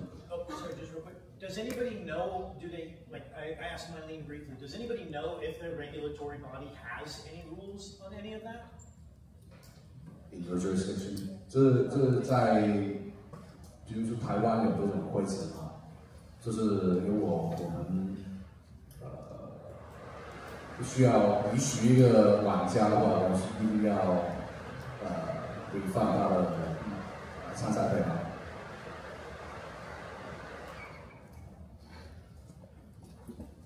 我觉得至少是真的，比如说是银行帮你签签的话，我觉得应该移除筹码，但是要给他奖金，因为会不公平，是因为如果他不是钱圈，没有到钱圈的话，你移除他筹码，你取消他未来得到奖金的资格，跟他是钱圈的，你移除他筹码，取消他未来得到更多奖金的资格，这是一样的。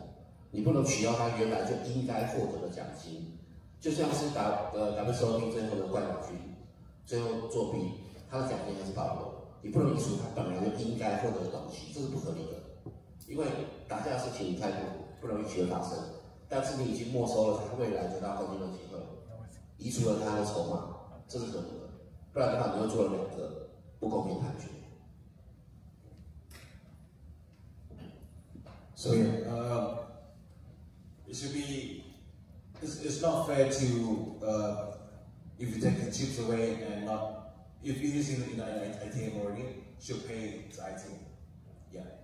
And if it is not in ITM, we take the chips away. 就是你没有在前圈跟在前圈差，你不能没有在前圈，他没有获得，你没收了他未来的，对的。那进入前圈之后，你也是没收他的未来的，他之前至少在。So the message is we should pay, even though if we remove the chip, we should pay whatever he is getting if he is already in ITM. Is that your recommendation as an operator, or is that the law in Taiwan? Not the law. It's recommendation. 他刚刚梅少在问的是是否有什么政府组织是一个规定是必须要违反的，that's not. The only reason I bring that up is I know there's not as many, like having worked in Europe, there was regulators everywhere, as well as in Nevada, New Jersey, and some of those places. We recommend a number of things, but you always need to make sure that that's what you can actually do in your country. You know, sometimes funds confiscated for cheaters have to go to gambling anonymous charities. They have to, like, there may be things that are required under your gaming entity. They usually apply much more to the pit. Poker's usually an afterthought. But basically, do your own research with your own regulator as to what you're actually supposed to do in those scenarios, because you don't want to get sued because you did something that was like, oh, well, this is just what TDA does, and it turns out you can't actually do it in the country.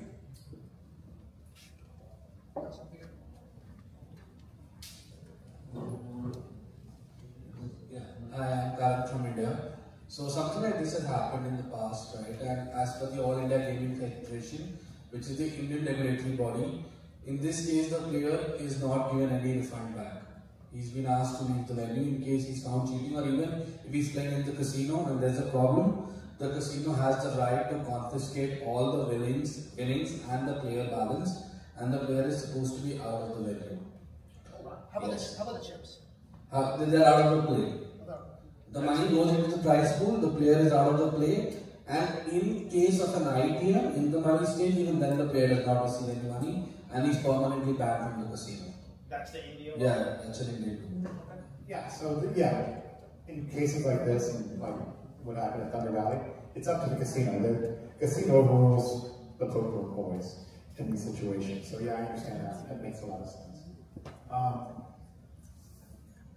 So everybody good with all those? Are there some other scenarios you want to talk about? Disqualifications, players voluntarily leaving? I just think it was important because these situations come up, and I've had these happen over time. So. Electronic devices. You may or may not be aware of certain situations that have happened recently where players have electronic devices on the table and they actually have cameras to watch the pitch. And they get earpiece and they can let the person that's watching off-site lets the players know who has what, and it was a big scandal. Cash games, not so much in tournaments. You have to be seated in a tournament. You have to be seated, in like a 1 or 2 seat to see that pitch or whatever there is if they're, handed dealer, or on the other side if they're a right-handed dealer. So, electronic devices have been a major topic for the TDA for many years. I said last summit that we were going to be talking about it this summit, next summit, and everyone going forward. Technology is keeping way ahead of what we're doing around the world, and will continue to do so. There's Google Glass, there's all of these different eyewear that you can actually videotape and send, transmit things, and things can be transmitted back to you. So it's super important that we have strict rules on electronic devices. Similar to, one of the things that we are doing is we are not allowing, or Lloyd and other dealers are trying to learn how to slide pitch out of the shoe, so we're not seeing those cards being pitched off the deck. I said this is going to be an impossible task, an impossible training task for us in the United States, because so many dealers, great dealers, have learned how to pitch, and they're not pitching high. But as we know, a lot of the dealers that we had during the summer were not as good, as skilled, and we had these issues again. People are seeing these cards come off the deck, so it's just one of those things that even with electronic devices, it's becoming more and more vital that we have highly skilled dealers, and like they're doing, or they were doing on the APT, maybe still be doing, and on the EPT, they are teaching their dealers how to pitch out of the shoes. Now, something I heard last night is that already the dealers that are learning how to do this are actually having some trouble with their elbows, and they're getting some pain in their elbow from doing that. And I think it's mostly because they're not doing it the correct way. I was going to say, that's the same way that if you're a pitch dealer and you're pitching like that, you're going to screw up your elbow, and you're going to screw up everybody knows you're supposed to be able to pitch more or less like that. The people doing the shoe are also doing that, because they're not, I don't know if they'll mess with your back or not, but the French have been literally dealing this way for 100 years, so it must work. If you're actually going out, you're doing basically the same type of motion. So for us, it's new. When did you start the shoes? Like 2 events ago, something like that? So I think that will go away as people get practice of doing it. So this thing is, it's important, and we're talking about electronic devices. One of the conversations last time was about graphs and charts and what should be allowed at the table. Players, or dealers and operators need to make sure that players do not have their cards or their phones face up and they're looking at it while they have live hands. This is already a rule. It's been a rule for a long time. Enforcement has been lax. It needs to be stepped up. You need to make sure that people are not looking at their phones while they have hands in play. And I am one of the biggest in the world at doing this incorrectly when I'm playing. I always have my phone on. My wife will tell you. I never put my phone down. So I need to be better at it. I put it on that list earlier. It's one of those things about why having a clock is actually a really good thing as well as this. If you have a clock out there, people are on their phone a lot less. Trust me. They're on there a lot less. This is one of the things that I said that the clocks will do. Not only does it have strategy that players that play fast are rewarded, players that play slow are penalized, those that save their time extensions benefit. Facing the raise, you actually have more time because dealers should count and announce the raise amounts, and players look at their cards right away, which is another thing that players never used to do in the past. Players pay more attention, and they're on the phone less. So those are all things that I think the clock adds to the game. But definitely, you as operators need to make sure that the players are not on their phones and looking at their phones while cards are in play. I also suggest, also in the rules, that cards should, or the phone should not be on the table. They shouldn't be on the table. You don't want them on the rails either? No. Yeah, they should not be on the rail. Because the rail is just as good for seeing a pitch come off as it is as being on the felt. So you shouldn't have phones on the table at all. I think WSOP was the last 3 tables, no cell phones at all. Yeah, and yeah, we do that at the Win, we do that, they did that at the WSOP. I'm not sure it was followed all the way through as much as it should have been, but they are not allowing phones on the final 3 tables. The WPT is going to try that coming up forward, so we're not going to allow any phones on there. We already do not allow phone on live streams or featured tables, but one of the complaints was if you have a tournament with 3 tables and one feature table, and the other 2 tables are allowed to use their phone, why are they not allowed to use it on a feature table? So some people don't think it's fair. Daniel McGraw had a big issue with it early in the tournament because there was 50 tables, but there was a feature table and they weren't allowed to have their phones. So he feels like that's unfair, that everybody should be playing with the same rules at the same time. I don't disagree. When you say final 3 tables, is it final 3 tables of every event? Final 3 tables of every event, yeah. No phones at all. You had to have them in your pocket. They didn't take them away from you. They just had to have them not visible. What about a tournament that only gets 3 tables? Yeah. They just never get their phones for the entire day? I just want to mention about the slide pitching that Neil said. And Matt said that it's pretty hard to train the dealers how to slide pitch, right? Because they are already trained to pitch with their fingers already. But since I have tried to slide pitch practice, I figured out that the combination of the table felt and the card material really does matter with the slide pitch. If you have, like, my casino has really sticky table felt and really thin card material, that's not a good combination for the slide pitch. It's hurting the dealer's elbows and shoulder because they have to push harder than it should be. Like in Lloyd's demonstration video, it's really slippery with the felt and the cards. So, but at the same time, when the dealer first trained with the finger pitch, they also get to the point in the beginning they use their elbows to give the power to send the card to the player to reach to that, right? So it's gonna take some time for the dealers to learn how to pitch with slide. But as long as you have good combination with the card and the felt, then they will get there eventually later.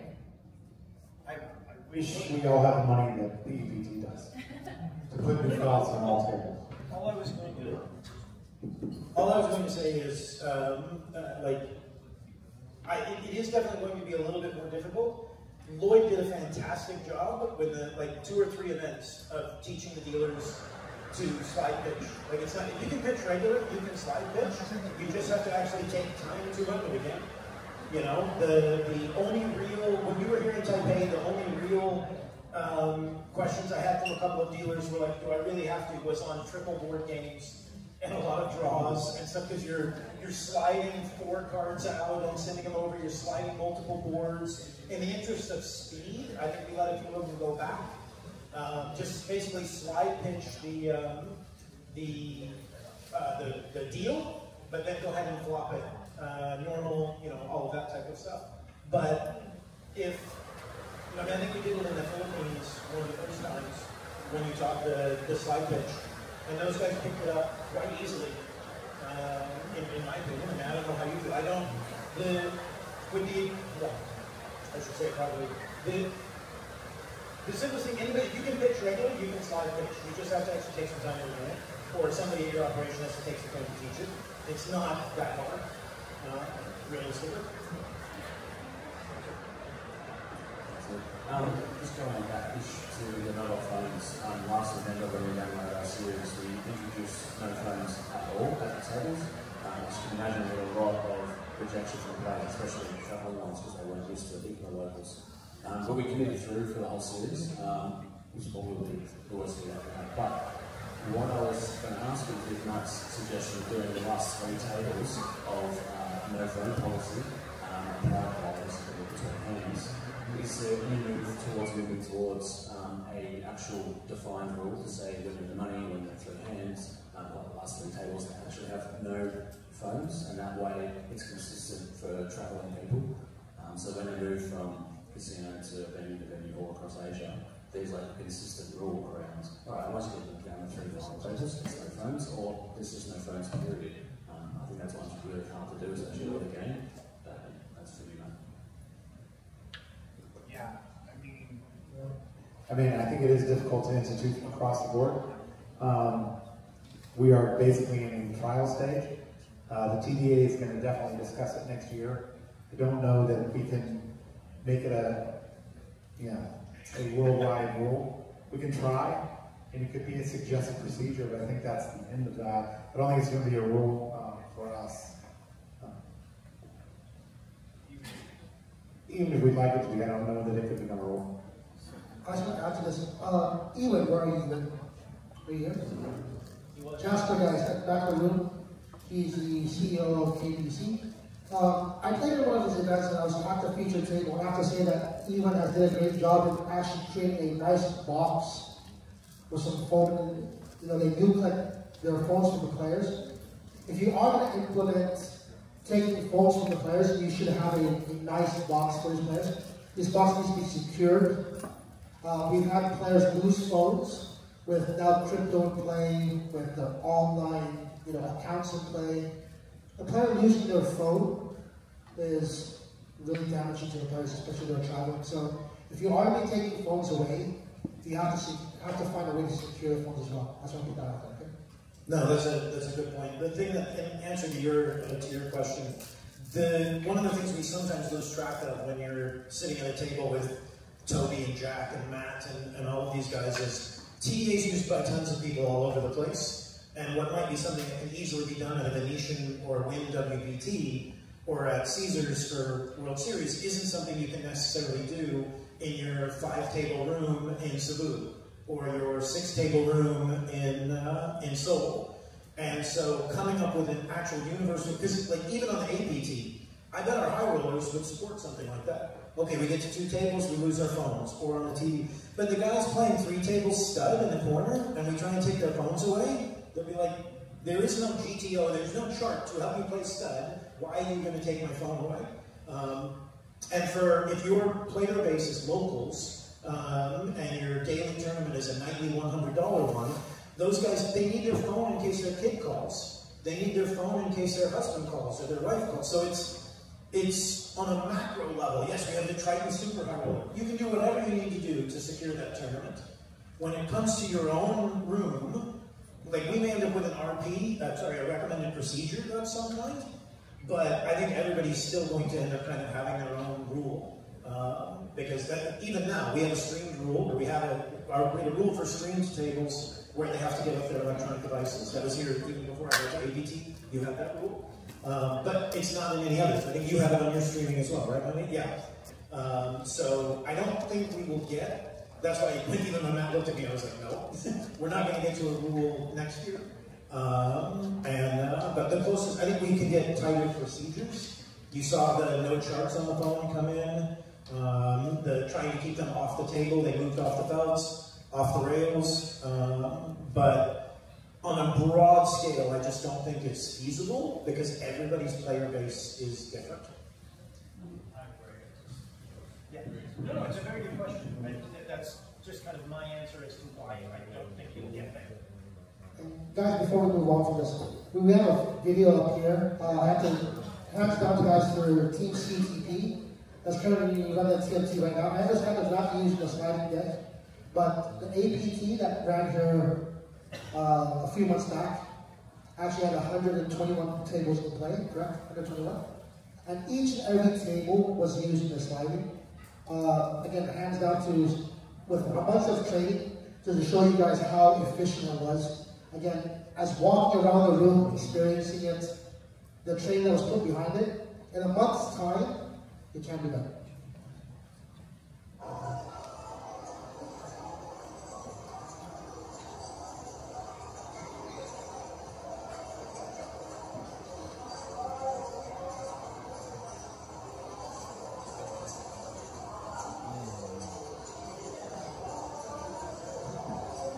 So as you guys can see, it's not that hard, right?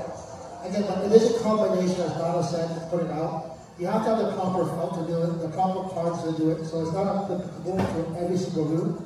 So for those of you that used to have, traditional pitching, again, we're not against it, but we also have to police and make sure our dealers are keeping those cards as low as possible to the table. Because I play a lot of events now, and it's a habit, right? The dealers are still rolling the decks, which all of us here hate, but they still continue to do it.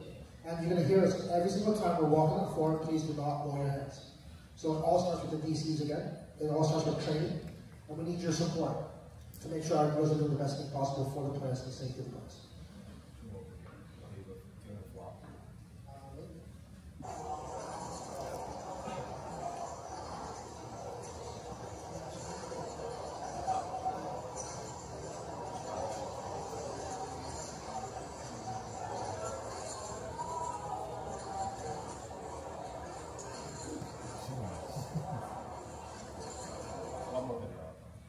Alright guys, as you guys can see, there's a little box there, guys. So that's a box that I designed.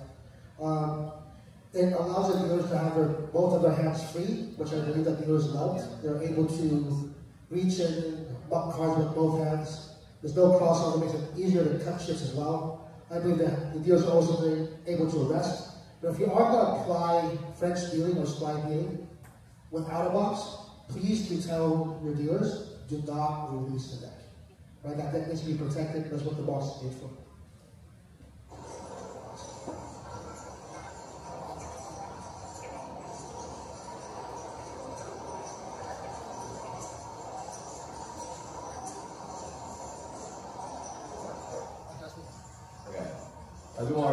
I was just going to say, you can actually see in her dealing why the form can matter. When she's flicking the ones to the right side, you can see a pretty exaggerated arm motion because she's keeping that box directly in front of her.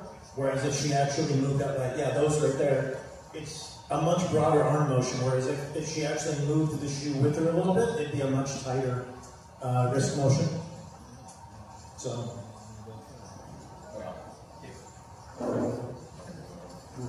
Moving on. Go ahead.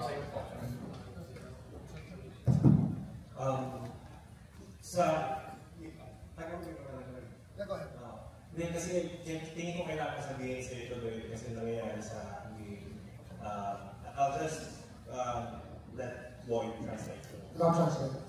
Kasi nakalaro ko yung cheater race mo sa PNPA. And alam ko paano sila mag-cheat. And meron din simpler way na paano mag-cheat, even sa tournament, na influence yun sa ginagawa nila. Actually, I can literally show you guys how and kung paano yung simpler way to cheat, which is, I agree with Sir Neo that we need to change how to get the pitch. Yung opportunity ako sa sinabi mo na mas maganda yung actually, kung gusto mo makita, pwede mo makita. Or kung private ka naman, okay mo din. So, yun lang kasi sabi ko, agree ako. Kasi lalo na sa Vietnam, sa Cambodia, sa Philippines, marami. So, basically, guys, what David's saying, guys, as a player who's traveling the circuit, he's actually playing with the cheaters. So, maybe he's using it to his advantage, not to point it out, but he's playing with the cheaters. Coming from the APT in Jeju, it was actually brought to our attention that there were cheaters in the cash games. We banned them. Well, actually, Neil banned them after 3 days because people knew they were cheating, right? Before we even opened up cash, they were already seated in the 3 seat, the 7 seat on a daily basis. They were sitting down. Oh, 2 to 9, sorry. 2 to 9. So when those players walked into the cash game, they refused to sit down with them. Some of those players that were actually went to jail in Vegas, that was caught in Vegas, came from Asia. So, yes, before it actually hit the US, it actually hit here first.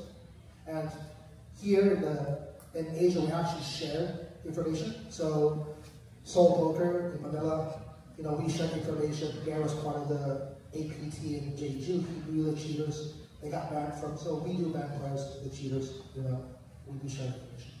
No, that's the bit that I was going to add, is it's great we're doing the rules and all that stuff. I'm glad everybody is here. I'm also glad that everybody's meeting everybody else, because when it comes to these types of things, we are each other's help.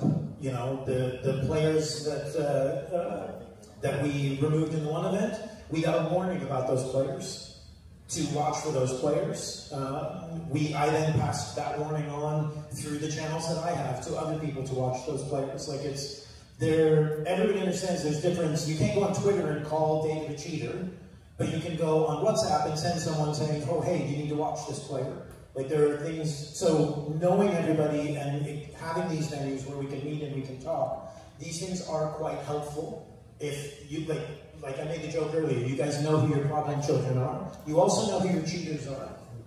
And if you share that information with everybody around, nobody wants cheaters or angle shooters or any of this stuff in our game. We want a clean game because the game thrives when we have new people playing the game and new people experiencing it. There's not a single individual in the world who is more important than a poker tournament that we're all running.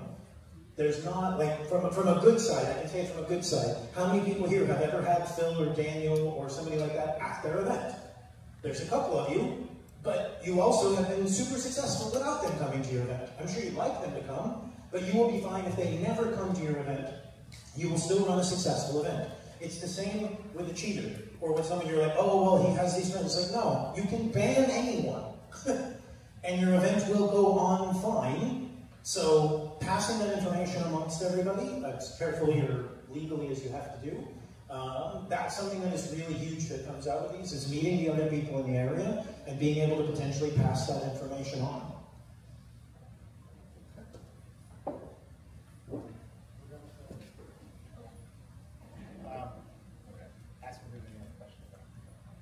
Any other questions about electronic devices?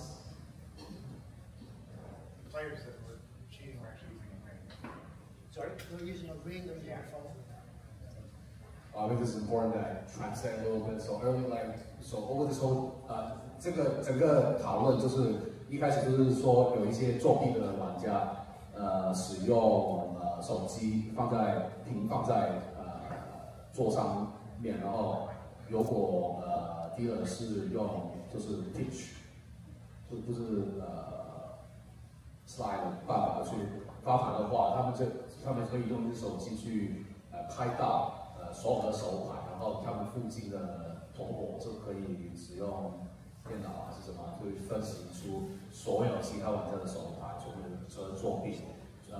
在亚洲不同的地方，也是美国都有发现这个状况，所以为什么现在就是也有说过，其实没有很容易去使用这种法式的发牌办法，让我们整个业界还是开始去转用这种发牌的办法。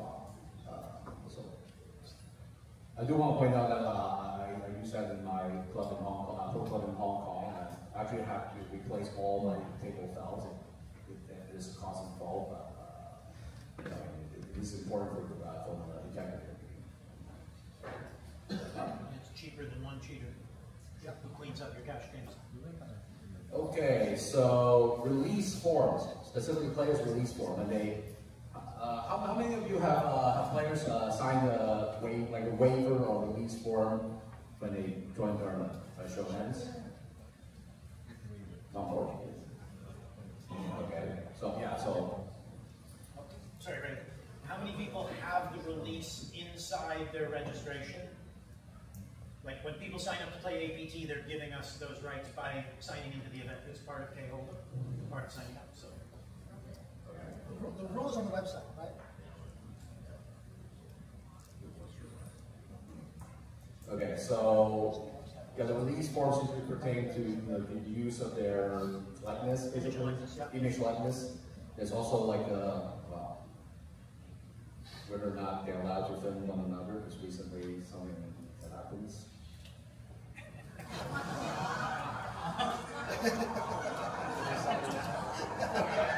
I'm did sign a release form when they entered the concert. Entering the concert, they did the signs everywhere.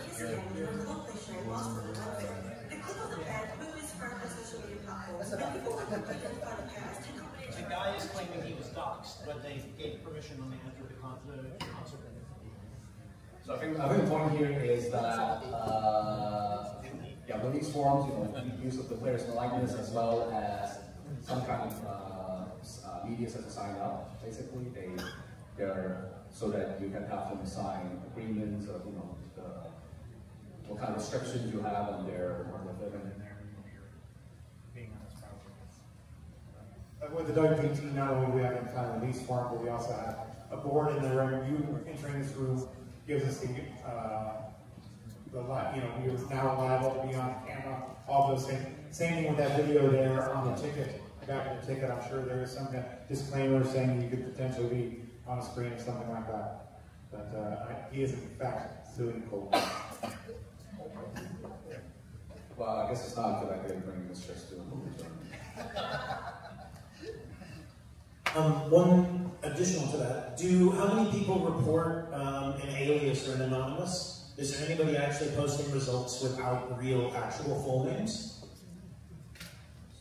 I have有，所以问题就是你们有遇过就是经常要求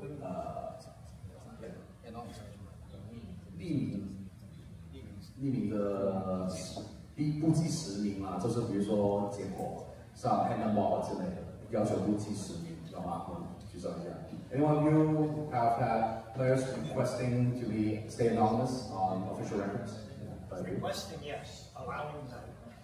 Do you allow it? By the way, for those of you who have, raise your hand. Did you allow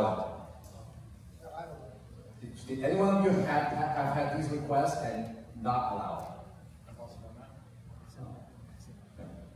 So I want to say a little bit about why and why not in those occasions. What are the differences? If I may add, in our case, we do allow players to have their nicknames on the results that we post. However, internally, they have to be registered with their full name because they have to be a member in order for them to play and to claim their prizes. I do one more to ask these nicknames and being anonymous are a little different. Like nicknames sometimes actually uniquely identify the person, right? Like for example, like Madonna, right? I mean, Madonna is not her real name. Well, Elke. Or Elke, that's not his real name, right? Yeah. Or Dave Spade, I don't think that's his real name, right? But however, it actually uniquely identifies the person. On the other hand, like being saying anonymous is another thing, right? Like it's completely unrecognizable. To me, the reason we don't allow it is because there's a couple of small reasons, but like we might report Elke in the blog because that's what the bloggers are going to call him. But his ticket is going to say Bertrand Grospellier, and the results are going to say Bertrand Grospellier because that's our official results. Those are the results that are sent to the regulator. Those are the results that are sent out to the media. Like for Korea, for example, Koreans can't play, and you have to be over 19. So everybody has to have an ID. All of that stuff has to be sent. For high-core regulators in Manila, they have to make the list. And I've had players say, oh, but here you don't. And it's like, yes, but I'm not creating a rule for Thailand and for Vietnam and for Cambodia and for here. I'm creating a rule for the tour. The tour is, we are reporting all of the results. If you're not comfortable with the tax implications of that or what have you, then I'm sorry, but we have to officially report the results all the way across. In my case, like I'm the TDA Asia authorized, running, collecting all the results from, especially in Taiwan. I do it because some people say that, hey, Raymond, can you not submit the results to GPI or just change my name, not as in my passport? Because some is celebrity, some is like because of tax issue. That's what it is. Please don't submit the result, just or just change my name to my name. But here's the question, I understand, like, technically no one submits their results to Hand-in-Mouth. Not like, these are our results, I'm giving them to Hand-in-Mouth. They might be on the list of results, but like, no one's like submitting them. You guys are posting your official tournament results. and everyone's grabbing them. So are you basically saying if I win, you'll change me to anonymous on your official turn of results, so nothing will show that I won. It will just be anonymous. And still, whenever we register with academic members in CDP, but when I submit to Hatermock, maybe I'll just put in anonymous. Okay? But if Hatermock pulls your list off your website, they just replace anonymous with me. I can use some manual. No, but what I mean is, if my name will be on your results, right? Your official results on the TM, the CPT website. My name will be there. Yeah, so that's. But they don't automatically pull from our system because we send it manually. Yeah, see, I don't know that. Yeah, no. I just, since I'm putting it out there anyway, I'm not taking those extra steps. Because I believe our results, I can't speak for Ben and Matt, I believe sorry, not you, Matt, our Matt. I can't speak for them, but I believe our results go out en masse. Like they're sent to all of our partners for all of that stuff. So I understand why the players might feel that way. I literally had someone blind out of a main event because they could not be on the stream. They were like, you can't pick that table. I'm like, Daniel and Phil are on that table. I'm not picking it for you. And he's like, well, I can't play. I'm like, well, then you're getting blinded out. He's like, well, I have to be blinded out. I'm like, then I'm sorry. And he blinded himself out of the main event. I don't know why he couldn't be on the stream and on TV, but it was obviously a very serious reason. There was nothing I could do, and that's just what happened. But yeah, for us, we have an official result, and that way we don't have to have any second guessing. But it's a very nice service to provide for the players. Special request from the players. Can you do me a favor? Just write off my name.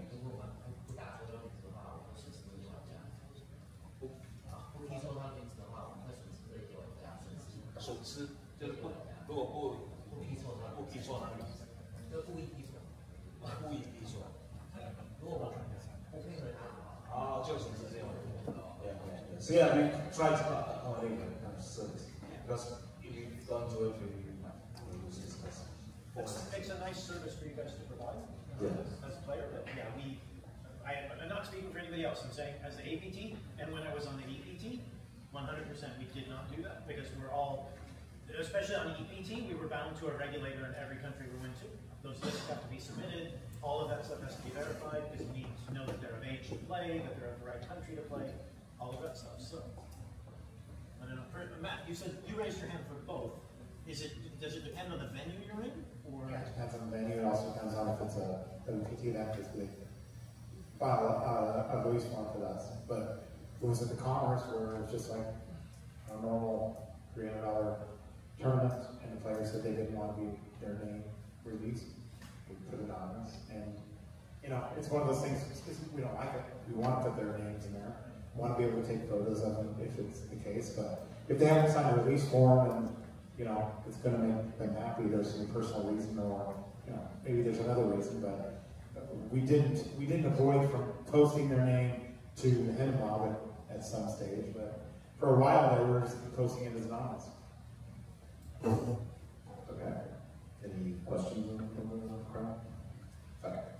Let's move on. So, I think we pretty much covered the rules that we plan to talk about. Don't worry, there's a Q&A coming up before we finish this.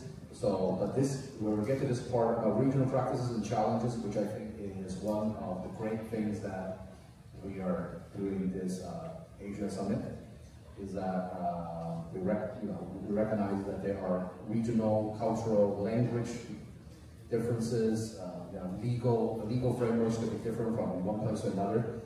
So there's several talking points, like whether or not TDA should have Asia-specific operational guidelines. I would like to bring up that TDA rules, when it's updated every 2 years, usually they have some volunteers to translate them into various languages. They're not considered, I don't think they're considered official, but they are, the original version still stands as the one version, but however, they are incredibly useful.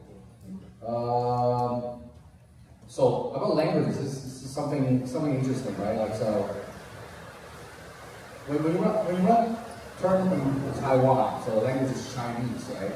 So is Chinese allowed? The language of Chinese? allowed at the table? Yeah, yes. In Taiwan, yeah.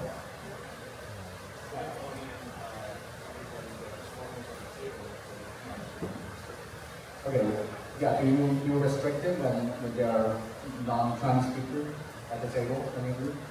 Or Chinese still allowed? Still allowed? 有外国人在桌上的话，还是允许说中文。比如说，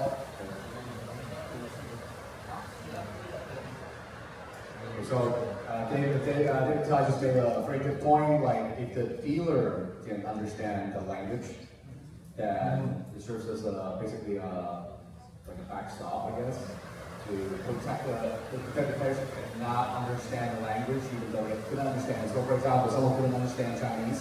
When they come to Taiwan to play a poker tournament, there are chatters in Chinese on the table. However, the dealers will be able to understand the conversation, and therefore, we'll be able to bring to the floor's attention if some exchange is going on in those conversations. The rule we have both on the EPT and for the most part on the APT, if all of the dealers speak the language, then you allow that language plus, I mean, you try to be respectful of the local language, but like the EPT team was international. I know because the very first time we went to Deauville, the French threw a fit that they couldn't speak French in their own country, but we didn't have, all the dealers didn't understand French. So my rule has always been, if all the dealers understand the language, then I'm happy to have that language spoken in the tournament because I can trust the dealers to know what's going on. But if the dealers don't all speak the language, then the default, unfortunately, becomes English.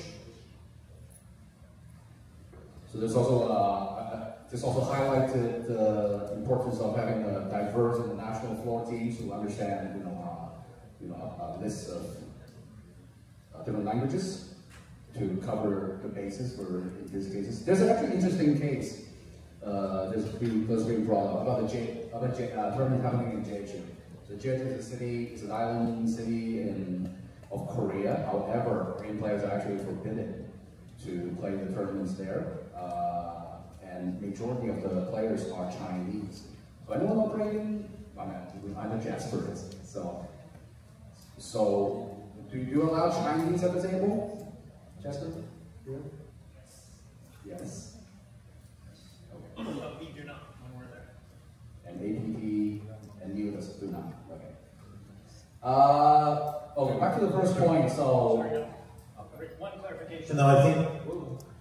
Jasper, I think like 95% of your players are Chinese for KPC, right? Or is it 95%? Is it not that high? Okay, I was gonna say, for the one Jeju we've done, our player base was like 50% Chinese. And our dealers were from all over Asia, so that's why we didn't allow it. And ironically, this is in the vein of what we spoke about controlling your tournament. By enforcing the no Chinese for the first 2 days, the same way with the smoking issue that Landing had, by enforcing the no Chinese, we won that battle in the first 2 days, and the players understood. It's like, oh, we have to wait till they're not dealing, and then we can speak Chinese. So if you have scenarios like that, if you get your dealers to enforce it in the first day or two, you can win that entire war in the first 2 days. If your dealers don't enforce it, then you will never win that war, and they will just speak the other language throughout the entire festival. So it's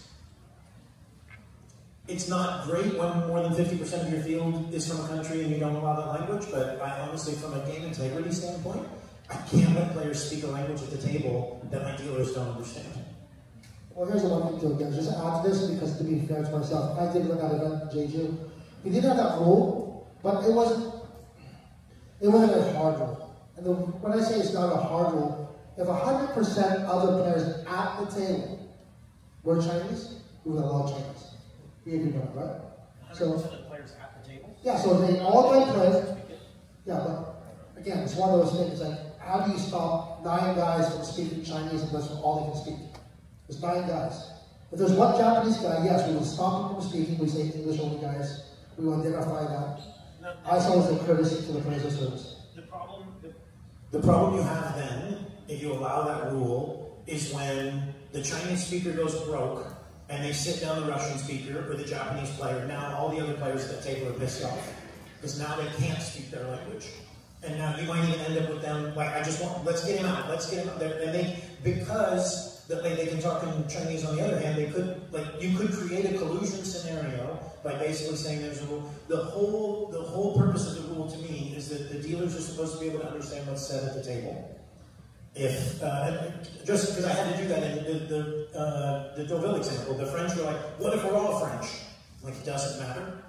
I know they hate it. I know they will yell. I had it in Spain. I had it in Austria. Anywhere where you have a local language and it can't be spoken. And I get it. You should be able to speak Tagalog in the Philippines. You should be able to speak Vietnamese in Vietnam. You should. But unfortunately, that's not the way it works sometimes. The only reason I don't like that, Lloyd, is because then when the person who comes in who doesn't speak that, they become the bad person on that table. And now they're, in some ways, it's a little bit 8-on-1 now, because they want that guy gone so they can all sit back and speak their language. Sorry, that's my disagreement.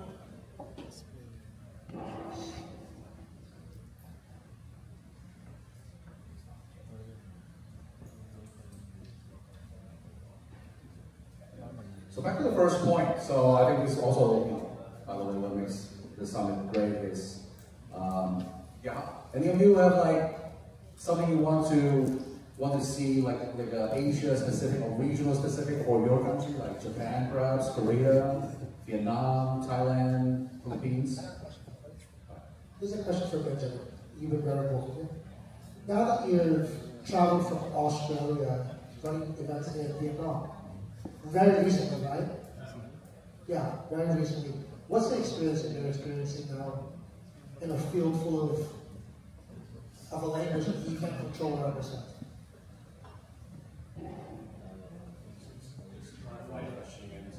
Okay. I'm assuming you're the only guy from Australia on the floor when you're running the WPG or VMG, right? Okay, yeah. To be fair, but Kate's not always be there, right? She'll be busy doing other things. So I just want to hear your experience because I've been in Asia since 2009. It was a challenge for me coming up. But I want you to be able to share your experience coming into Asia and running an event that's just purely almost Vietnamese, right? In relation to what we're talking about here with the language? Well, no, just the experience because we're talking about languages, cultures, and stuff like that. The culture 100% is be different from the Australians, the type of players. Yeah. I guess the first question I put to you all was about the semi shuffle, which we didn't do in Australia. And I've had to learn to be really mindful that there is different practices and cultural sort of tweaks that are going to have to be allowed. Like for me, back in Australia, that's not what we do, we just want to get points out. So I had to clarify with that at the time. I mean, minimise it so it was still sort of included, but it was minimised to move more towards like a global stance, which is what our company wants to be doing. So yeah, just trying to be mindful of like from what the world is wanting to be looking like and what like the local culture is like. So that's something there. With the language barrier, there were a couple of rulings that need to be made where I couldn't understand either of the players. They were having a problem. So I had to lean on Kate and also another couple of TDs on the floor. You know, what I've noticed as well is a lot of players have, and dealers and TDs have a lot of position in them to be able to speak it. So that makes it a lot easier, but it's challenging to try and navigate through that. But you know, I think especially once we get doing more of these, I'm going to learn, you know, who to listen to, who to speak to, who to trust, in order to make the right rulings. And I think, like I said before, the biggest feedback I had from our November series was the phone policy, which is what I brought as well. But other than that, our rulings, we got through them, it was fine, but that was obviously great thanks to Kate and the other people at the side on Burger who could speak English and getting through that. But yeah, it's been enjoyable so far, and looking to come back here later in the year to run our series with WPG. So that'd be good. Thanks. Kate wants to say something. So with my experience, like I'm Vietnamese, and last week I went to Cambodia to run a series there with other dealers. As most of the players from Vietnam, Chinese, and Russia, Ukraine, and when the player play on the table, the Vietnamese speak Vietnamese, and the other player complain that why can't they speak their own language on the table, like when they not in the hand? I said, because like, I came to the table as a young guy, in the trolley on the table when the hand in black. But they get mad at me because they think I target them, like, you like not allow me to speak my own language, while the other player can't speak Chinese or Vietnamese. And I explained to them like, because my dealer can understand Vietnamese, Chinese, and English. So, but all those three languages, like, my dealer understand, and if any chicken like to talk about the hand, the dealer know and notice and let the TV know. Other language we don't understand, so we're not allowed they to speak on the table. But yeah, still concerning about the language. My suggestion, like maybe put on the rule, like when you on the table, while the hand play, students not speak other language because it's confuse other people as well. That is the rule. What's allowed in Cambodia, by the way? So Cambodia is dominated by the US dollar. Is there a lot of Cambodians? I don't know if there's language. I don't know. It's Chinese. They don't have the, I don't see the Cambodian player come to play, but like all my dealers from Vietnam, all the dealers from Vietnam. So like the dealer can speak Vietnamese, some of them speak Chinese and English. So that like those three languages we know and we allow them to talk on the table. No, but my question is for the players, what's the language allowed in Cambodia? Is it English only? English only on the table. Supposed to be English only. But everybody's staff in Cambodia is Vietnamese. Right? Everybody with Stars, WPT, everybody's staff is, all their dealers in Florida are Vietnamese, I think, right? Yeah, correct. Yeah. They're saying 95% of the players is Chinese. So it's very challenging. I do not know about that. In Naga, like WPT, I think there's a mix, but not Cambodian. Well, mostly Chinese and more foreigners coming in, Vietnamese. Yeah. I'm sure the Cambodians can legally play. Are they legally? Okay, I met one. You've met one? Yeah, one. Actually, you're a seasoned player, Raymond, even though you're a fish. But, you know, you play a lot of events. When your experience, when you're going to like, full of Chinese, where it's not allowed, right? Are you speaking Chinese at the I don't normally talk. I just listen. But they are speaking Chinese. They're speaking Chinese, so I don't care. And nobody's policing them, right? Nope. Unless there is an argument, yeah. Unless there's like an English speaker, they don't understand Chinese, yes, maybe you speak out like, hey, why are they speaking in Chinese? Like, you know, then floors will come and let them know when you're in the hand, you need to speak English. And then most of the case, like this case, will happen in Jeju because most Chinese players will be playing in Jeju as well. And yeah, but for me, because I understand both, so I don't really care for my point of view. This to me is a little bit about the dealer training as well. We talked earlier about calling the clock. It's considered very inappropriate to call. Like, I never understood it. I used to call the clock all the time when I was playing. You're wasting my time and my money. I will snap call the clock on somebody, but it's considered rude by a lot of people, and then you end up in a retaliation thing, you end up stuff like that. When you, as a foreigner in pretty much every country over here, when you go to somebody else's house and then you demand them to do it the way you want it done, you feel rude. If I come to Taiwan, I can't complain that the tournament is speaking in Chinese, but I should be allowed to complain if there's 6 players at the table speaking Russian. But there's a lot of players who won't because you don't want to be the target. You don't want to be the one going, you need, please call the floor. They won't stop speaking Russian, or they won't stop speaking Vietnamese. We're in Taiwan, Chinese I accept. You don't want to be targeted that way. That's why I made the comment, it's more about dealers. If the dealers control that early, you don't have to worry about it late. But if the dealers just let it go, and you don't emphasize it with your dealers and your floor, and everybody's allowed to say whatever, then you're going to end up in a problem on day 5 or day 6 or whatever, where now you have a problem controlling the language at the table. You've got a couple players that people dislike because they're constantly, well, you saw it with Kasuf. with the guys who are waiting to call the clock. Like that's what they were living for that day. Is I can't wait till it's 7 o'clock again. Because he just had become a target at that point in time through his behavior and all the other stuff. So to me, the language is one of those that the dealer needs to police. Again, and even to something I was saying to someone at lunch, it even comes up, this is why it's so important to have really good DCs, and to follow that stuff is the dealers who do it right, those are the dealers who are going to get yelled at. If 3 dealers push through and let them say whatever they want, and then you sit down, and on the first hand you're like, oh, I'm very sorry, I'm dealing now, you can't speak Chinese anymore. The last 3 dealers have let me speak Chinese, and now the person who did it right is the person who's in trouble, and the person who's getting yelled at, and that person, after getting yelled at 2 or 3 times, is going to stop doing it.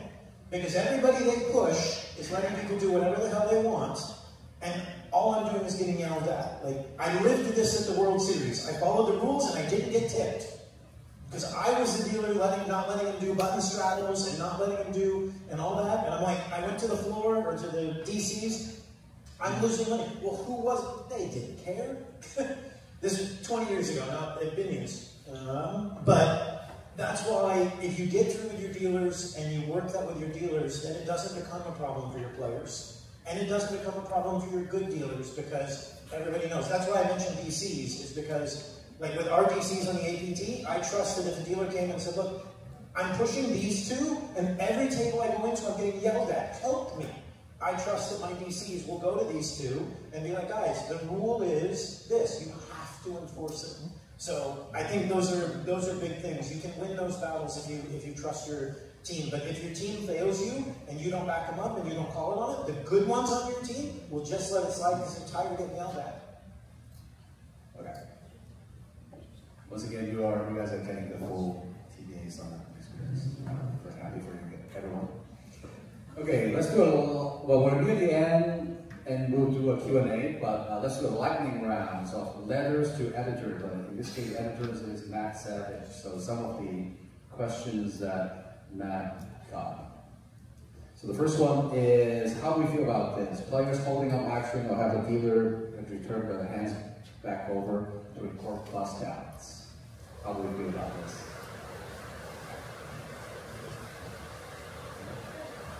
I mean, everybody does it, right?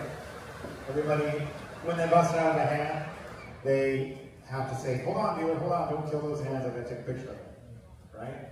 The phone has to see everything.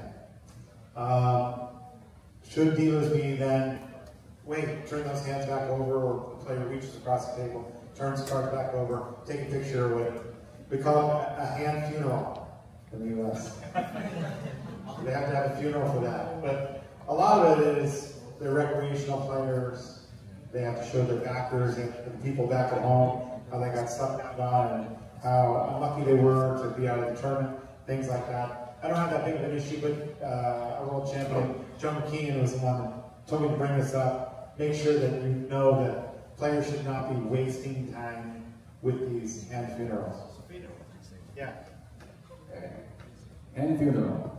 Okay, next one, random break. So random break, everyone knows what I'm talking about, random break. So the final few tables, like let's say 5, instead of having a table breaking order, we break randomly.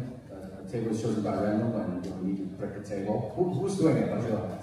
Random table break near the end of the, okay, only. So the rest we're not doing. We still have a breaking order. When you're down to 5 tables, 4 tables. When you're down to 5 tables, you still have a breaking order. How many? Okay. And this is something I don't want to say stole it, but rather learned from, we heard it from Paul Campbell last year, right? last year, and then Paul got eyes lit up and said, oh, that's a great idea, and many of us are doing it. And I personally embrace it, that in my poker club in Hong Kong. Yeah, for every event, doesn't matter what it is, after closing registration, find 5 tables or fewer. I don't even redraw 3 or 2 tables. We just random break all the way to the end, including day 1 starting flights. And the reason we're doing that one of the many reasons of doing that is to prevent players from being able to anticipate which table is going to break next, so that they stall. So they say, so I'll run away from breaking a table, and I'm gonna have to toss big blind in free hands. So let me, drag out the hands a little bit so that I don't have to toss another big blind and nine, so forth. Okay. Next one, who can read table hands? So I think the first one, I think everyone will be in agreement they can. The dealer can read table hands. Players in the hand can and should try to read their own hands. The floor obviously absolutely have the rights to read their hands. How about players who are not involved in that? How many of you believes that player, so let's say there's a showdown and then the dealer is about to push the pot to the wrong player. And then a player who is not involved in the hand decides to speak up. How many of you think that is not okay? Show it. It's not. 状况就是有一个休大，就是两位玩家休大，然后第二预备就是要推发给其实输的那个，就是看错牌，然后你桌上有一个没有牌手卡的玩家发现这个错误，他应该说出来了，谁觉得他应该说？So they try things out, Sarah. How many of you think 谁觉得他应该要说？ They're saying they shouldn't? No, they should. They should, yes, they should. How many of you think you should not say anything? 是有谁觉得是没有说话的，就不应该说话？没有。Do we have rules? 这个时候可以大家说 Do we have rules that when the players at the table, even without having that responsibility to speak up? Okay. Dave Spade. No. For responsibilities. Yeah, of course if there's we're gonna speak up if there's reason a mistake. But Janet asked me, what if the player doesn't notice, but the media does? Oh, the media? It's not in the game. Next point. That's the next one. Okay. Cool. Rule 12 says any player in the hand or not should speak up if a mistake is made in reading hands or calculating a portion of body. Okay. So according to rule number 12, as you pointed out, the players who are not in the hand should speak up. Now the last one is probably the controversial one. How about media personnel that happen to be at the table? Are they allowed to speak up? Should they be encouraged to speak up? How many of you think they should be allowed to speak up and should speak up? 有谁觉得就是媒体，就是有媒体这人士，他们在桌上发现这种错误，他们应该说出来，请举手。How many of you think media personnel should be able to be allowed and should speak up? Okay. How many of you think they should not? Okay. Yeah. Guys, I only raised my hand to influence you guys, because you guys can say yes and pass. So, okay, I think we're all agreeing here on the board here that media should. To an extent. Media should to an extent. And the way it should be handled, we should teach our media that we're signing up. They should be applying with us. We should screen them, make sure that they are proper media. They're not, cheating players, pretending to be media. We should teach them where to stand behind the players, right? To be in open spaces. How the camera should be for those B-ballers as well. So, what we're trying to point out here is that we want to make sure that best hand is winning. That's what Matt said.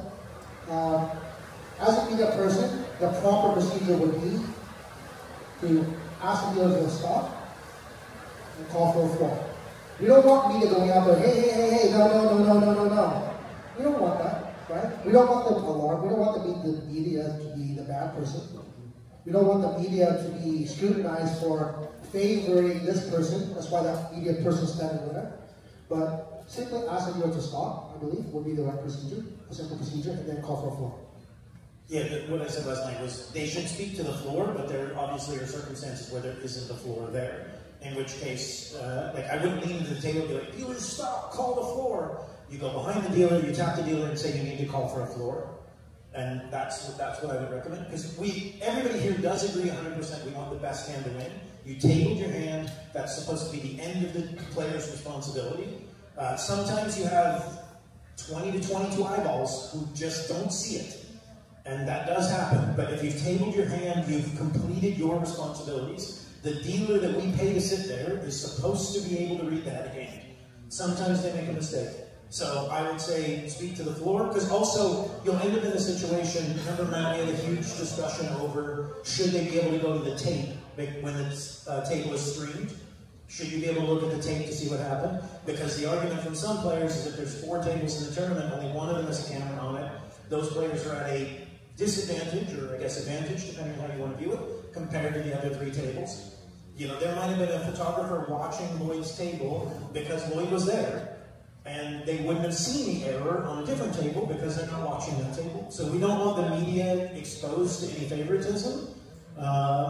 To me, my media training to those guys would be find the floor, tell them there's about to be an error, or go to the dealer, tap the dealer and say you need to stop and call the floor. There isn't time for that. Sure. All right, let me set this up. 3 players left.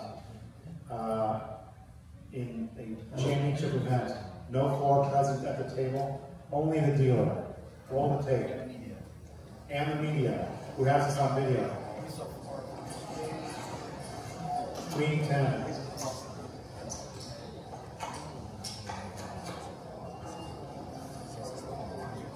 Rob is 2 clubs. Turn cards is 4 clubs. River is the 5 of clubs.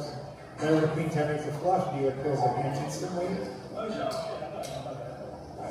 Scoops the pot. Pays the other player. 3 players left. Championship event of the festival. No floor present. 2-round penalty for the dealer. And where the hell's the floor? The media has it on tape.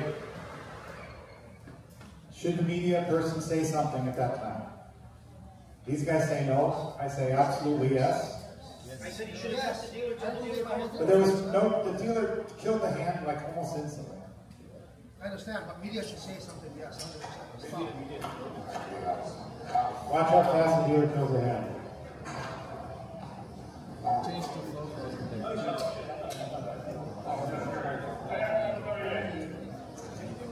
That entire section, stacking the chips and moving the chips, the media guy could have said, dealer, you need to call the floor. That's all he has to say.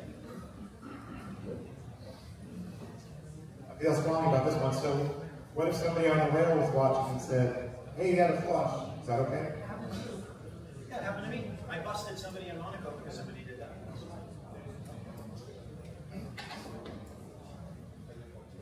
Sorry, this was years ago, 2007, 2008, 2009, something like that. I got called to a table in Monaco.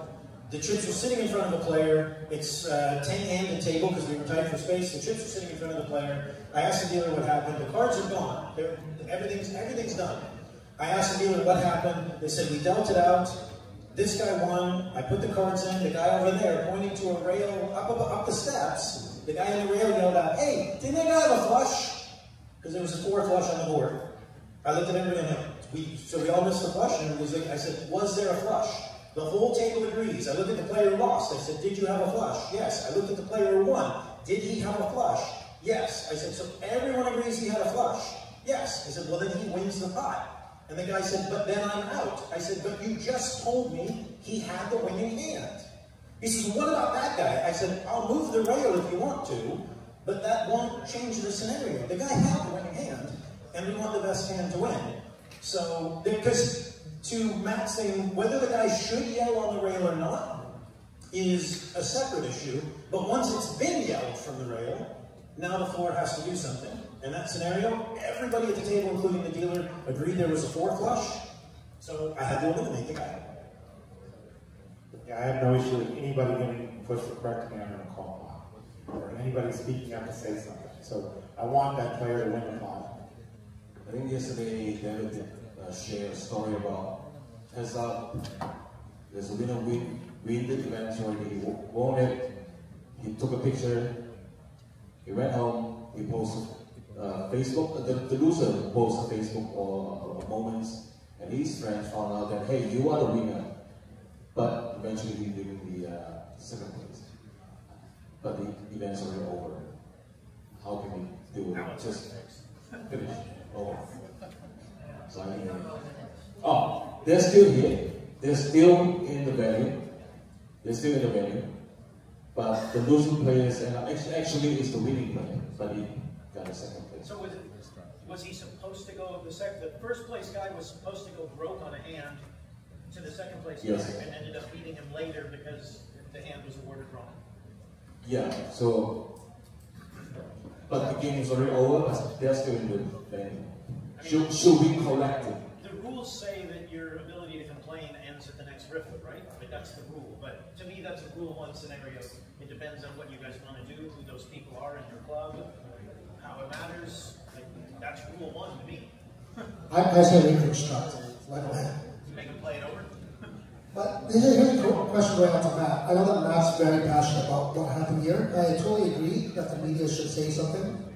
But my question to Matt is, what if it happened so fast, it was right off on the rail, would you actually go back to a player who has taken the video and review the video to make a right decision? Would you actually go to video? Would I actually go back? Yes, I would, depending on the situation. And in this situation, there's 3 players left. We know exactly how much was in that pot. It could be corrected. So I'm going to go back, not long after, but right after, before that player goes. If the media person had said something, even though the hand was killed, obviously they corrected it then. If the next hand got dealt, I would still correct it. If there was chips moved in that situation, likely not. But definitely I would correct it for as long as I could. And I'm the same way, guys, before taking listen. Just to share with you guys, this happened actually in Manila, and I walked into the table with Ray there. I was called over by one of our lead floors, and what happens at the table, the dealer has put out 4 cards and 4-card flop by mistake. And we know 100% the rule is supposed to be those 4 cards get shuffled, one of them become the burn. It was fortunate where it was an all-in call situation, there's no more action.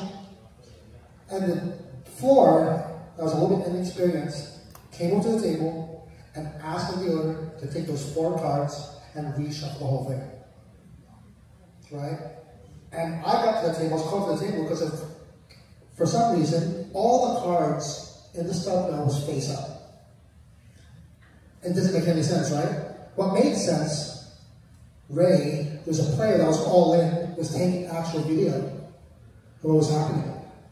We were able to identify the 4 cards that was reshuffled in. So again, there's no more action. The dealer has been asked to spread the deck face up. We've pulled the 4 cards out, because we had it on video. Reshuffled the 4 cards, made one of them the burn, took the rest of it. Reshuffled, put out turn.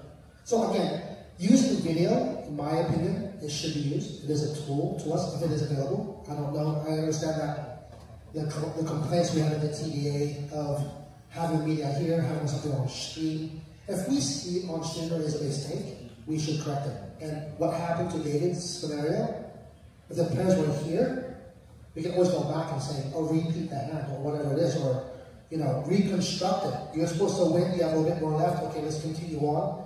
I don't think it's a bad thing. Again, at the end of the day, we have proof to fix the situation, and if we have that proof, we should. Sorry, you're giving first prize back a day later? No, no.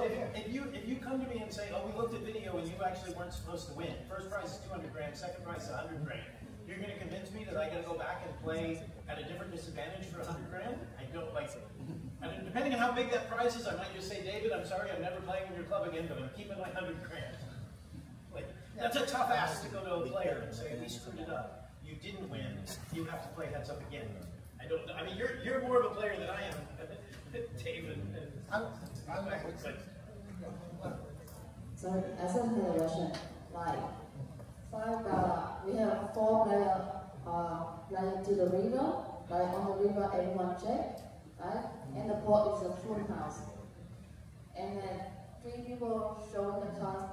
The last person say they just like put the card over, write it down, and the other players are like, oh, it's still play for full house. Does it give the other player not in the hand allowed to say so? And if he say that, do we warn him or is that like?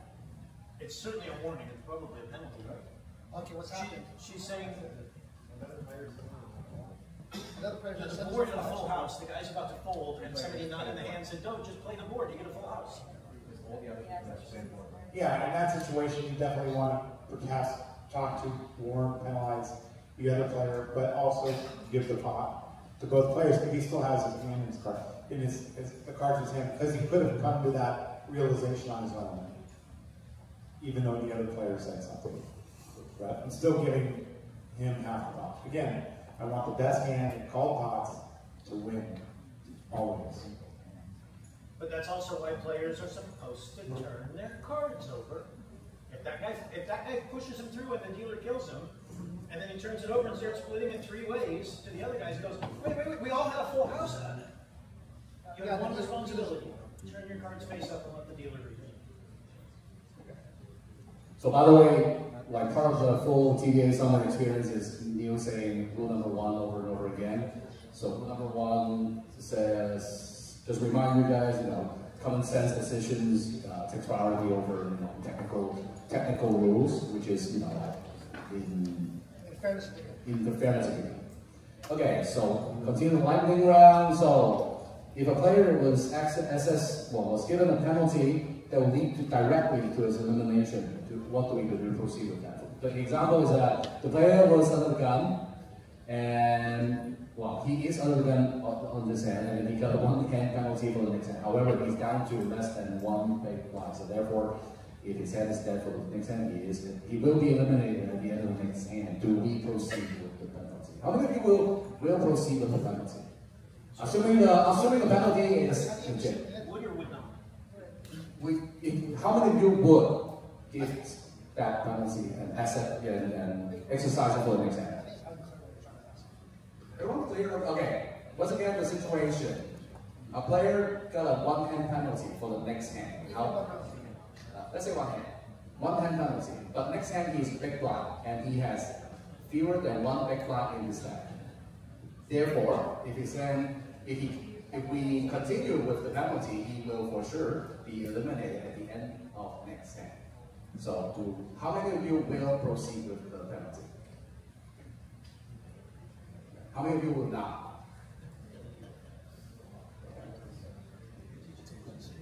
So, how we?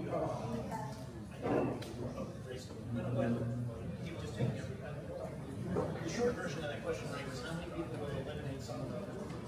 I feel that if we don't follow through the penalties, we're giving all the power to the player on the previous hand, and they can use their position, knowing that, we'll do no penalty because Matt Savage and stuff in the team, they didn't put on hand, so he's enforcing, otherwise giving the player all the power to do whatever they want on the previous hand. You're saying we should kill the house, right? You should give them the penalty, and if that means that they can't play the next hand, that's on them. It's not me. The reason that came up is there was a discussion around should you allow a penalty to eliminate someone from a tournament. The discussion point was, would you, let's say somebody gets in orbit and they only have the 1 big, would you basically keep them on penalty until they got to that big blind and allow them to play that hand? So at least that hand had a chance of doubling up. It wasn't very popular, I don't think, I can't remember who was bringing that forward, but I think the majority of the room, as the majority of this room, said that if whatever you did earned a penalty, and the penalty eliminates you from the tournament, that's just unfortunate. But I don't think anybody's giving out penalties super easy, so. Well, I think the confusion comes with the rule that's in place where all in call must show. Right? I've heard this from players being eliminated from a tournament. I've eliminated players from a tournament before, and they say that they try to shove the rule in my face, right? Saying that in all in call situation, you can't kill my hand. But there's also a rule, if you're not at your seat when the last card hits the button, your hand is dead as well. And technically, with an honor penalty, it shouldn't be advocated. So that overrules that. If you try to make that debate, for those of you trying to make that debate with the players, that's just, it's a priority that When you're not at the table, your hand is dead. So if it's a penalty situation, the hand is dead. Just one quick one. You mentioned like the players are not supposed to be at their seat when they're serving a penalty. Is that true for everyone? Like when you give out a penalty to a player, the player is supposed to not be at their seat. How many of you force the player to be out of their seat during a penalty? Are you talking orbits or just that one hand? One hand. One hand. If it's a one-hand penalty, do you ask the player to please stand up and move away from the seat? How about if it's a one-round penalty? How many of you will ask the player to walk away? Or quite a few more.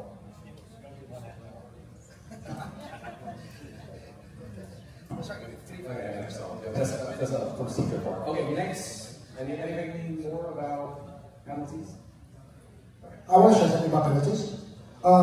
Guys, there's a lot I've seen a lot of floor having a hard time getting penalties, especially orbits or free hands. I don't know how you guys get free hands, but there's a lot of floor people out there only getting free hands, of course an orbit. When the player does not want to leave the table, it's a pro move that has been taught years ago. It's to simply ask the player, get up, please. You need to talk to me. As you're walking with the player, make this push to the dealer, which means, all dealers will know, please shuffle up and start dealing. It's a pro move, whether it's one hand or three hands, or you need to talk about orbit to calm the guy down. Walk him away to the end of the room. Walk him outside, for Christ's sake, if it's a one round, if you need to. But again, that's one pro move, guys, instead of just issuing a penalty straight away, embarrassing the player at the table.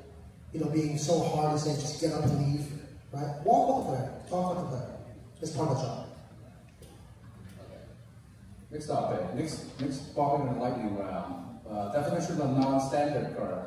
So basically during the course of the deal, you encounter something that's not supposed to be there. A non-standard card.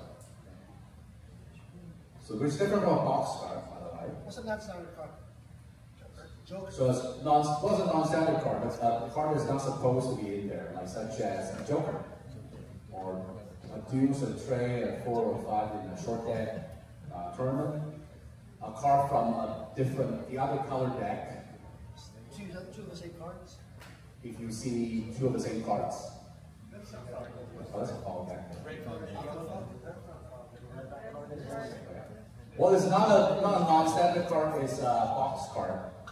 Everyone knows what a box card is. Box card is basically when the card is the other way, wrong side up. Well, upside down. Sorry, upside down. Okay. And there are rules governing, when the dealer encounters, the non-standard card during the initial deal, what to do, and if there's a box card, what to do. Any other rules coming? When there's a box card, treat it like a piece of paper. And what more do you do when you encounter a piece of paper, you take it out and keep it. Okay. So not much there. The last one of the lightning round. So a table is being broken. You close registration already. You lost enough players to break the table. Okay. The other tables are obviously short because they have empty seat, right? That's why we're breaking the table in the first place, right? So do we and should we announce to the other tables, hey, please hold and wait for the players to come in? How many of you would do that? For a show of hands. No. How many of you would not? Can we give the mic to somebody that does it? What's the reason for it? Okay. Sorry, once again, who would do it? Someone say something? Yeah, what's the reason why? Why are you announcing we're breaking a table, stop, we're going to fill the seats? What's the reason why?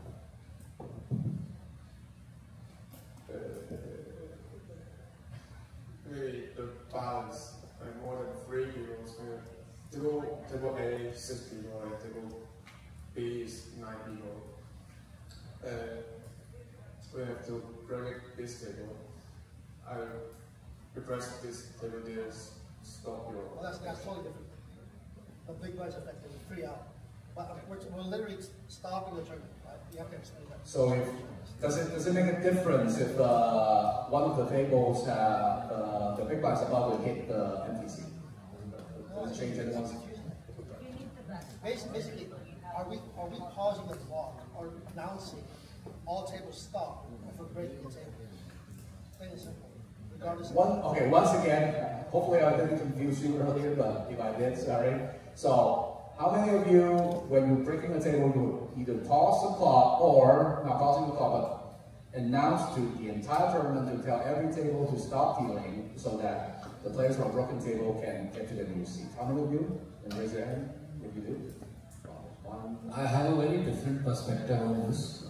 I think usually how we operate or how we see is only in certain scenarios where there is a multiple elimination that has taken place. We may pause the table from where the tables are being shifted to the other table, but irrespective, the tournament continues to go on. So there is no scope of stopping the tournament while we are breaking the table. However, in the case of multiple elimination, where we are down to less than say 3 or 4 players on the table, that's when we stop that particular table and the table we are merging to deal further. So that's how we do it. Why did you give us I think the winner of the nation was doing this. Why do you? Sorry, go ahead. I was just going to say, I guess, I don't personally understand stopping the whole tournament for this, purely because, like, if, for instance, there's only 4 gaps across the whole tournament and all happen to be on one table, you're not going to break a table, and you're not going to stop every other table just to move 4 players. So even if it's extremely balanced, and that's just the logic to pause the whole tournament, I don't think that would be useful, because then you'd have to be policing for that sort of scenario happening where there's only 4 gaps, you need to move 4 players from 4 tables. You're not going to stop the tournament there, so for consistency, I personally wouldn't pause the whole tournament for that. Alright, just got this from Matt, guys. This was a topic that was actually put on Matt's Twitter, right? From Waxman. Yeah? So going to Waxman, we miss you here in Asia. But again, I don't think it's necessary for us to actually pause the clock or make an announcement for breaking a table. I believe it was brought up by Waxman simply because if he felt that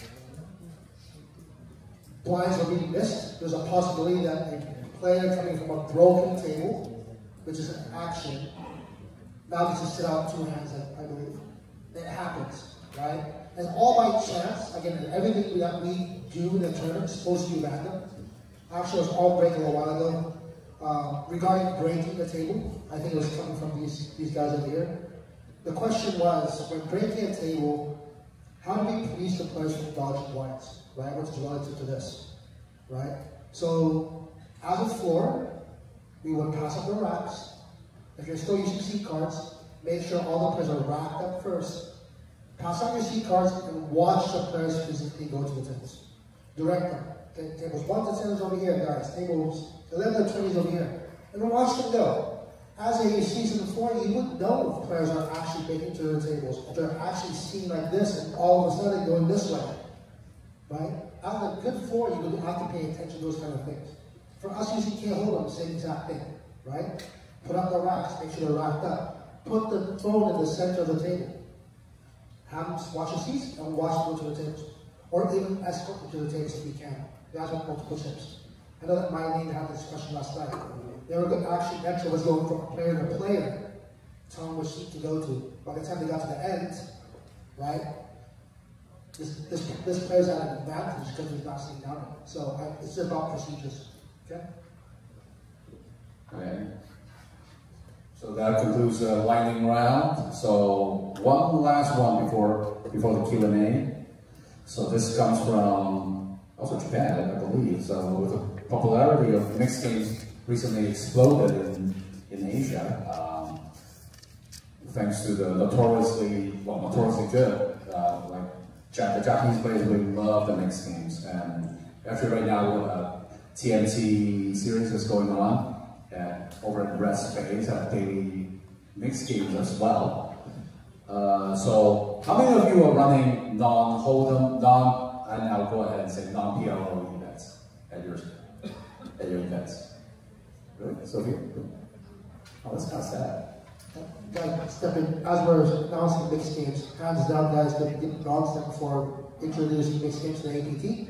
Me being with the APT for over 12 years before the new ownership, I never had mixed games. I never learned them, I never knew how to play them.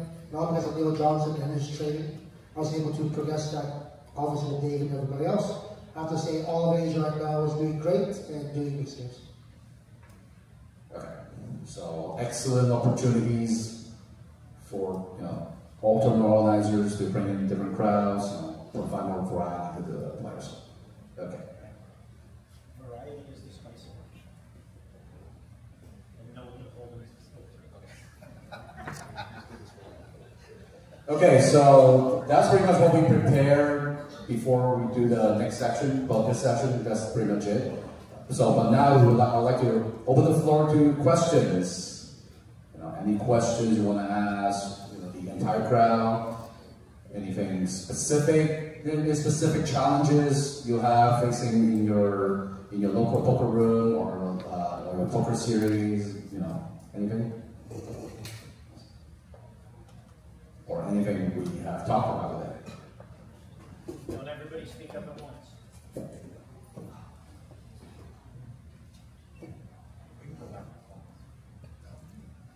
大家对于今天早上到现在为止有没有什么任何的疑问，或者希望 TDA 能够听到你们声音的一些问题，我们也可以来，不用太含蓄，然后不要开始客气，想有问题的就问。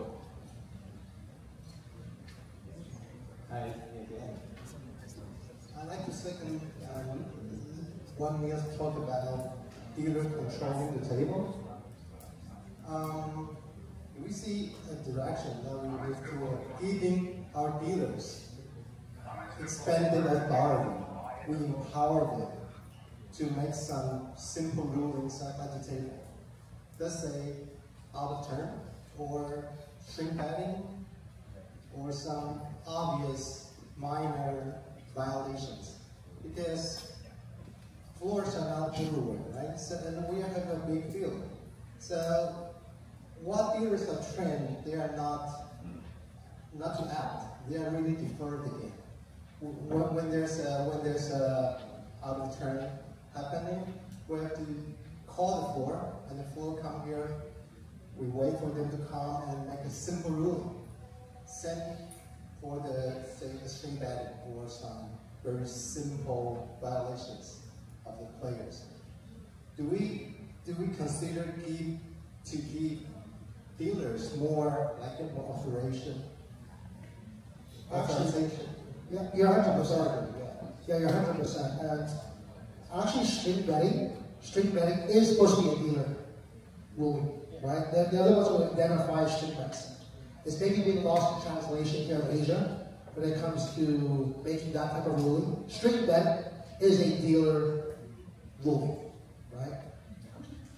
Again, if you don't want dealers actually putting players on penalties and stuff like that, that's why the floor is there. If the floor is not around, it's more of an organizational,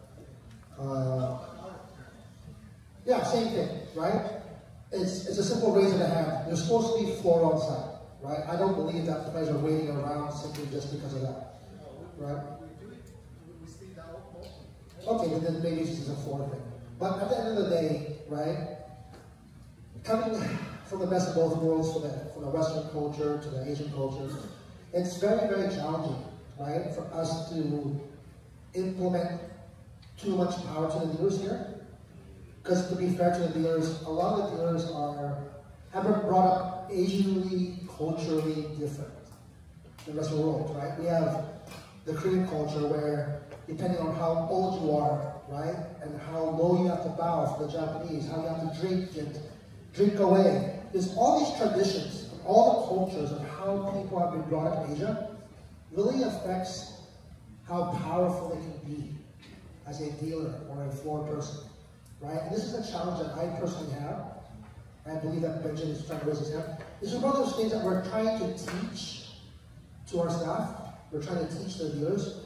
But because of, we do know there's more dealers than us as floor, it's about organizations actually implementing, putting more floor out there to better run the events.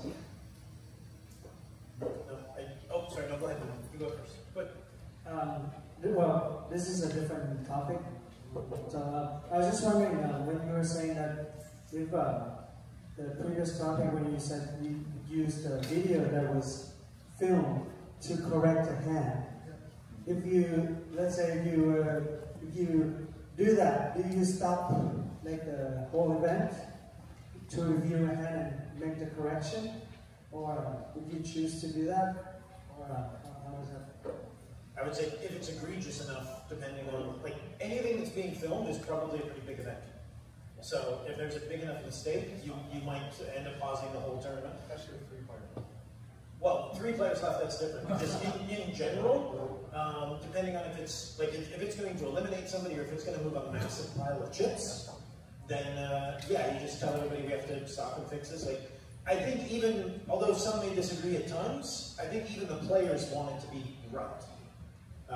To the point that the gentleman had down there, I agree in theory, and I think, like, for the most part, dealers call strings lots of times. If you don't have a one-hand penalty for action out of turn, most dealers probably will call the action out of turn and say, hey, it's not your turn, please, whatever. My philosophy is basically the dealer's job is for 30 minutes to make sure that those players had a good time and run that game. You sit down, you know, I was talking to someone at lunch, it's like, when you're standing at the table getting ready to push, you should be looking, are all the big chips in front? Are all the time banks out where I can see them? And when you sit down, you're like, hey everybody, I'm Neil, I'm gonna be your host for 30 minutes. Stella, do you mind moving your time banks forward just so I can see what we're doing? And then you're going and you're doing your thing. If there's a problem at the table, that's why the people in suits get paid. You simply just call the floor over, let the floor deal with it. Because your job is to make people happy for 25 minutes and then get up, move to another table and do what you can. You don't want players hating you, you don't want players mad at you, you don't want... The dealers don't need that beef in their life. Like, that's why they're not floor. They just have to run their table and then move on. So, in general, yes, but in practicality, and to something Lloyd said, it also depends on the quality and the standard of your dealers. There are things that you would probably trust EPT dealers with that you might not trust WSOP dealers. And that's not a shot at Jack or a benefit to Toby. Toby's crew has been together for 10 years. Jack has to hire 10,000 dealers a summer. The caliber of dealer is going to be different at those 2 events. So the power that you would give them would be slightly different as well. But in general, basic things you're kind of right. But my thing to the dealer is just get through down and move to the next table. Also, kind of what I just mentioned there, what you just mentioned there. So, just again, I used to run tournaments across Australia with a whole bunch of other managers as well. But when we recruited dealers and TDAs, we got dealers purely to focus on the experience of the players. We'd always tell them, don't make any rulings, we don't want you to be the enemy, we want you to have a good time with the players. They want us to be the enemy in the sense of the players' mind. So if they make a bad ruling, that goes back to them. Also, a lot of TDs, you'll know, talk to each other. They communicate, make sure they're doing consistent rulings for a day, all that sort of stuff, passing that information around. If a dealer makes a ruling, they can't communicate that back to other TDs about that particular player. So when they get up, they go on break, etc. So there's not enough time to keep that communication going. Therefore, you as a player would have very different levels of experience with different dealers. There's some dealers, as you mentioned, are much more experienced and some aren't.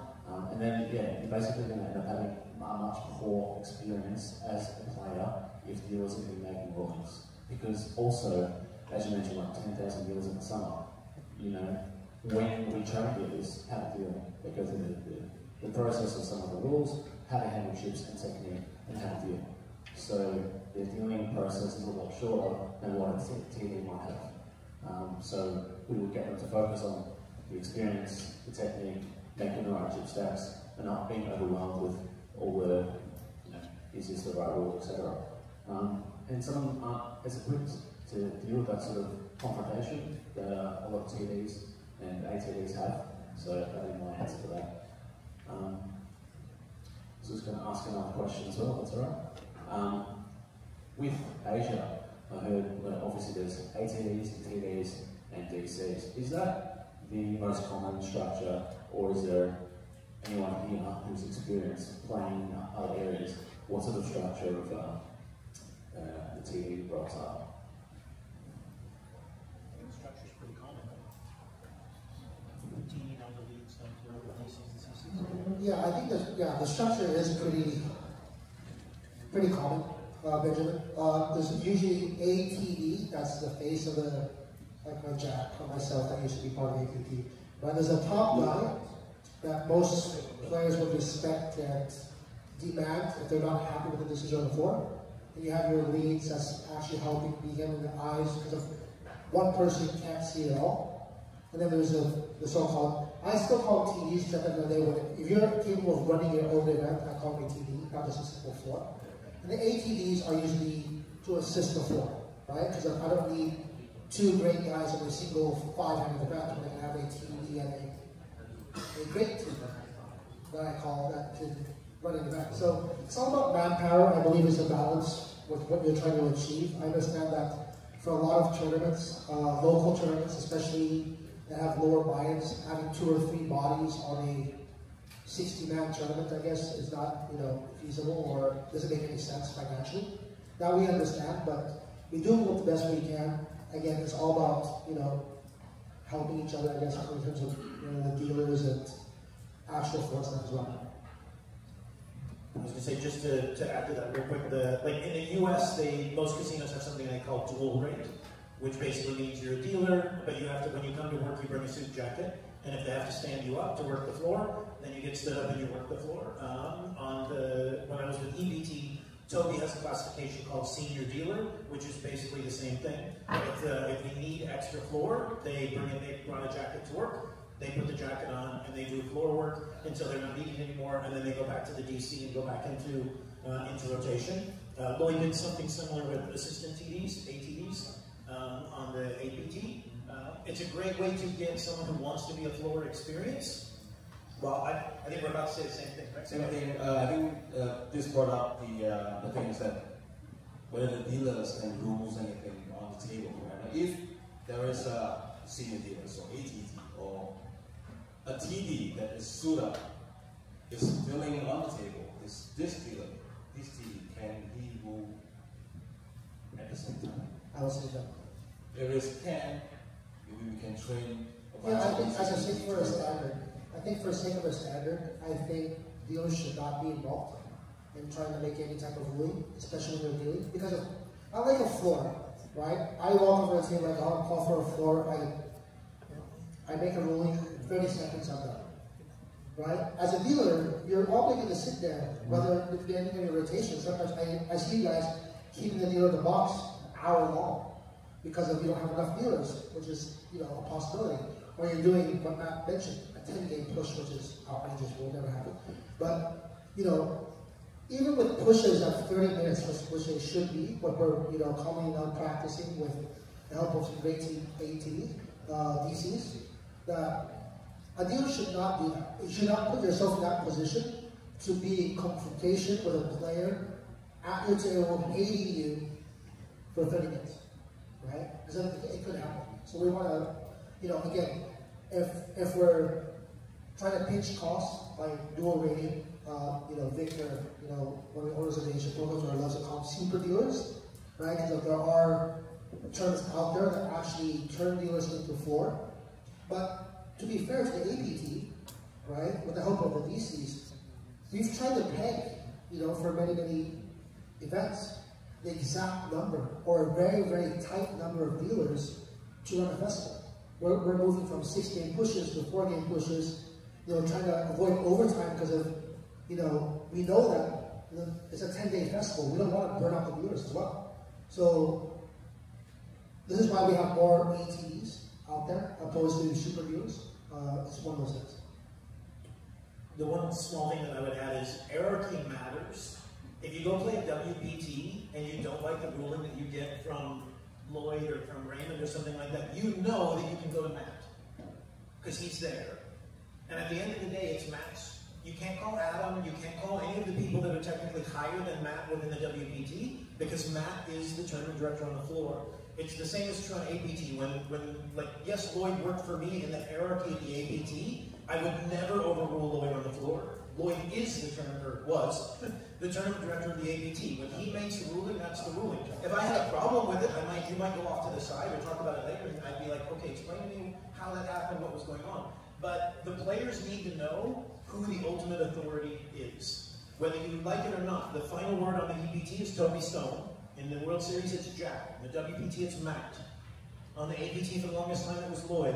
That matters to the players who are coming to play with you over and over. They start to understand who that is. So to the point that you made, even if for some odd reason, like Bear is our assistant TD, even if for some reason Bear had to deal, then I don't want Bear ruling on that table because he's now in a different spot. He should be able to provide tons of information to the floor who does rule it, but he's now in a different spot. The hierarchy really matters to players in trusting your event, in my opinion. I think Matt has something to get on. If anybody's hiring, Lloyd means a job.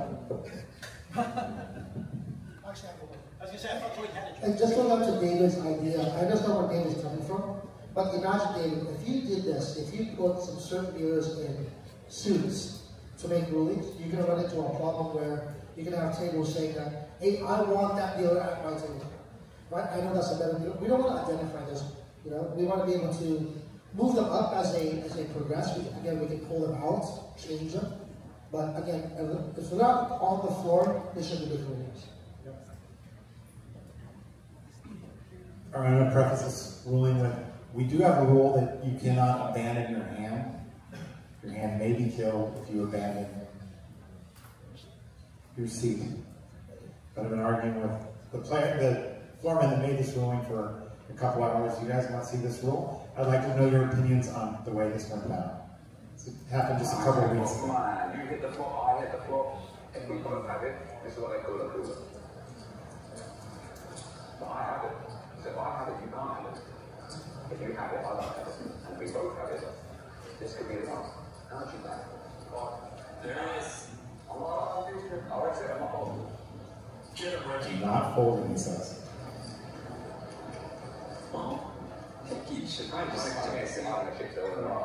Ricky Green keeps going like he's a car salesman. He's laying down and I'm calling the sheriff.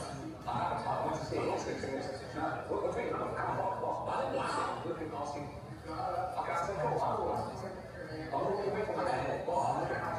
won't let me see it. Hang on 1 second. They call me for the block. They didn't call me because I walked out. I'm just seeing how much he's got behind, that's all. I already announced I'm not bothered. All I want to say is, all you getting at, I announced I'm not bothered. I'm either calling or reading. That's what I said. I'm calling or reading. So can I just call? I say call. I'm not. I call it right. But why? My hand is not. I just want to see how much he's playing, that's all. I'm still here to see how much he's playing. Before we do that. My hand is dead. What, so I can't see how much he's playing? Your hand is dead. Right, so how far can I go to see his game? He's hiding his chips. He's hiding his chips in the right. Well, how does it feel? I can't see how much he's playing. His stats, 4 chips in a row. I don't see. He doesn't say, he's not telling me how much he's playing. He's got 4 stats in a row. I can't see if he's got 1, 2, 3 or 4 stacks of wins. I'm not being funny, look. He's got 4 stacks. I understand, but I'll just look and see how much he's playing. That's all. What's called to the go away.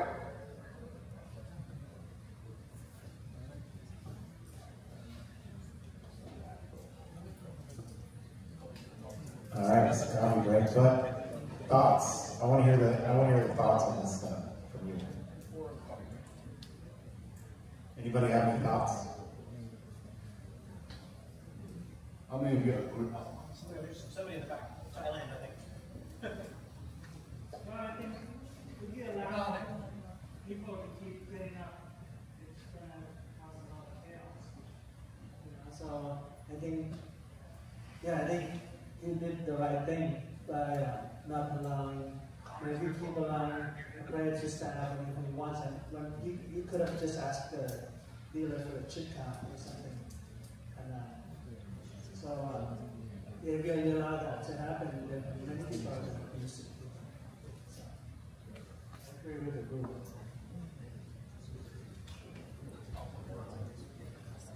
I actually think it was a bit too harsh. I think he should be given a warning first, because I think he wasn't really shooting. I think he if the guy was purposely stacking the ship, like with his heart, identified by the other players, I think that would be fair. You know, that the general director should consider that. The fact that two brothers disagree on the same ruling is a pretty good one.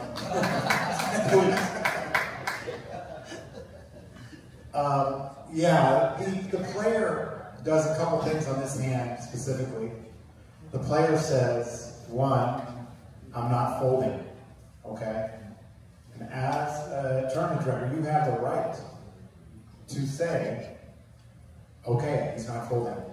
He says, I'm not folding. Then he stands up, goes behind the dealer, and is looking at the other player's stack. And as that is happening, the floorman comes up, stands at his seat, and he gets back in the seat, grabs his cards, and the floor says, your hand is dead. He said, well, wait, I said I'm not folding. I call, right? And then the floor says, no, no, no, your hand is dead. I want your thoughts. I think what I saw at that was not so much about the ruling that happened, but just more the way it was approached. What I could see was the floor person, the manager, was their posture was quite aggressive. Like they were sort of standing directly, barely listening, interrupting the player, not giving him a chance to speak up. And yeah, I think that would have been the problem the player was having at the time, probably made it a little bit worse. So this topic at the top says floor management and staff training, which clearly for me, I would be having a conversation with that floor person about how to approach it, be more open-minded. Can still make the same ruling, but at least make it seem a little bit more considered. Personally though, I don't agree with the ruling, but that's not what I'm responding to. I want to add something to this. I love Bob. Bob is actually the TDA listener. Just want to add to this. I can't remember what day of the WSOP this is, whether it's day 5 or 6. Imagine you being the floor, having to police this guy for 6 hours straight, right? So you also have to give yourself that kind of mindset, Benjamin. Like, this guy has taken multiple clocks, because the WSOP didn't have an action clock in play, right?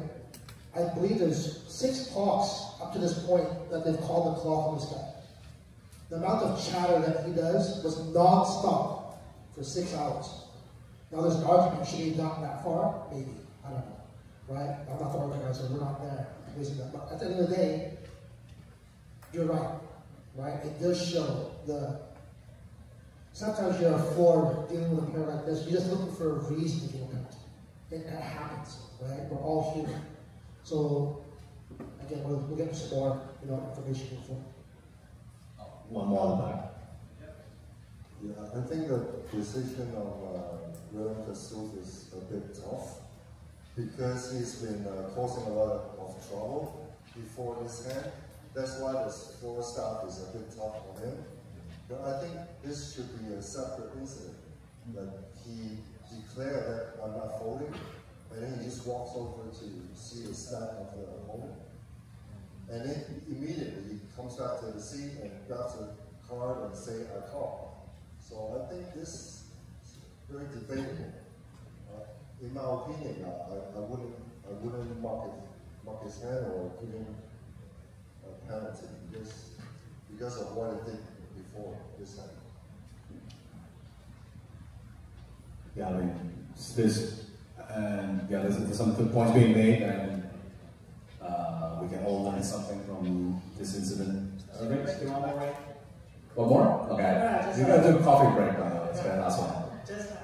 Just that why I agreed with it also, because I think he was creating so much chaos before, and that's why it's a toxic environment that he was creating, and that's why I thought it was justified. Basically, he's not doing himself any favor. Right. Ray, this was day 6. Also day 6 of main event. Day 6 recap. Okay, so by the way, it's coffee break until 4 p.m. and cards in the air at 4 p.m. sharp. Coffee in the back, by the way. 休息到4点。 저녁에 치워주세요.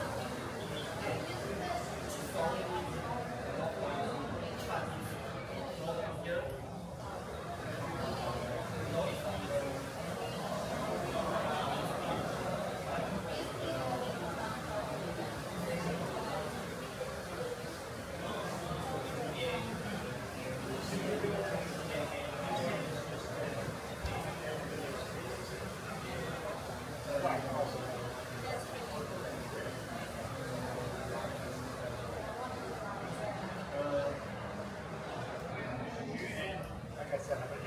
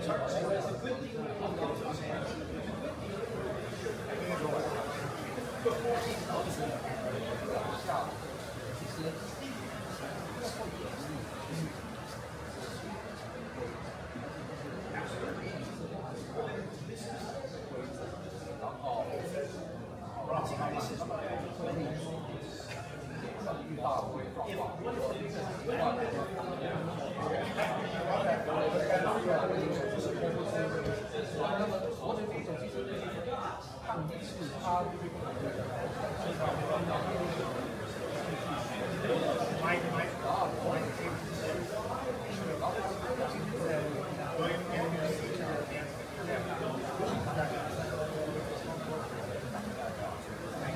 he decides he's going to keep standing over here, okay, that's what you see.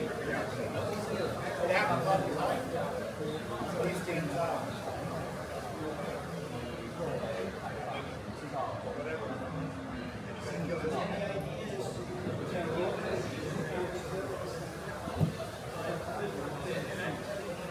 There is a rule that is that you cannot abandon a racing match. You did not abandon.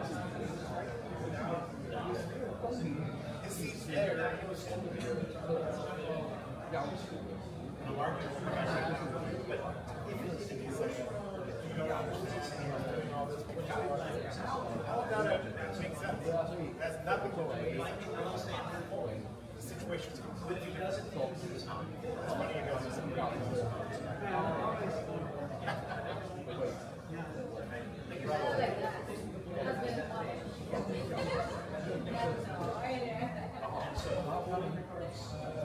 yeah, I agree with that. Did a lot. Everybody was saying, over that big, how do that,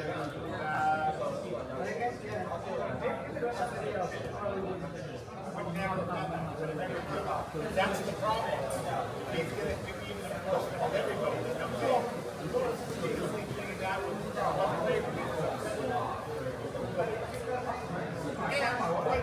What if you're the other player and you have a set and he says, I call, okay, take it.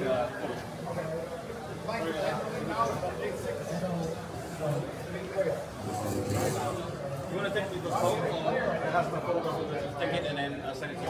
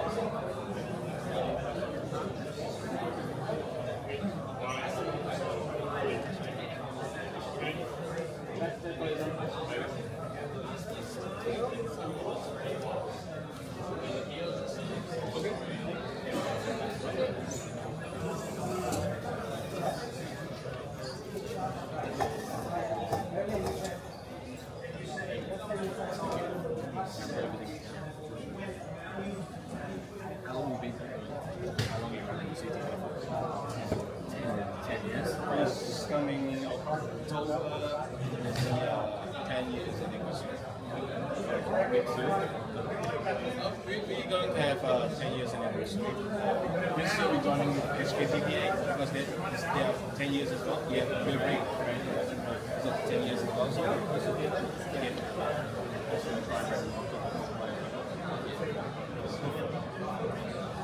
celebration. Last 10 years. How much? 10年做了多少？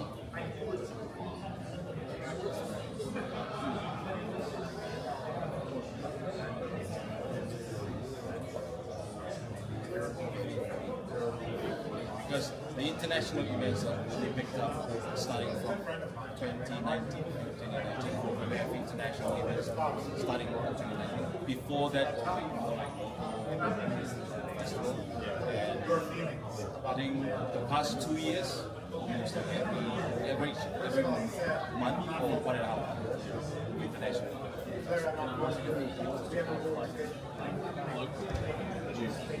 For room permanently, maybe they have like 15 to 20, but when we have festivals, we can recruit up to 100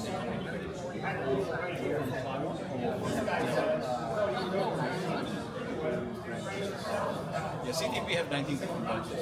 So once we have the festival going, all the rest of the branch will have like dealers selling to help. We never tried. We only had one time the first international series that we need to have dealers, like APT.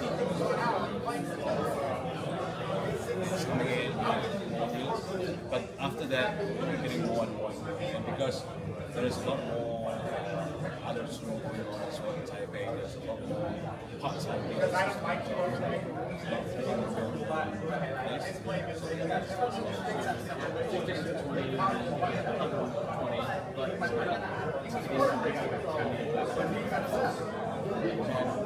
Because like 19, we have 19 CTP club, so most of our rooms have their own teams and ATDs.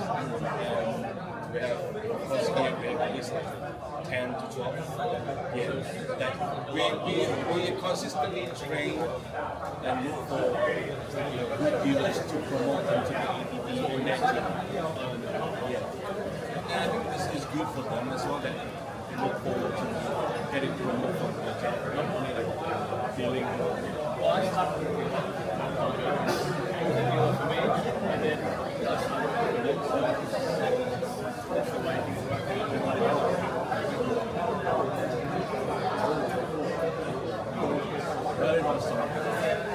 legalize mercury in Taiwan, a long story, a lot of funds.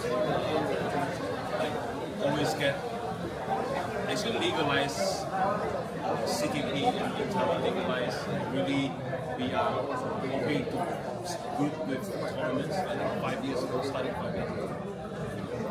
Yeah,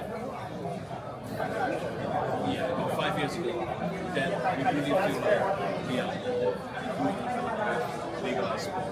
Before that, there's a lot of case, we get sued, released,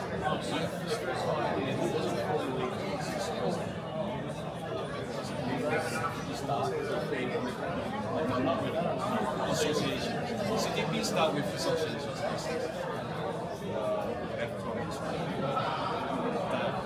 We always get change.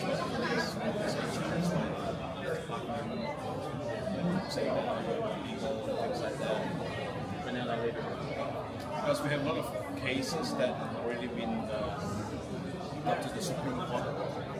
Cases. It's all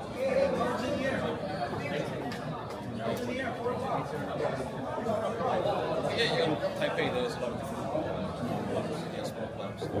We learn, so there is some other wanting to open up.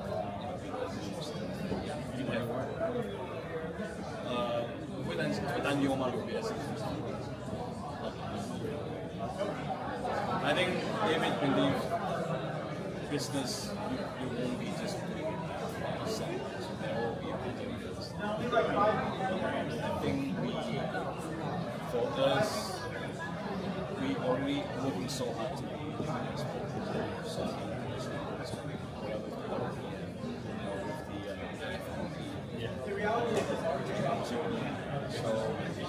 yeah, we're kind of a big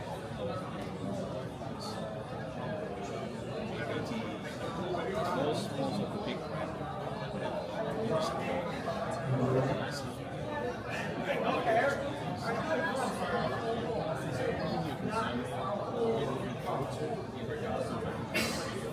sorry? Concerned about or looking forward to WBC to pull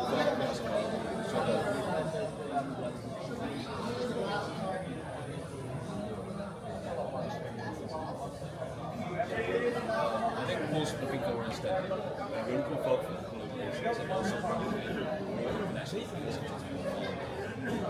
this is always the objective. CTP is one of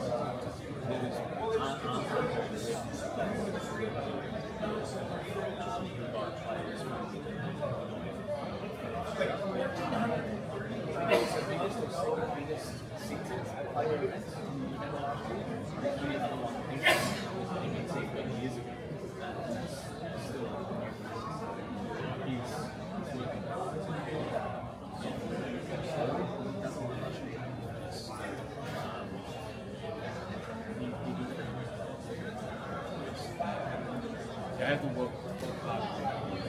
How about like in Taiwan? I think one thing a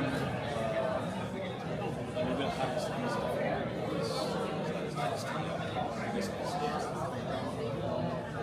but we can provide invitation.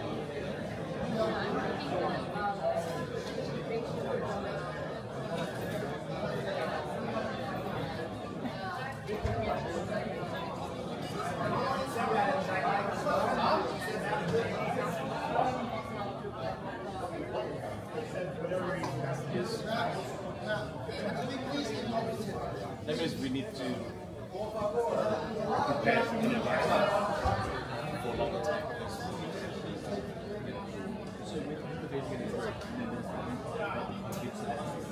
The visa is issued by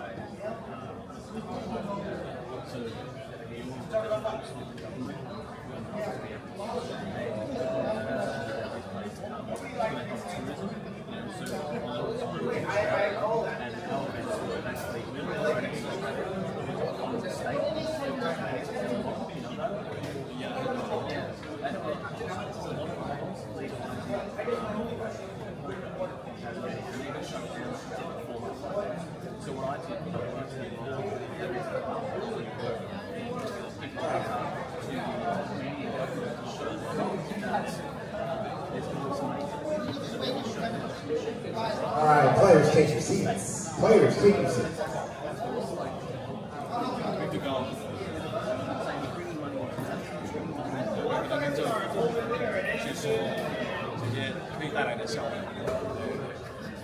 Yeah, there's a possibility that we can talk to like tourism board. All right, everybody, take your seats.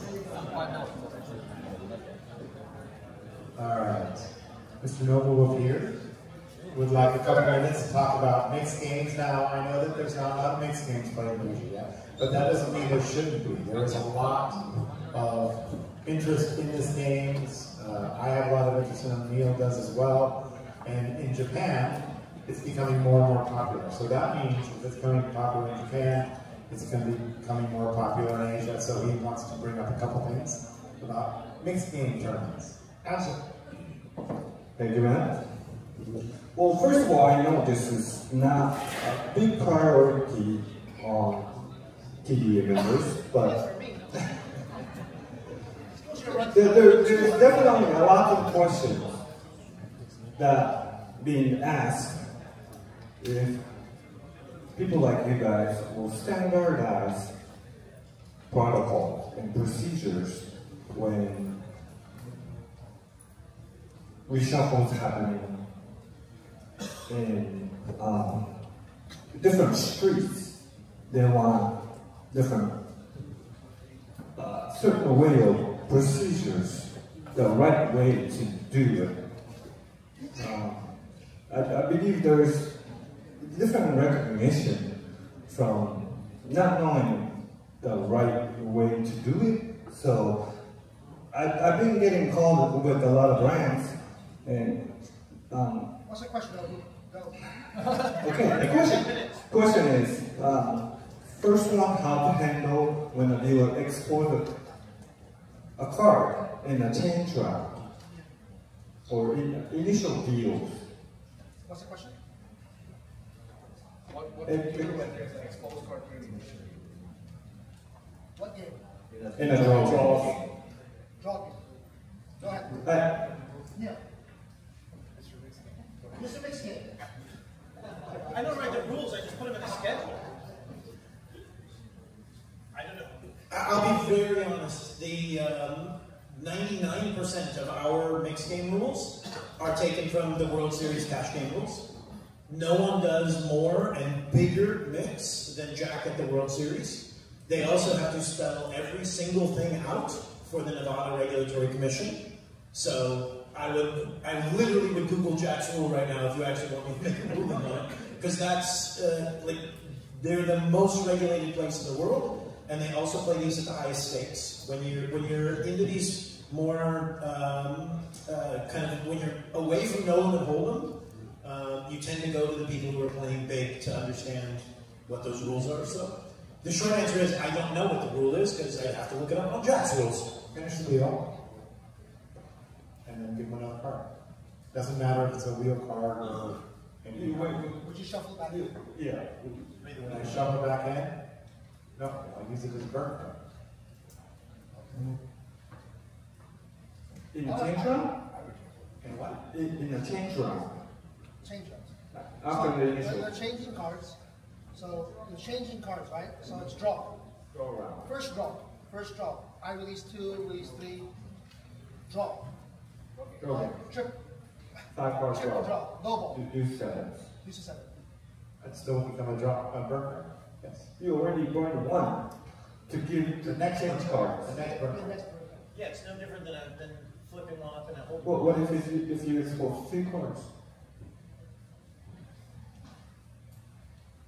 How are they dealing the game? It can't be pitching the card. But it could accidentally happen. No, wait, this is my first time, right? They expose 2 cards, rule number 1. Yeah. And swap the dealer up if they literally can't. I don't understand this, guys. Again, I'm fairly new to mix, and I have been creating a lot of rules to help support the floor staff based on what Neil created here, the monster he's created. So I believe, because of RTC, it is a draw card that was supposed to be delivered.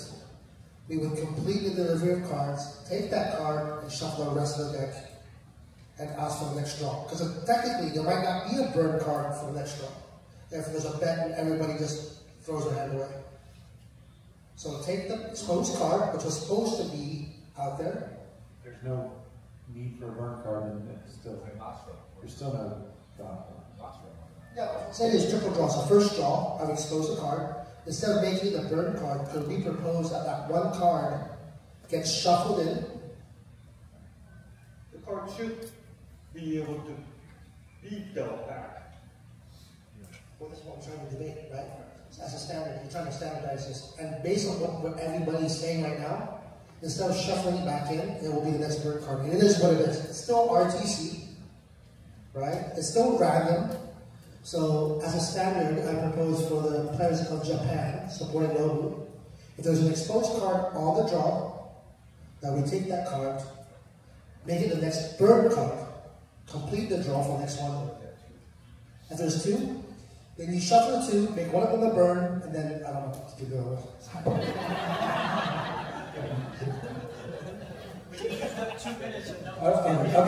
let me speed things up a little bit. I do have procedures in several of the series I work at. So at the initial deal, if there's a single exposed, at least 2 exposed cards, just like no, it's a mistake. If there's exactly 1 exposed card, I'm not saying this is standard, but at the tournaments that I work at, what is going to happen is we take that exposed card, we shuffle the stuff, and then give a replacement card. Now, for the second point is that if they're during one of the draw, that we deal out a replacement card, right? Doesn't matter how many cards are exposed. Hopefully not too many. 1, 2, 3, or 7. We will finish dealing the rest of the cards. We will take all those cards back and reshuffle and give the players who still hold cards in that order, and not the next burn card, which also satisfies RCT by the random card theory. Exactly what I said earlier. You guys said no. Agree to disagree, but okay. Thank you, Ray. The next question. When you ran out of card, the reshuffle chronicle.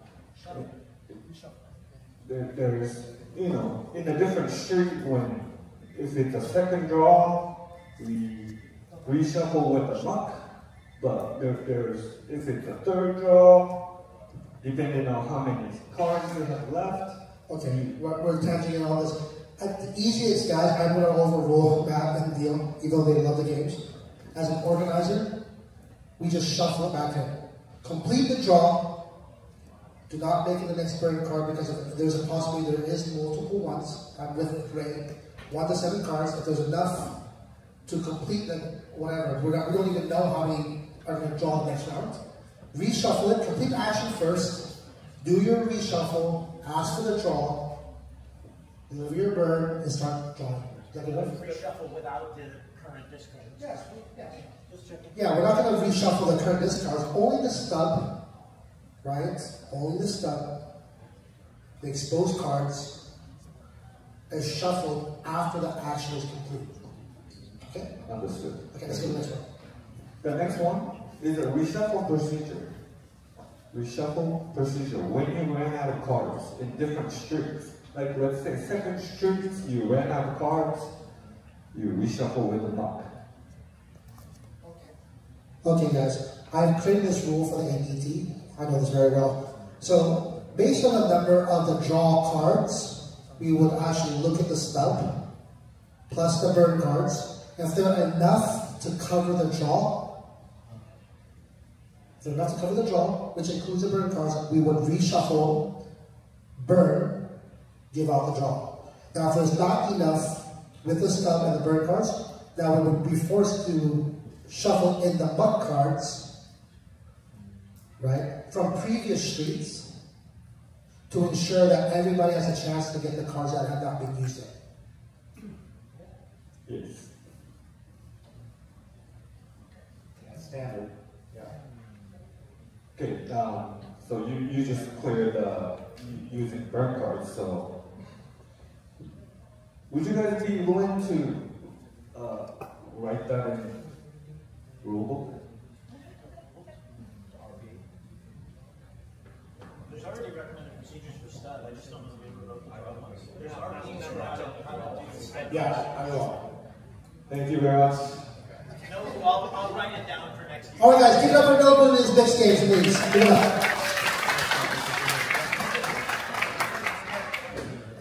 Please put them in their schedules. I'm not allowed to play the APT.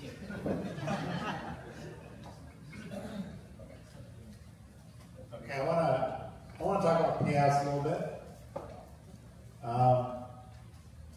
How many operators pay just 10%? Payouts, ITM. In the money, pay just 10%. In the past, 10%? Does anybody take different amounts for like how many of you are running mystery bounty now? Mystery bounties? Okay. There's a lot of trend for mystery bounties to pay less percentage, so that more of the money would go to the mystery bounties. I know they were using that if they want to coming up, they're going to pay 10%. In a mystery bounty, outside of that, we pay 1 and 8, 12.5%. How many are paying 12.5%? 12.5%. You're paying 12.5% in 2 weeks. You said 13. You said 13. Sounds like you two might need to have a conversation. Maybe didn't know. Play 18 holes. And how many are paying 15%? Actually, Neil, you're between 12 and 15. But the ceiling is 15%. Yeah, so 12. We would never pay 1501.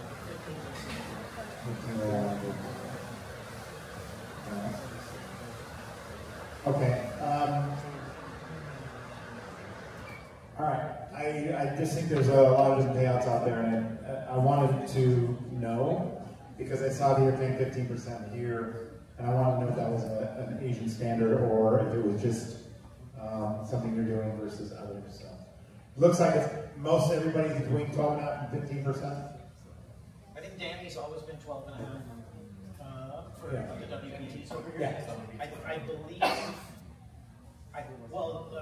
Poker Stars would have been the same as EPT, so they would have been 15% when we went to 15%, and Lloyd was 10 for the longest this time? Actually, I had 2. I was actually paying 1 out of 6 at one point, which I fought really hard for 2 years. You know, the follow the whole APT. I lost that battle, right?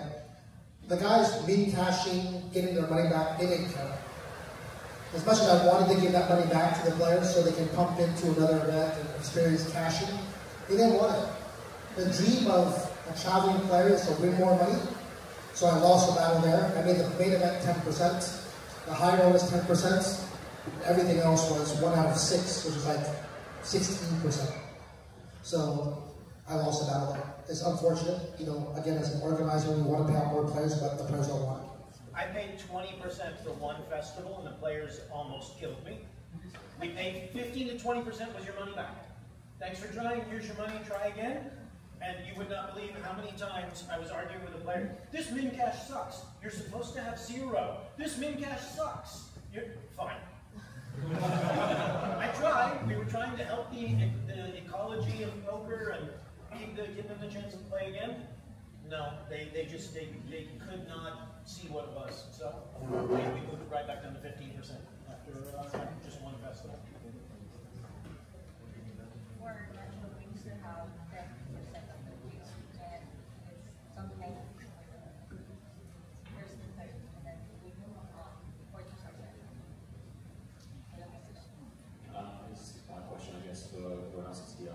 With Asian poker players, what is the feeling of the minimum cash being acceptable? Neil says that money back's no good, they're going to kill him. So when I was doing BBG in November last year, some of the players, someone was winning 90 and 110%, so double, or just under or just over. Is that what is normal across Asia, or what's the normal feeling for minimum cash at the moment? We're set at 1.7x the net buy-in. Or is it gross buy-in? I should know, I wrote it. 1.7x. Less commission. So it's $1,000 total, you're paying what, $1,700? I think so. Until I said it out loud, I couldn't remember if it was net or gross.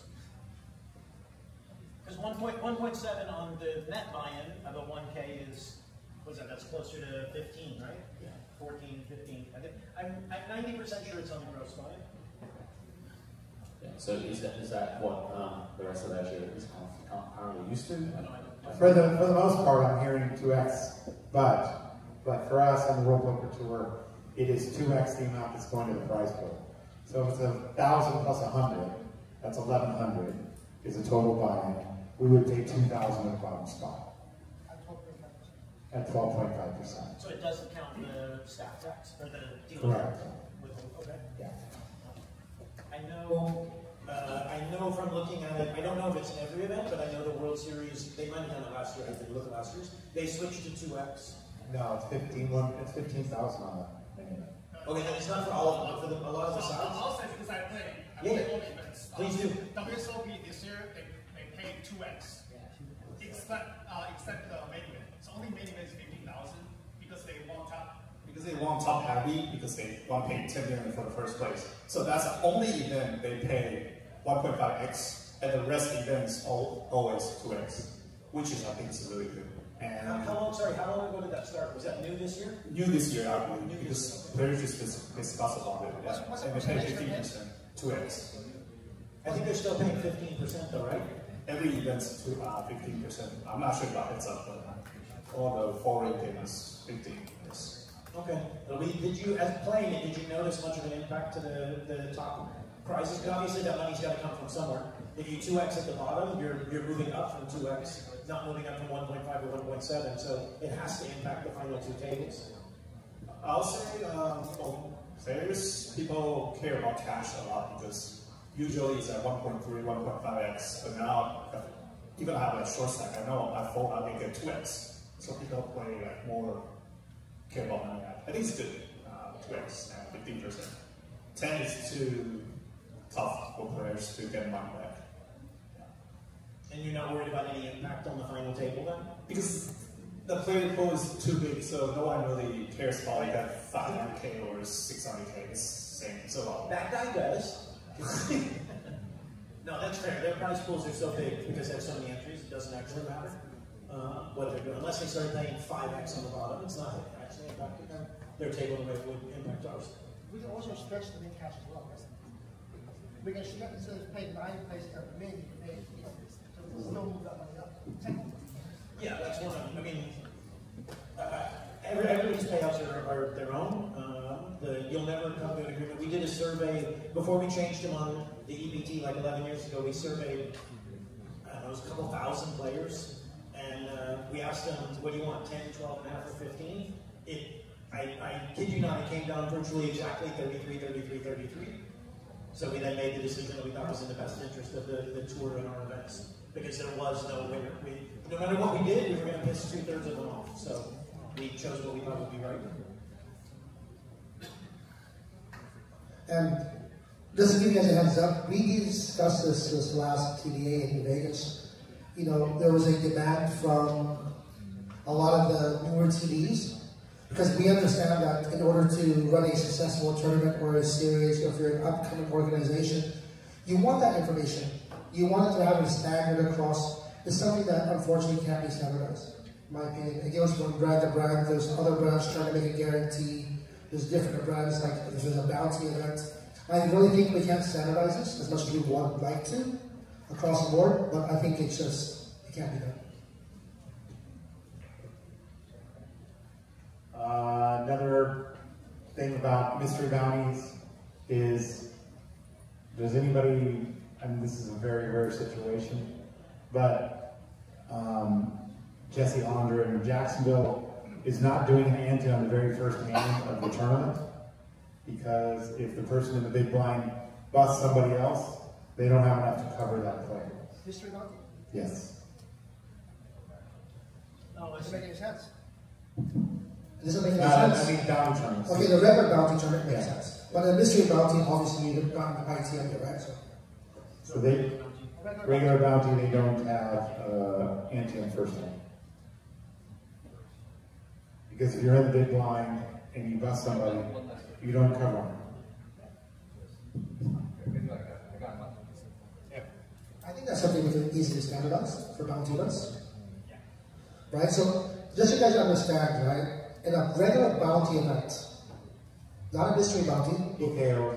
Yeah, TKOs, whatever you know, headhunter events, right? I bust back the very first hand. If I'm in the big blinds with the current situation right now, I can't win the bounty because I put in an ante first, right? So my effective stack is actually less than the max. So if we can come up with a standardization for that specific event, I think it is should be a rule that I can agree to, that the very first hand of the event, a KO, headhunter, bounty event, to not have an ante.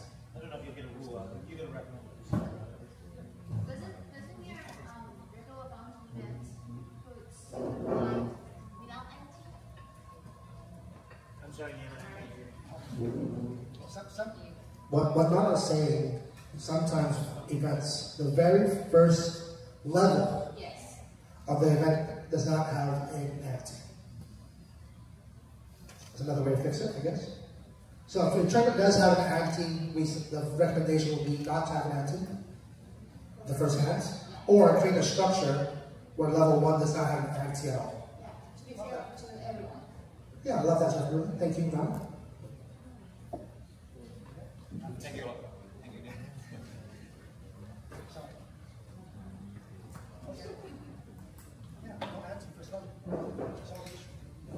Alright. We'll discuss that next year. Alright, so is there anything that you feel like we could have come up here that we could bring to the TDA Summit next year? Let me check my notes. Let me check your notes. Well, I think the push. Or is there anything that we discussed earlier that you'd like to discuss more on? I'm happy to do so. Before Lloyd goes into his... Well, I have something else happening. This came from Dave Spade. I have to share this. We talked about all the cheating allegations and we showed that video that we're going to come back to about Bob and that ruling that was done. There's a ruling that happened where Cabral, the guy we had a picture with, what's his name? Cabral. Where Cabral was actually warned at a final table not to stand up because he was apparently an accused card cheat by marking the cards. Apparently it's happening now in Asia. It's been shared to me during a break that in some jurisdictions in Asia, players are marked on cards.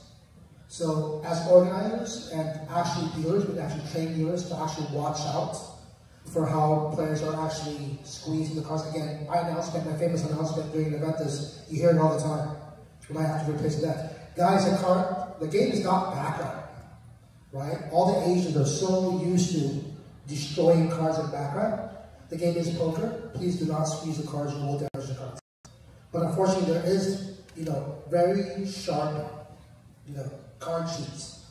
And one of the identifiers is a player standing up constantly, right? He's trying to look at the angle, how the light hits the cards, right? So we can share that, in our trainings with our dealers to kind of look out for things. Right? If we put that word out there, be aware. Come to me on a break, come to any form of break or whatever. We're not asking anybody to the back spot to accuse or cheat.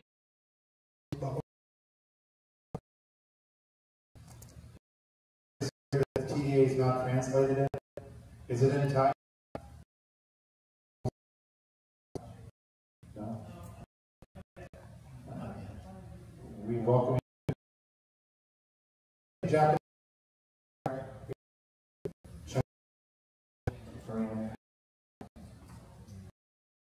Cantonese. Cantonese is not really.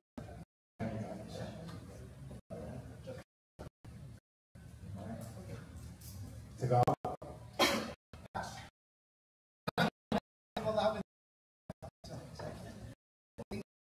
Okay.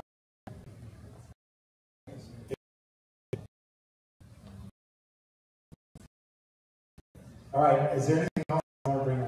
I'm happy to bring up.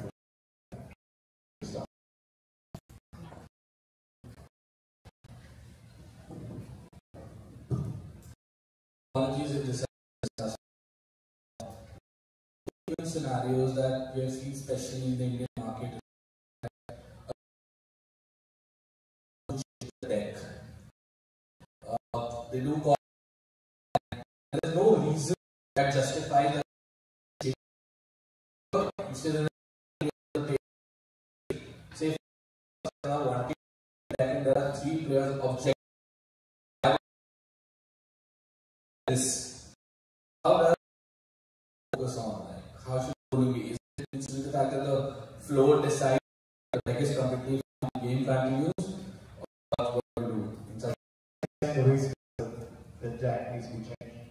There are 2 funny reasons for that. One is that they think changing the deck will change their towards the game. That is, but I think the main one, right? Some people think that the deck has become too hard, or it's difficult for them to, flip up and see their own cards, right? So this is something I've seen a lot, especially in the Indian poker tournaments. So what do you think should the ruling be in such cases? Yeah, so we don't allow deck changes. We check to change the deck every dealer push. If there's cards that may be marked or something's wrong with a defect on the cards, that's the only time we change the deck. There are still some places, and I'm trying to get them to change it, is that they change the deck every level.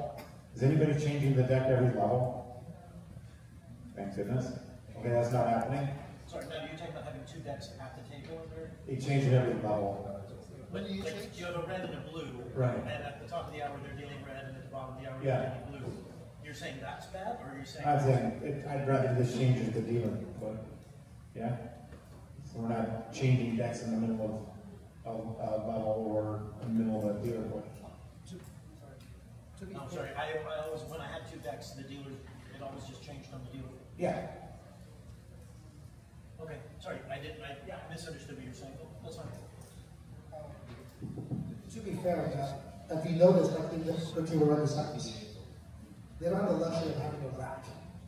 So, in many of the events that I've been running throughout Asia, the deck doesn't get changed until the event's technically done. A lot of events. you know, we do get the calls from the dealers. It's the dealers actually telling us, hey, the deck's kind of sticky, right? We would change that automatically, right? A player saying that, hey, the cards are bent, we would change that automatically. But there has to be a valid reason for us to change the decks. I guess it's also part of operational costs as well. If the status of your poker, we're not saying, you know, who has unlimited budget to change decks. Sometimes it's, you know, operationally not feasible.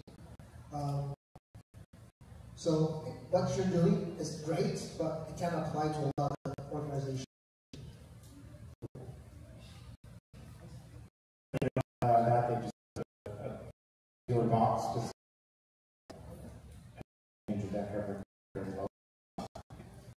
Anything in the TDA recommended, but I understand, especially in India where they're at deck. That was the case. We used to be able to do that back then. Many years ago, you might have first brand did not ask for it. And it just makes it easy. It's just a procedure. That's how they're handled. Yes. Okay.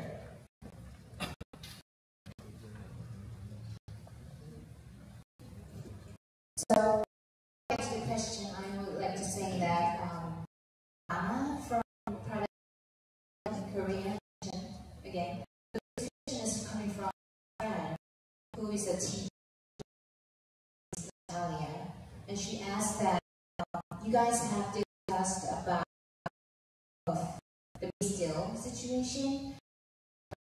The TDA is saying that the things they cannot get the cars. The price was already putting it on the table, but they were there at the moment. The original was, but they still can't get the cars. Yeah, I was always of the opinion still that if you're not at the table, but that you would not get, you would have to set out the next. But now it's changed. That if you that you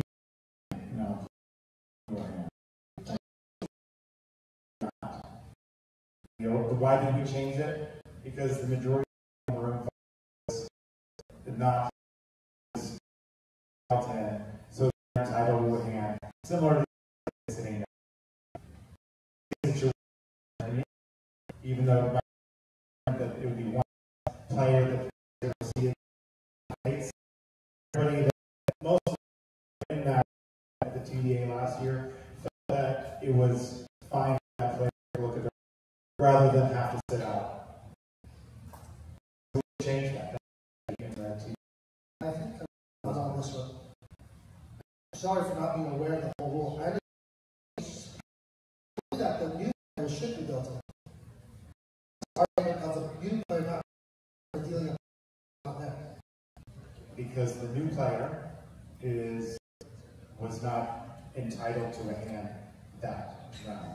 They were not entitled to a hand. Therefore, they're not entitled to a hand on this game.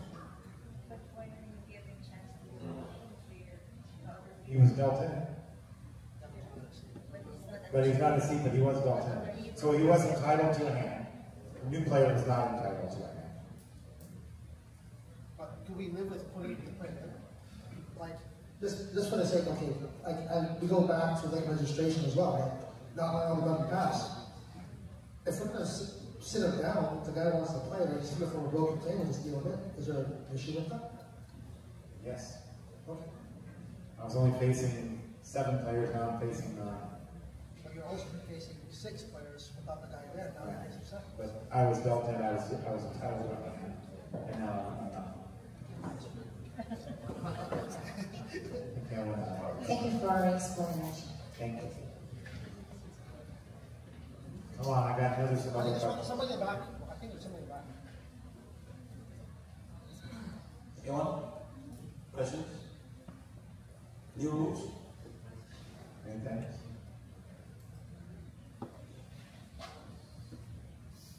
I'd like to bring something back about shot clocks. Action clocks. Action. You got me.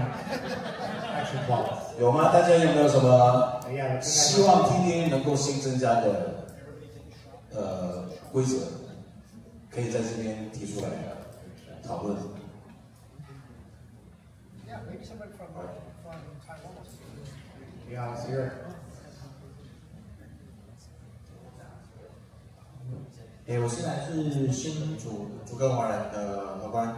那我们那边有发生几起案件是，不算案件，就是几起事例是，他们会有就是 fake 动作，就是 fake action， 然后去 read 后卫玩家或前卫玩家的表情。对，那这部分我们在思考是他会不会有一些违规动作，或者是有办法做调整，或者是警告等等之类的。对，可以具体讲一下什么的 fake 的 pump？ 就比如说 pump fake， 有时就是可能会说，我讲 all in， 就是 all in， 就是他就拿一管出拿出去，然后说他没有讲 all in 吗？没有讲，但他就是一个 fake， 然后So his question is his book about quite there have been incidents of pump fakes, and one of the pump fakes he described is a player go like this, have nothing in their head, and look for the something like he pull a stack up, not saying anything, like that, like faking it so that he can read the players behind. Face emotion or whatever. So, are there any rules that can? Yeah, it's easy to fix. You just tell them if you continue to do that, you're going to get a penalty. One warning, lifetime. If I see you do it one day, okay, you're warned. If you do it the next day, I've already told you, if I see you doing this, you're going to get a penalty. Instantly, just give them a penalty. And not just a hand, give them a round. Give the dealer a ruler. Like the old days.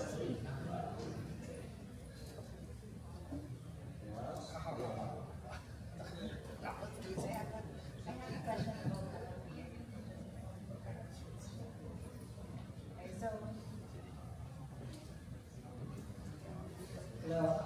Okay, so I just remember the question about penalty. So, Matt, how do you handle if, say, a player is on one round penalty, or even one hand, gets to play his hand, and then there was a substantial action? Gets to play, but he's on penalty by accident, yeah. And there was a substantial action. So the player was on penalty, but was dealt in, and played the hand, or? Played the hand and substantial action came out. Okay. That one's going to be case by case for sure, but I do believe that in interest of this, the other players, the dealer, or nobody else said anything about it. You know, depending on the situation, if the player was in the big blind or not in the big blind, or whatever, but substantial action, I believe at that point has to play. Those cards were already dealt, and so I would give him penalty with ball in hand. Yeah. Thank you. Wouldn't kill his hand. He knew he was on penalty and played. How do you know? He just realized afterwards. Or the dealer didn't realize, or nobody else realized.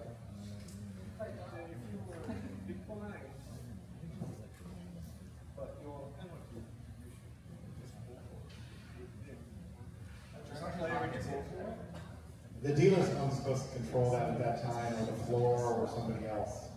Yeah, he should have blocked. If he's on penalty, I mean, one hand penalty. I know we don't do a ton of those, or we do, but most people don't.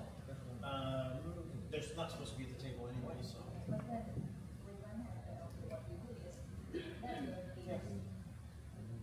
Yeah, I think for my league, I think we have a rule that covers this. I believe it's accepted action. I think, equally, not only a player on penalty should know, the dealer should know, the other player should have known, right? This guy's acted, everybody's acted on that. Unfortunately, we can't do anything about that. Again, like Matt said, we just move on from that hand. If we want to escalate it, because the guy's taking a shot, he's supposed to be on one round, issue a 2-round penalty afterwards for taking a shot. So, you know, just one of those things. It does make it, if they know that's the rule, it makes it perfectly, if I'm about to be on a one-hand penalty in my big blind, I should absolutely try to play it. Because if I get the hand through, then I'm just going to get a penalty on the small blind and I could win a really big pot. And if somebody says, oh, you're supposed to be on a penalty, oh, okay, sorry, no problem, and get up and walk away from the table. If they know that there's no downside to playing that angle, somebody will play that angle. Instead of the thing, it's just one hand penalty, just red. I'll give you 1 round. No, but at a certain point in a tournament, winning the hand is worth it. No, but I think, as you pointed out, I think it's still a case-to-case basis. In your situation here where the guy's all in, substantial action, by all means, I'm killing this hand. I'm sorry, you know what, you're all in, you're supposed to be a 1-hand penalty, I'm not going to let you roll over your hand. But when there's action with chips and multiple things, and guys involved, you know, I think it's case-to-case. No? It's probably case-to-case. I guess I'm leaning towards killing the hand, and you guys are leaning towards letting it be live. I'm just, because I would have to know why. If you're telling me they didn't understand it, because again, we have language barriers and stuff like that, I get that. But I'm trying to figure out how 9 people at the table and the dealer don't know that that person has a 1-hand or a 1-round penalty and that person is playing. And my concern is if we lean towards letting it ride, that does give the person who's going to angle shoot it the opportunity to free roll that hand. If somebody says you're supposed to be on penalty, oh sorry, I forgot, and they walk away. Are you giving his chips back?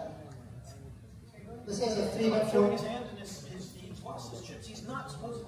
Because here's the same type of scenario. You get to the river, somebody rolls over 2 queens of spades and starts giggling. You giving them their chips back, or you're awarding the pot to the other player? This is someone who's not supposed to be playing a hand. 99 times out of 100, we think he knows he's not supposed to be playing a hand. Why 99 out of 100? I don't know. Because a guy in a suit just looked at him and said you have a 1 hand or 1 orbit penalty. The dealer was sitting there, 9 other people were sitting there. 99% of the world does not get 1 orbit penalties. We're more than 99% of the world. If you combine us all together against the USA, we're a lot more than you guys. Just got one here. Just with what we're saying here, for cast and mindspace earlier in the afternoon, we were talking about if somebody, if we were to give a penalty that would cause them to be out of the tournament, would we enforce it? And I think the consensus was yes, give them the penalty, it's on them. So in the light of that thought process, shouldn't we just mark their hand? Because they're going to try and get out of that. So maybe they were about to be eliminated, and that's why they played it. The point is, at what point? Is it it's on the flop, and there's been raises and calls, and other things? It has to be case-to-case. See, I'm right. The answer is rule 1. Told you that's rule 1. So I had another question about the timing. So everyone's like every tournament now we only have timing, but somehow when the players sit down on the table, the dealer forget to give the timing, or when they break the table, the player also collect the chip and forgot about the timing. Now they got to play for a while, and then they involved to the hand where they need more time to think about it. And they realize, they look around, hey, I don't have time back. Or I'm breaking table and I forgot to bring my time back. So would you allow them to get their time back? Or just like unlucky guys because the time bank is like your chip. So if you're not collecting your chip, this is not in play and you cannot get your time bank back. Well, first, I would hope that the dealer at the other table or the floor would say, you know, this player's time banks are still here. So that itself should correct itself. But if it doesn't, yeah, I'm not going to allow the player to play at that hand. I would say you have to play this hand under these conditions. If it is in fact proven that you don't have any time banks, or that you have time banks that are owed to you or are supposed to be yours, we'll go get them for you. But I'm not going to let the table see the condition that he doesn't have any time banks and then do something different. Does that make sense? Yeah, man, this actually happened to me in an APT event where a player has forgotten their time banks on the table. You know, I don't know. Half an hour later, he said, "Oh man, I forgot my time banks at the table." I said, "I'm really sorry." I literally told the player, "I'm really sorry that you forgot it. You're a pro." It was Shardul from India. I said, "Wait for the next break, right? You're gonna get one anyways." You know, this is the beauty of where players get to actually accumulate. So if you guys are doing one every break, for players forget it, I actually make an announcement if we're bagging time banks. Right? I make that announcement very clear, guys. Don't forget to bag your time banks. If you leave them behind, we're not going to give you any more time banks or whatever, right? Where in events where APT is giving actual time banks for making it to day 2, I make sure the floor people don't actually pass out the time banks at the end of the night. So if they do forget it, that means at the start of the day, they are getting it. So that's another procedural thing. Yeah, I understand. But what I'm thinking is, should we put the rule about the time bank, you counting like a chip. So if you have your time bank there, you forgot, you're unlucky because you not protect your chip, so it's not... Yeah, I don't think we can make it a rule, but I think as organizers, you know, again, Matt's being soft, right? He says, "Oh, if I can prove under a camera, I guess go to CCTV at times, I'll give it to you." But I'm on the other side. If you forgot it, just don't do it. Yeah, because I want to appeal from the player, like they said. They forget on the little table. They don't back it. The team is responsible for that. You're accumulating anyways. You're going to give them more at that, next break or whatever. I won't give it to them. Disagree. Definitely feel like you should give them back to them. Yes. Not that hand, but you should definitely give them back to them. What time? What's the line? 30 minutes later, how do you... Again, that's part of the floor error or staffing error when the dealer's picking up. Where are those time banks at? They're still sitting on the table somewhere. The dealer might have 15 dead time banks sitting next to him and just scoop those in and take them home, because there would have been time banks used at that table. So the dealer might have scooped them all and taken them away. It's a player issue. It's about the player responsibility for their chip and then don't cut whatever. Yeah, but if a player leaves chips behind, we're going to give them the chips, right? Or we're not? Yes.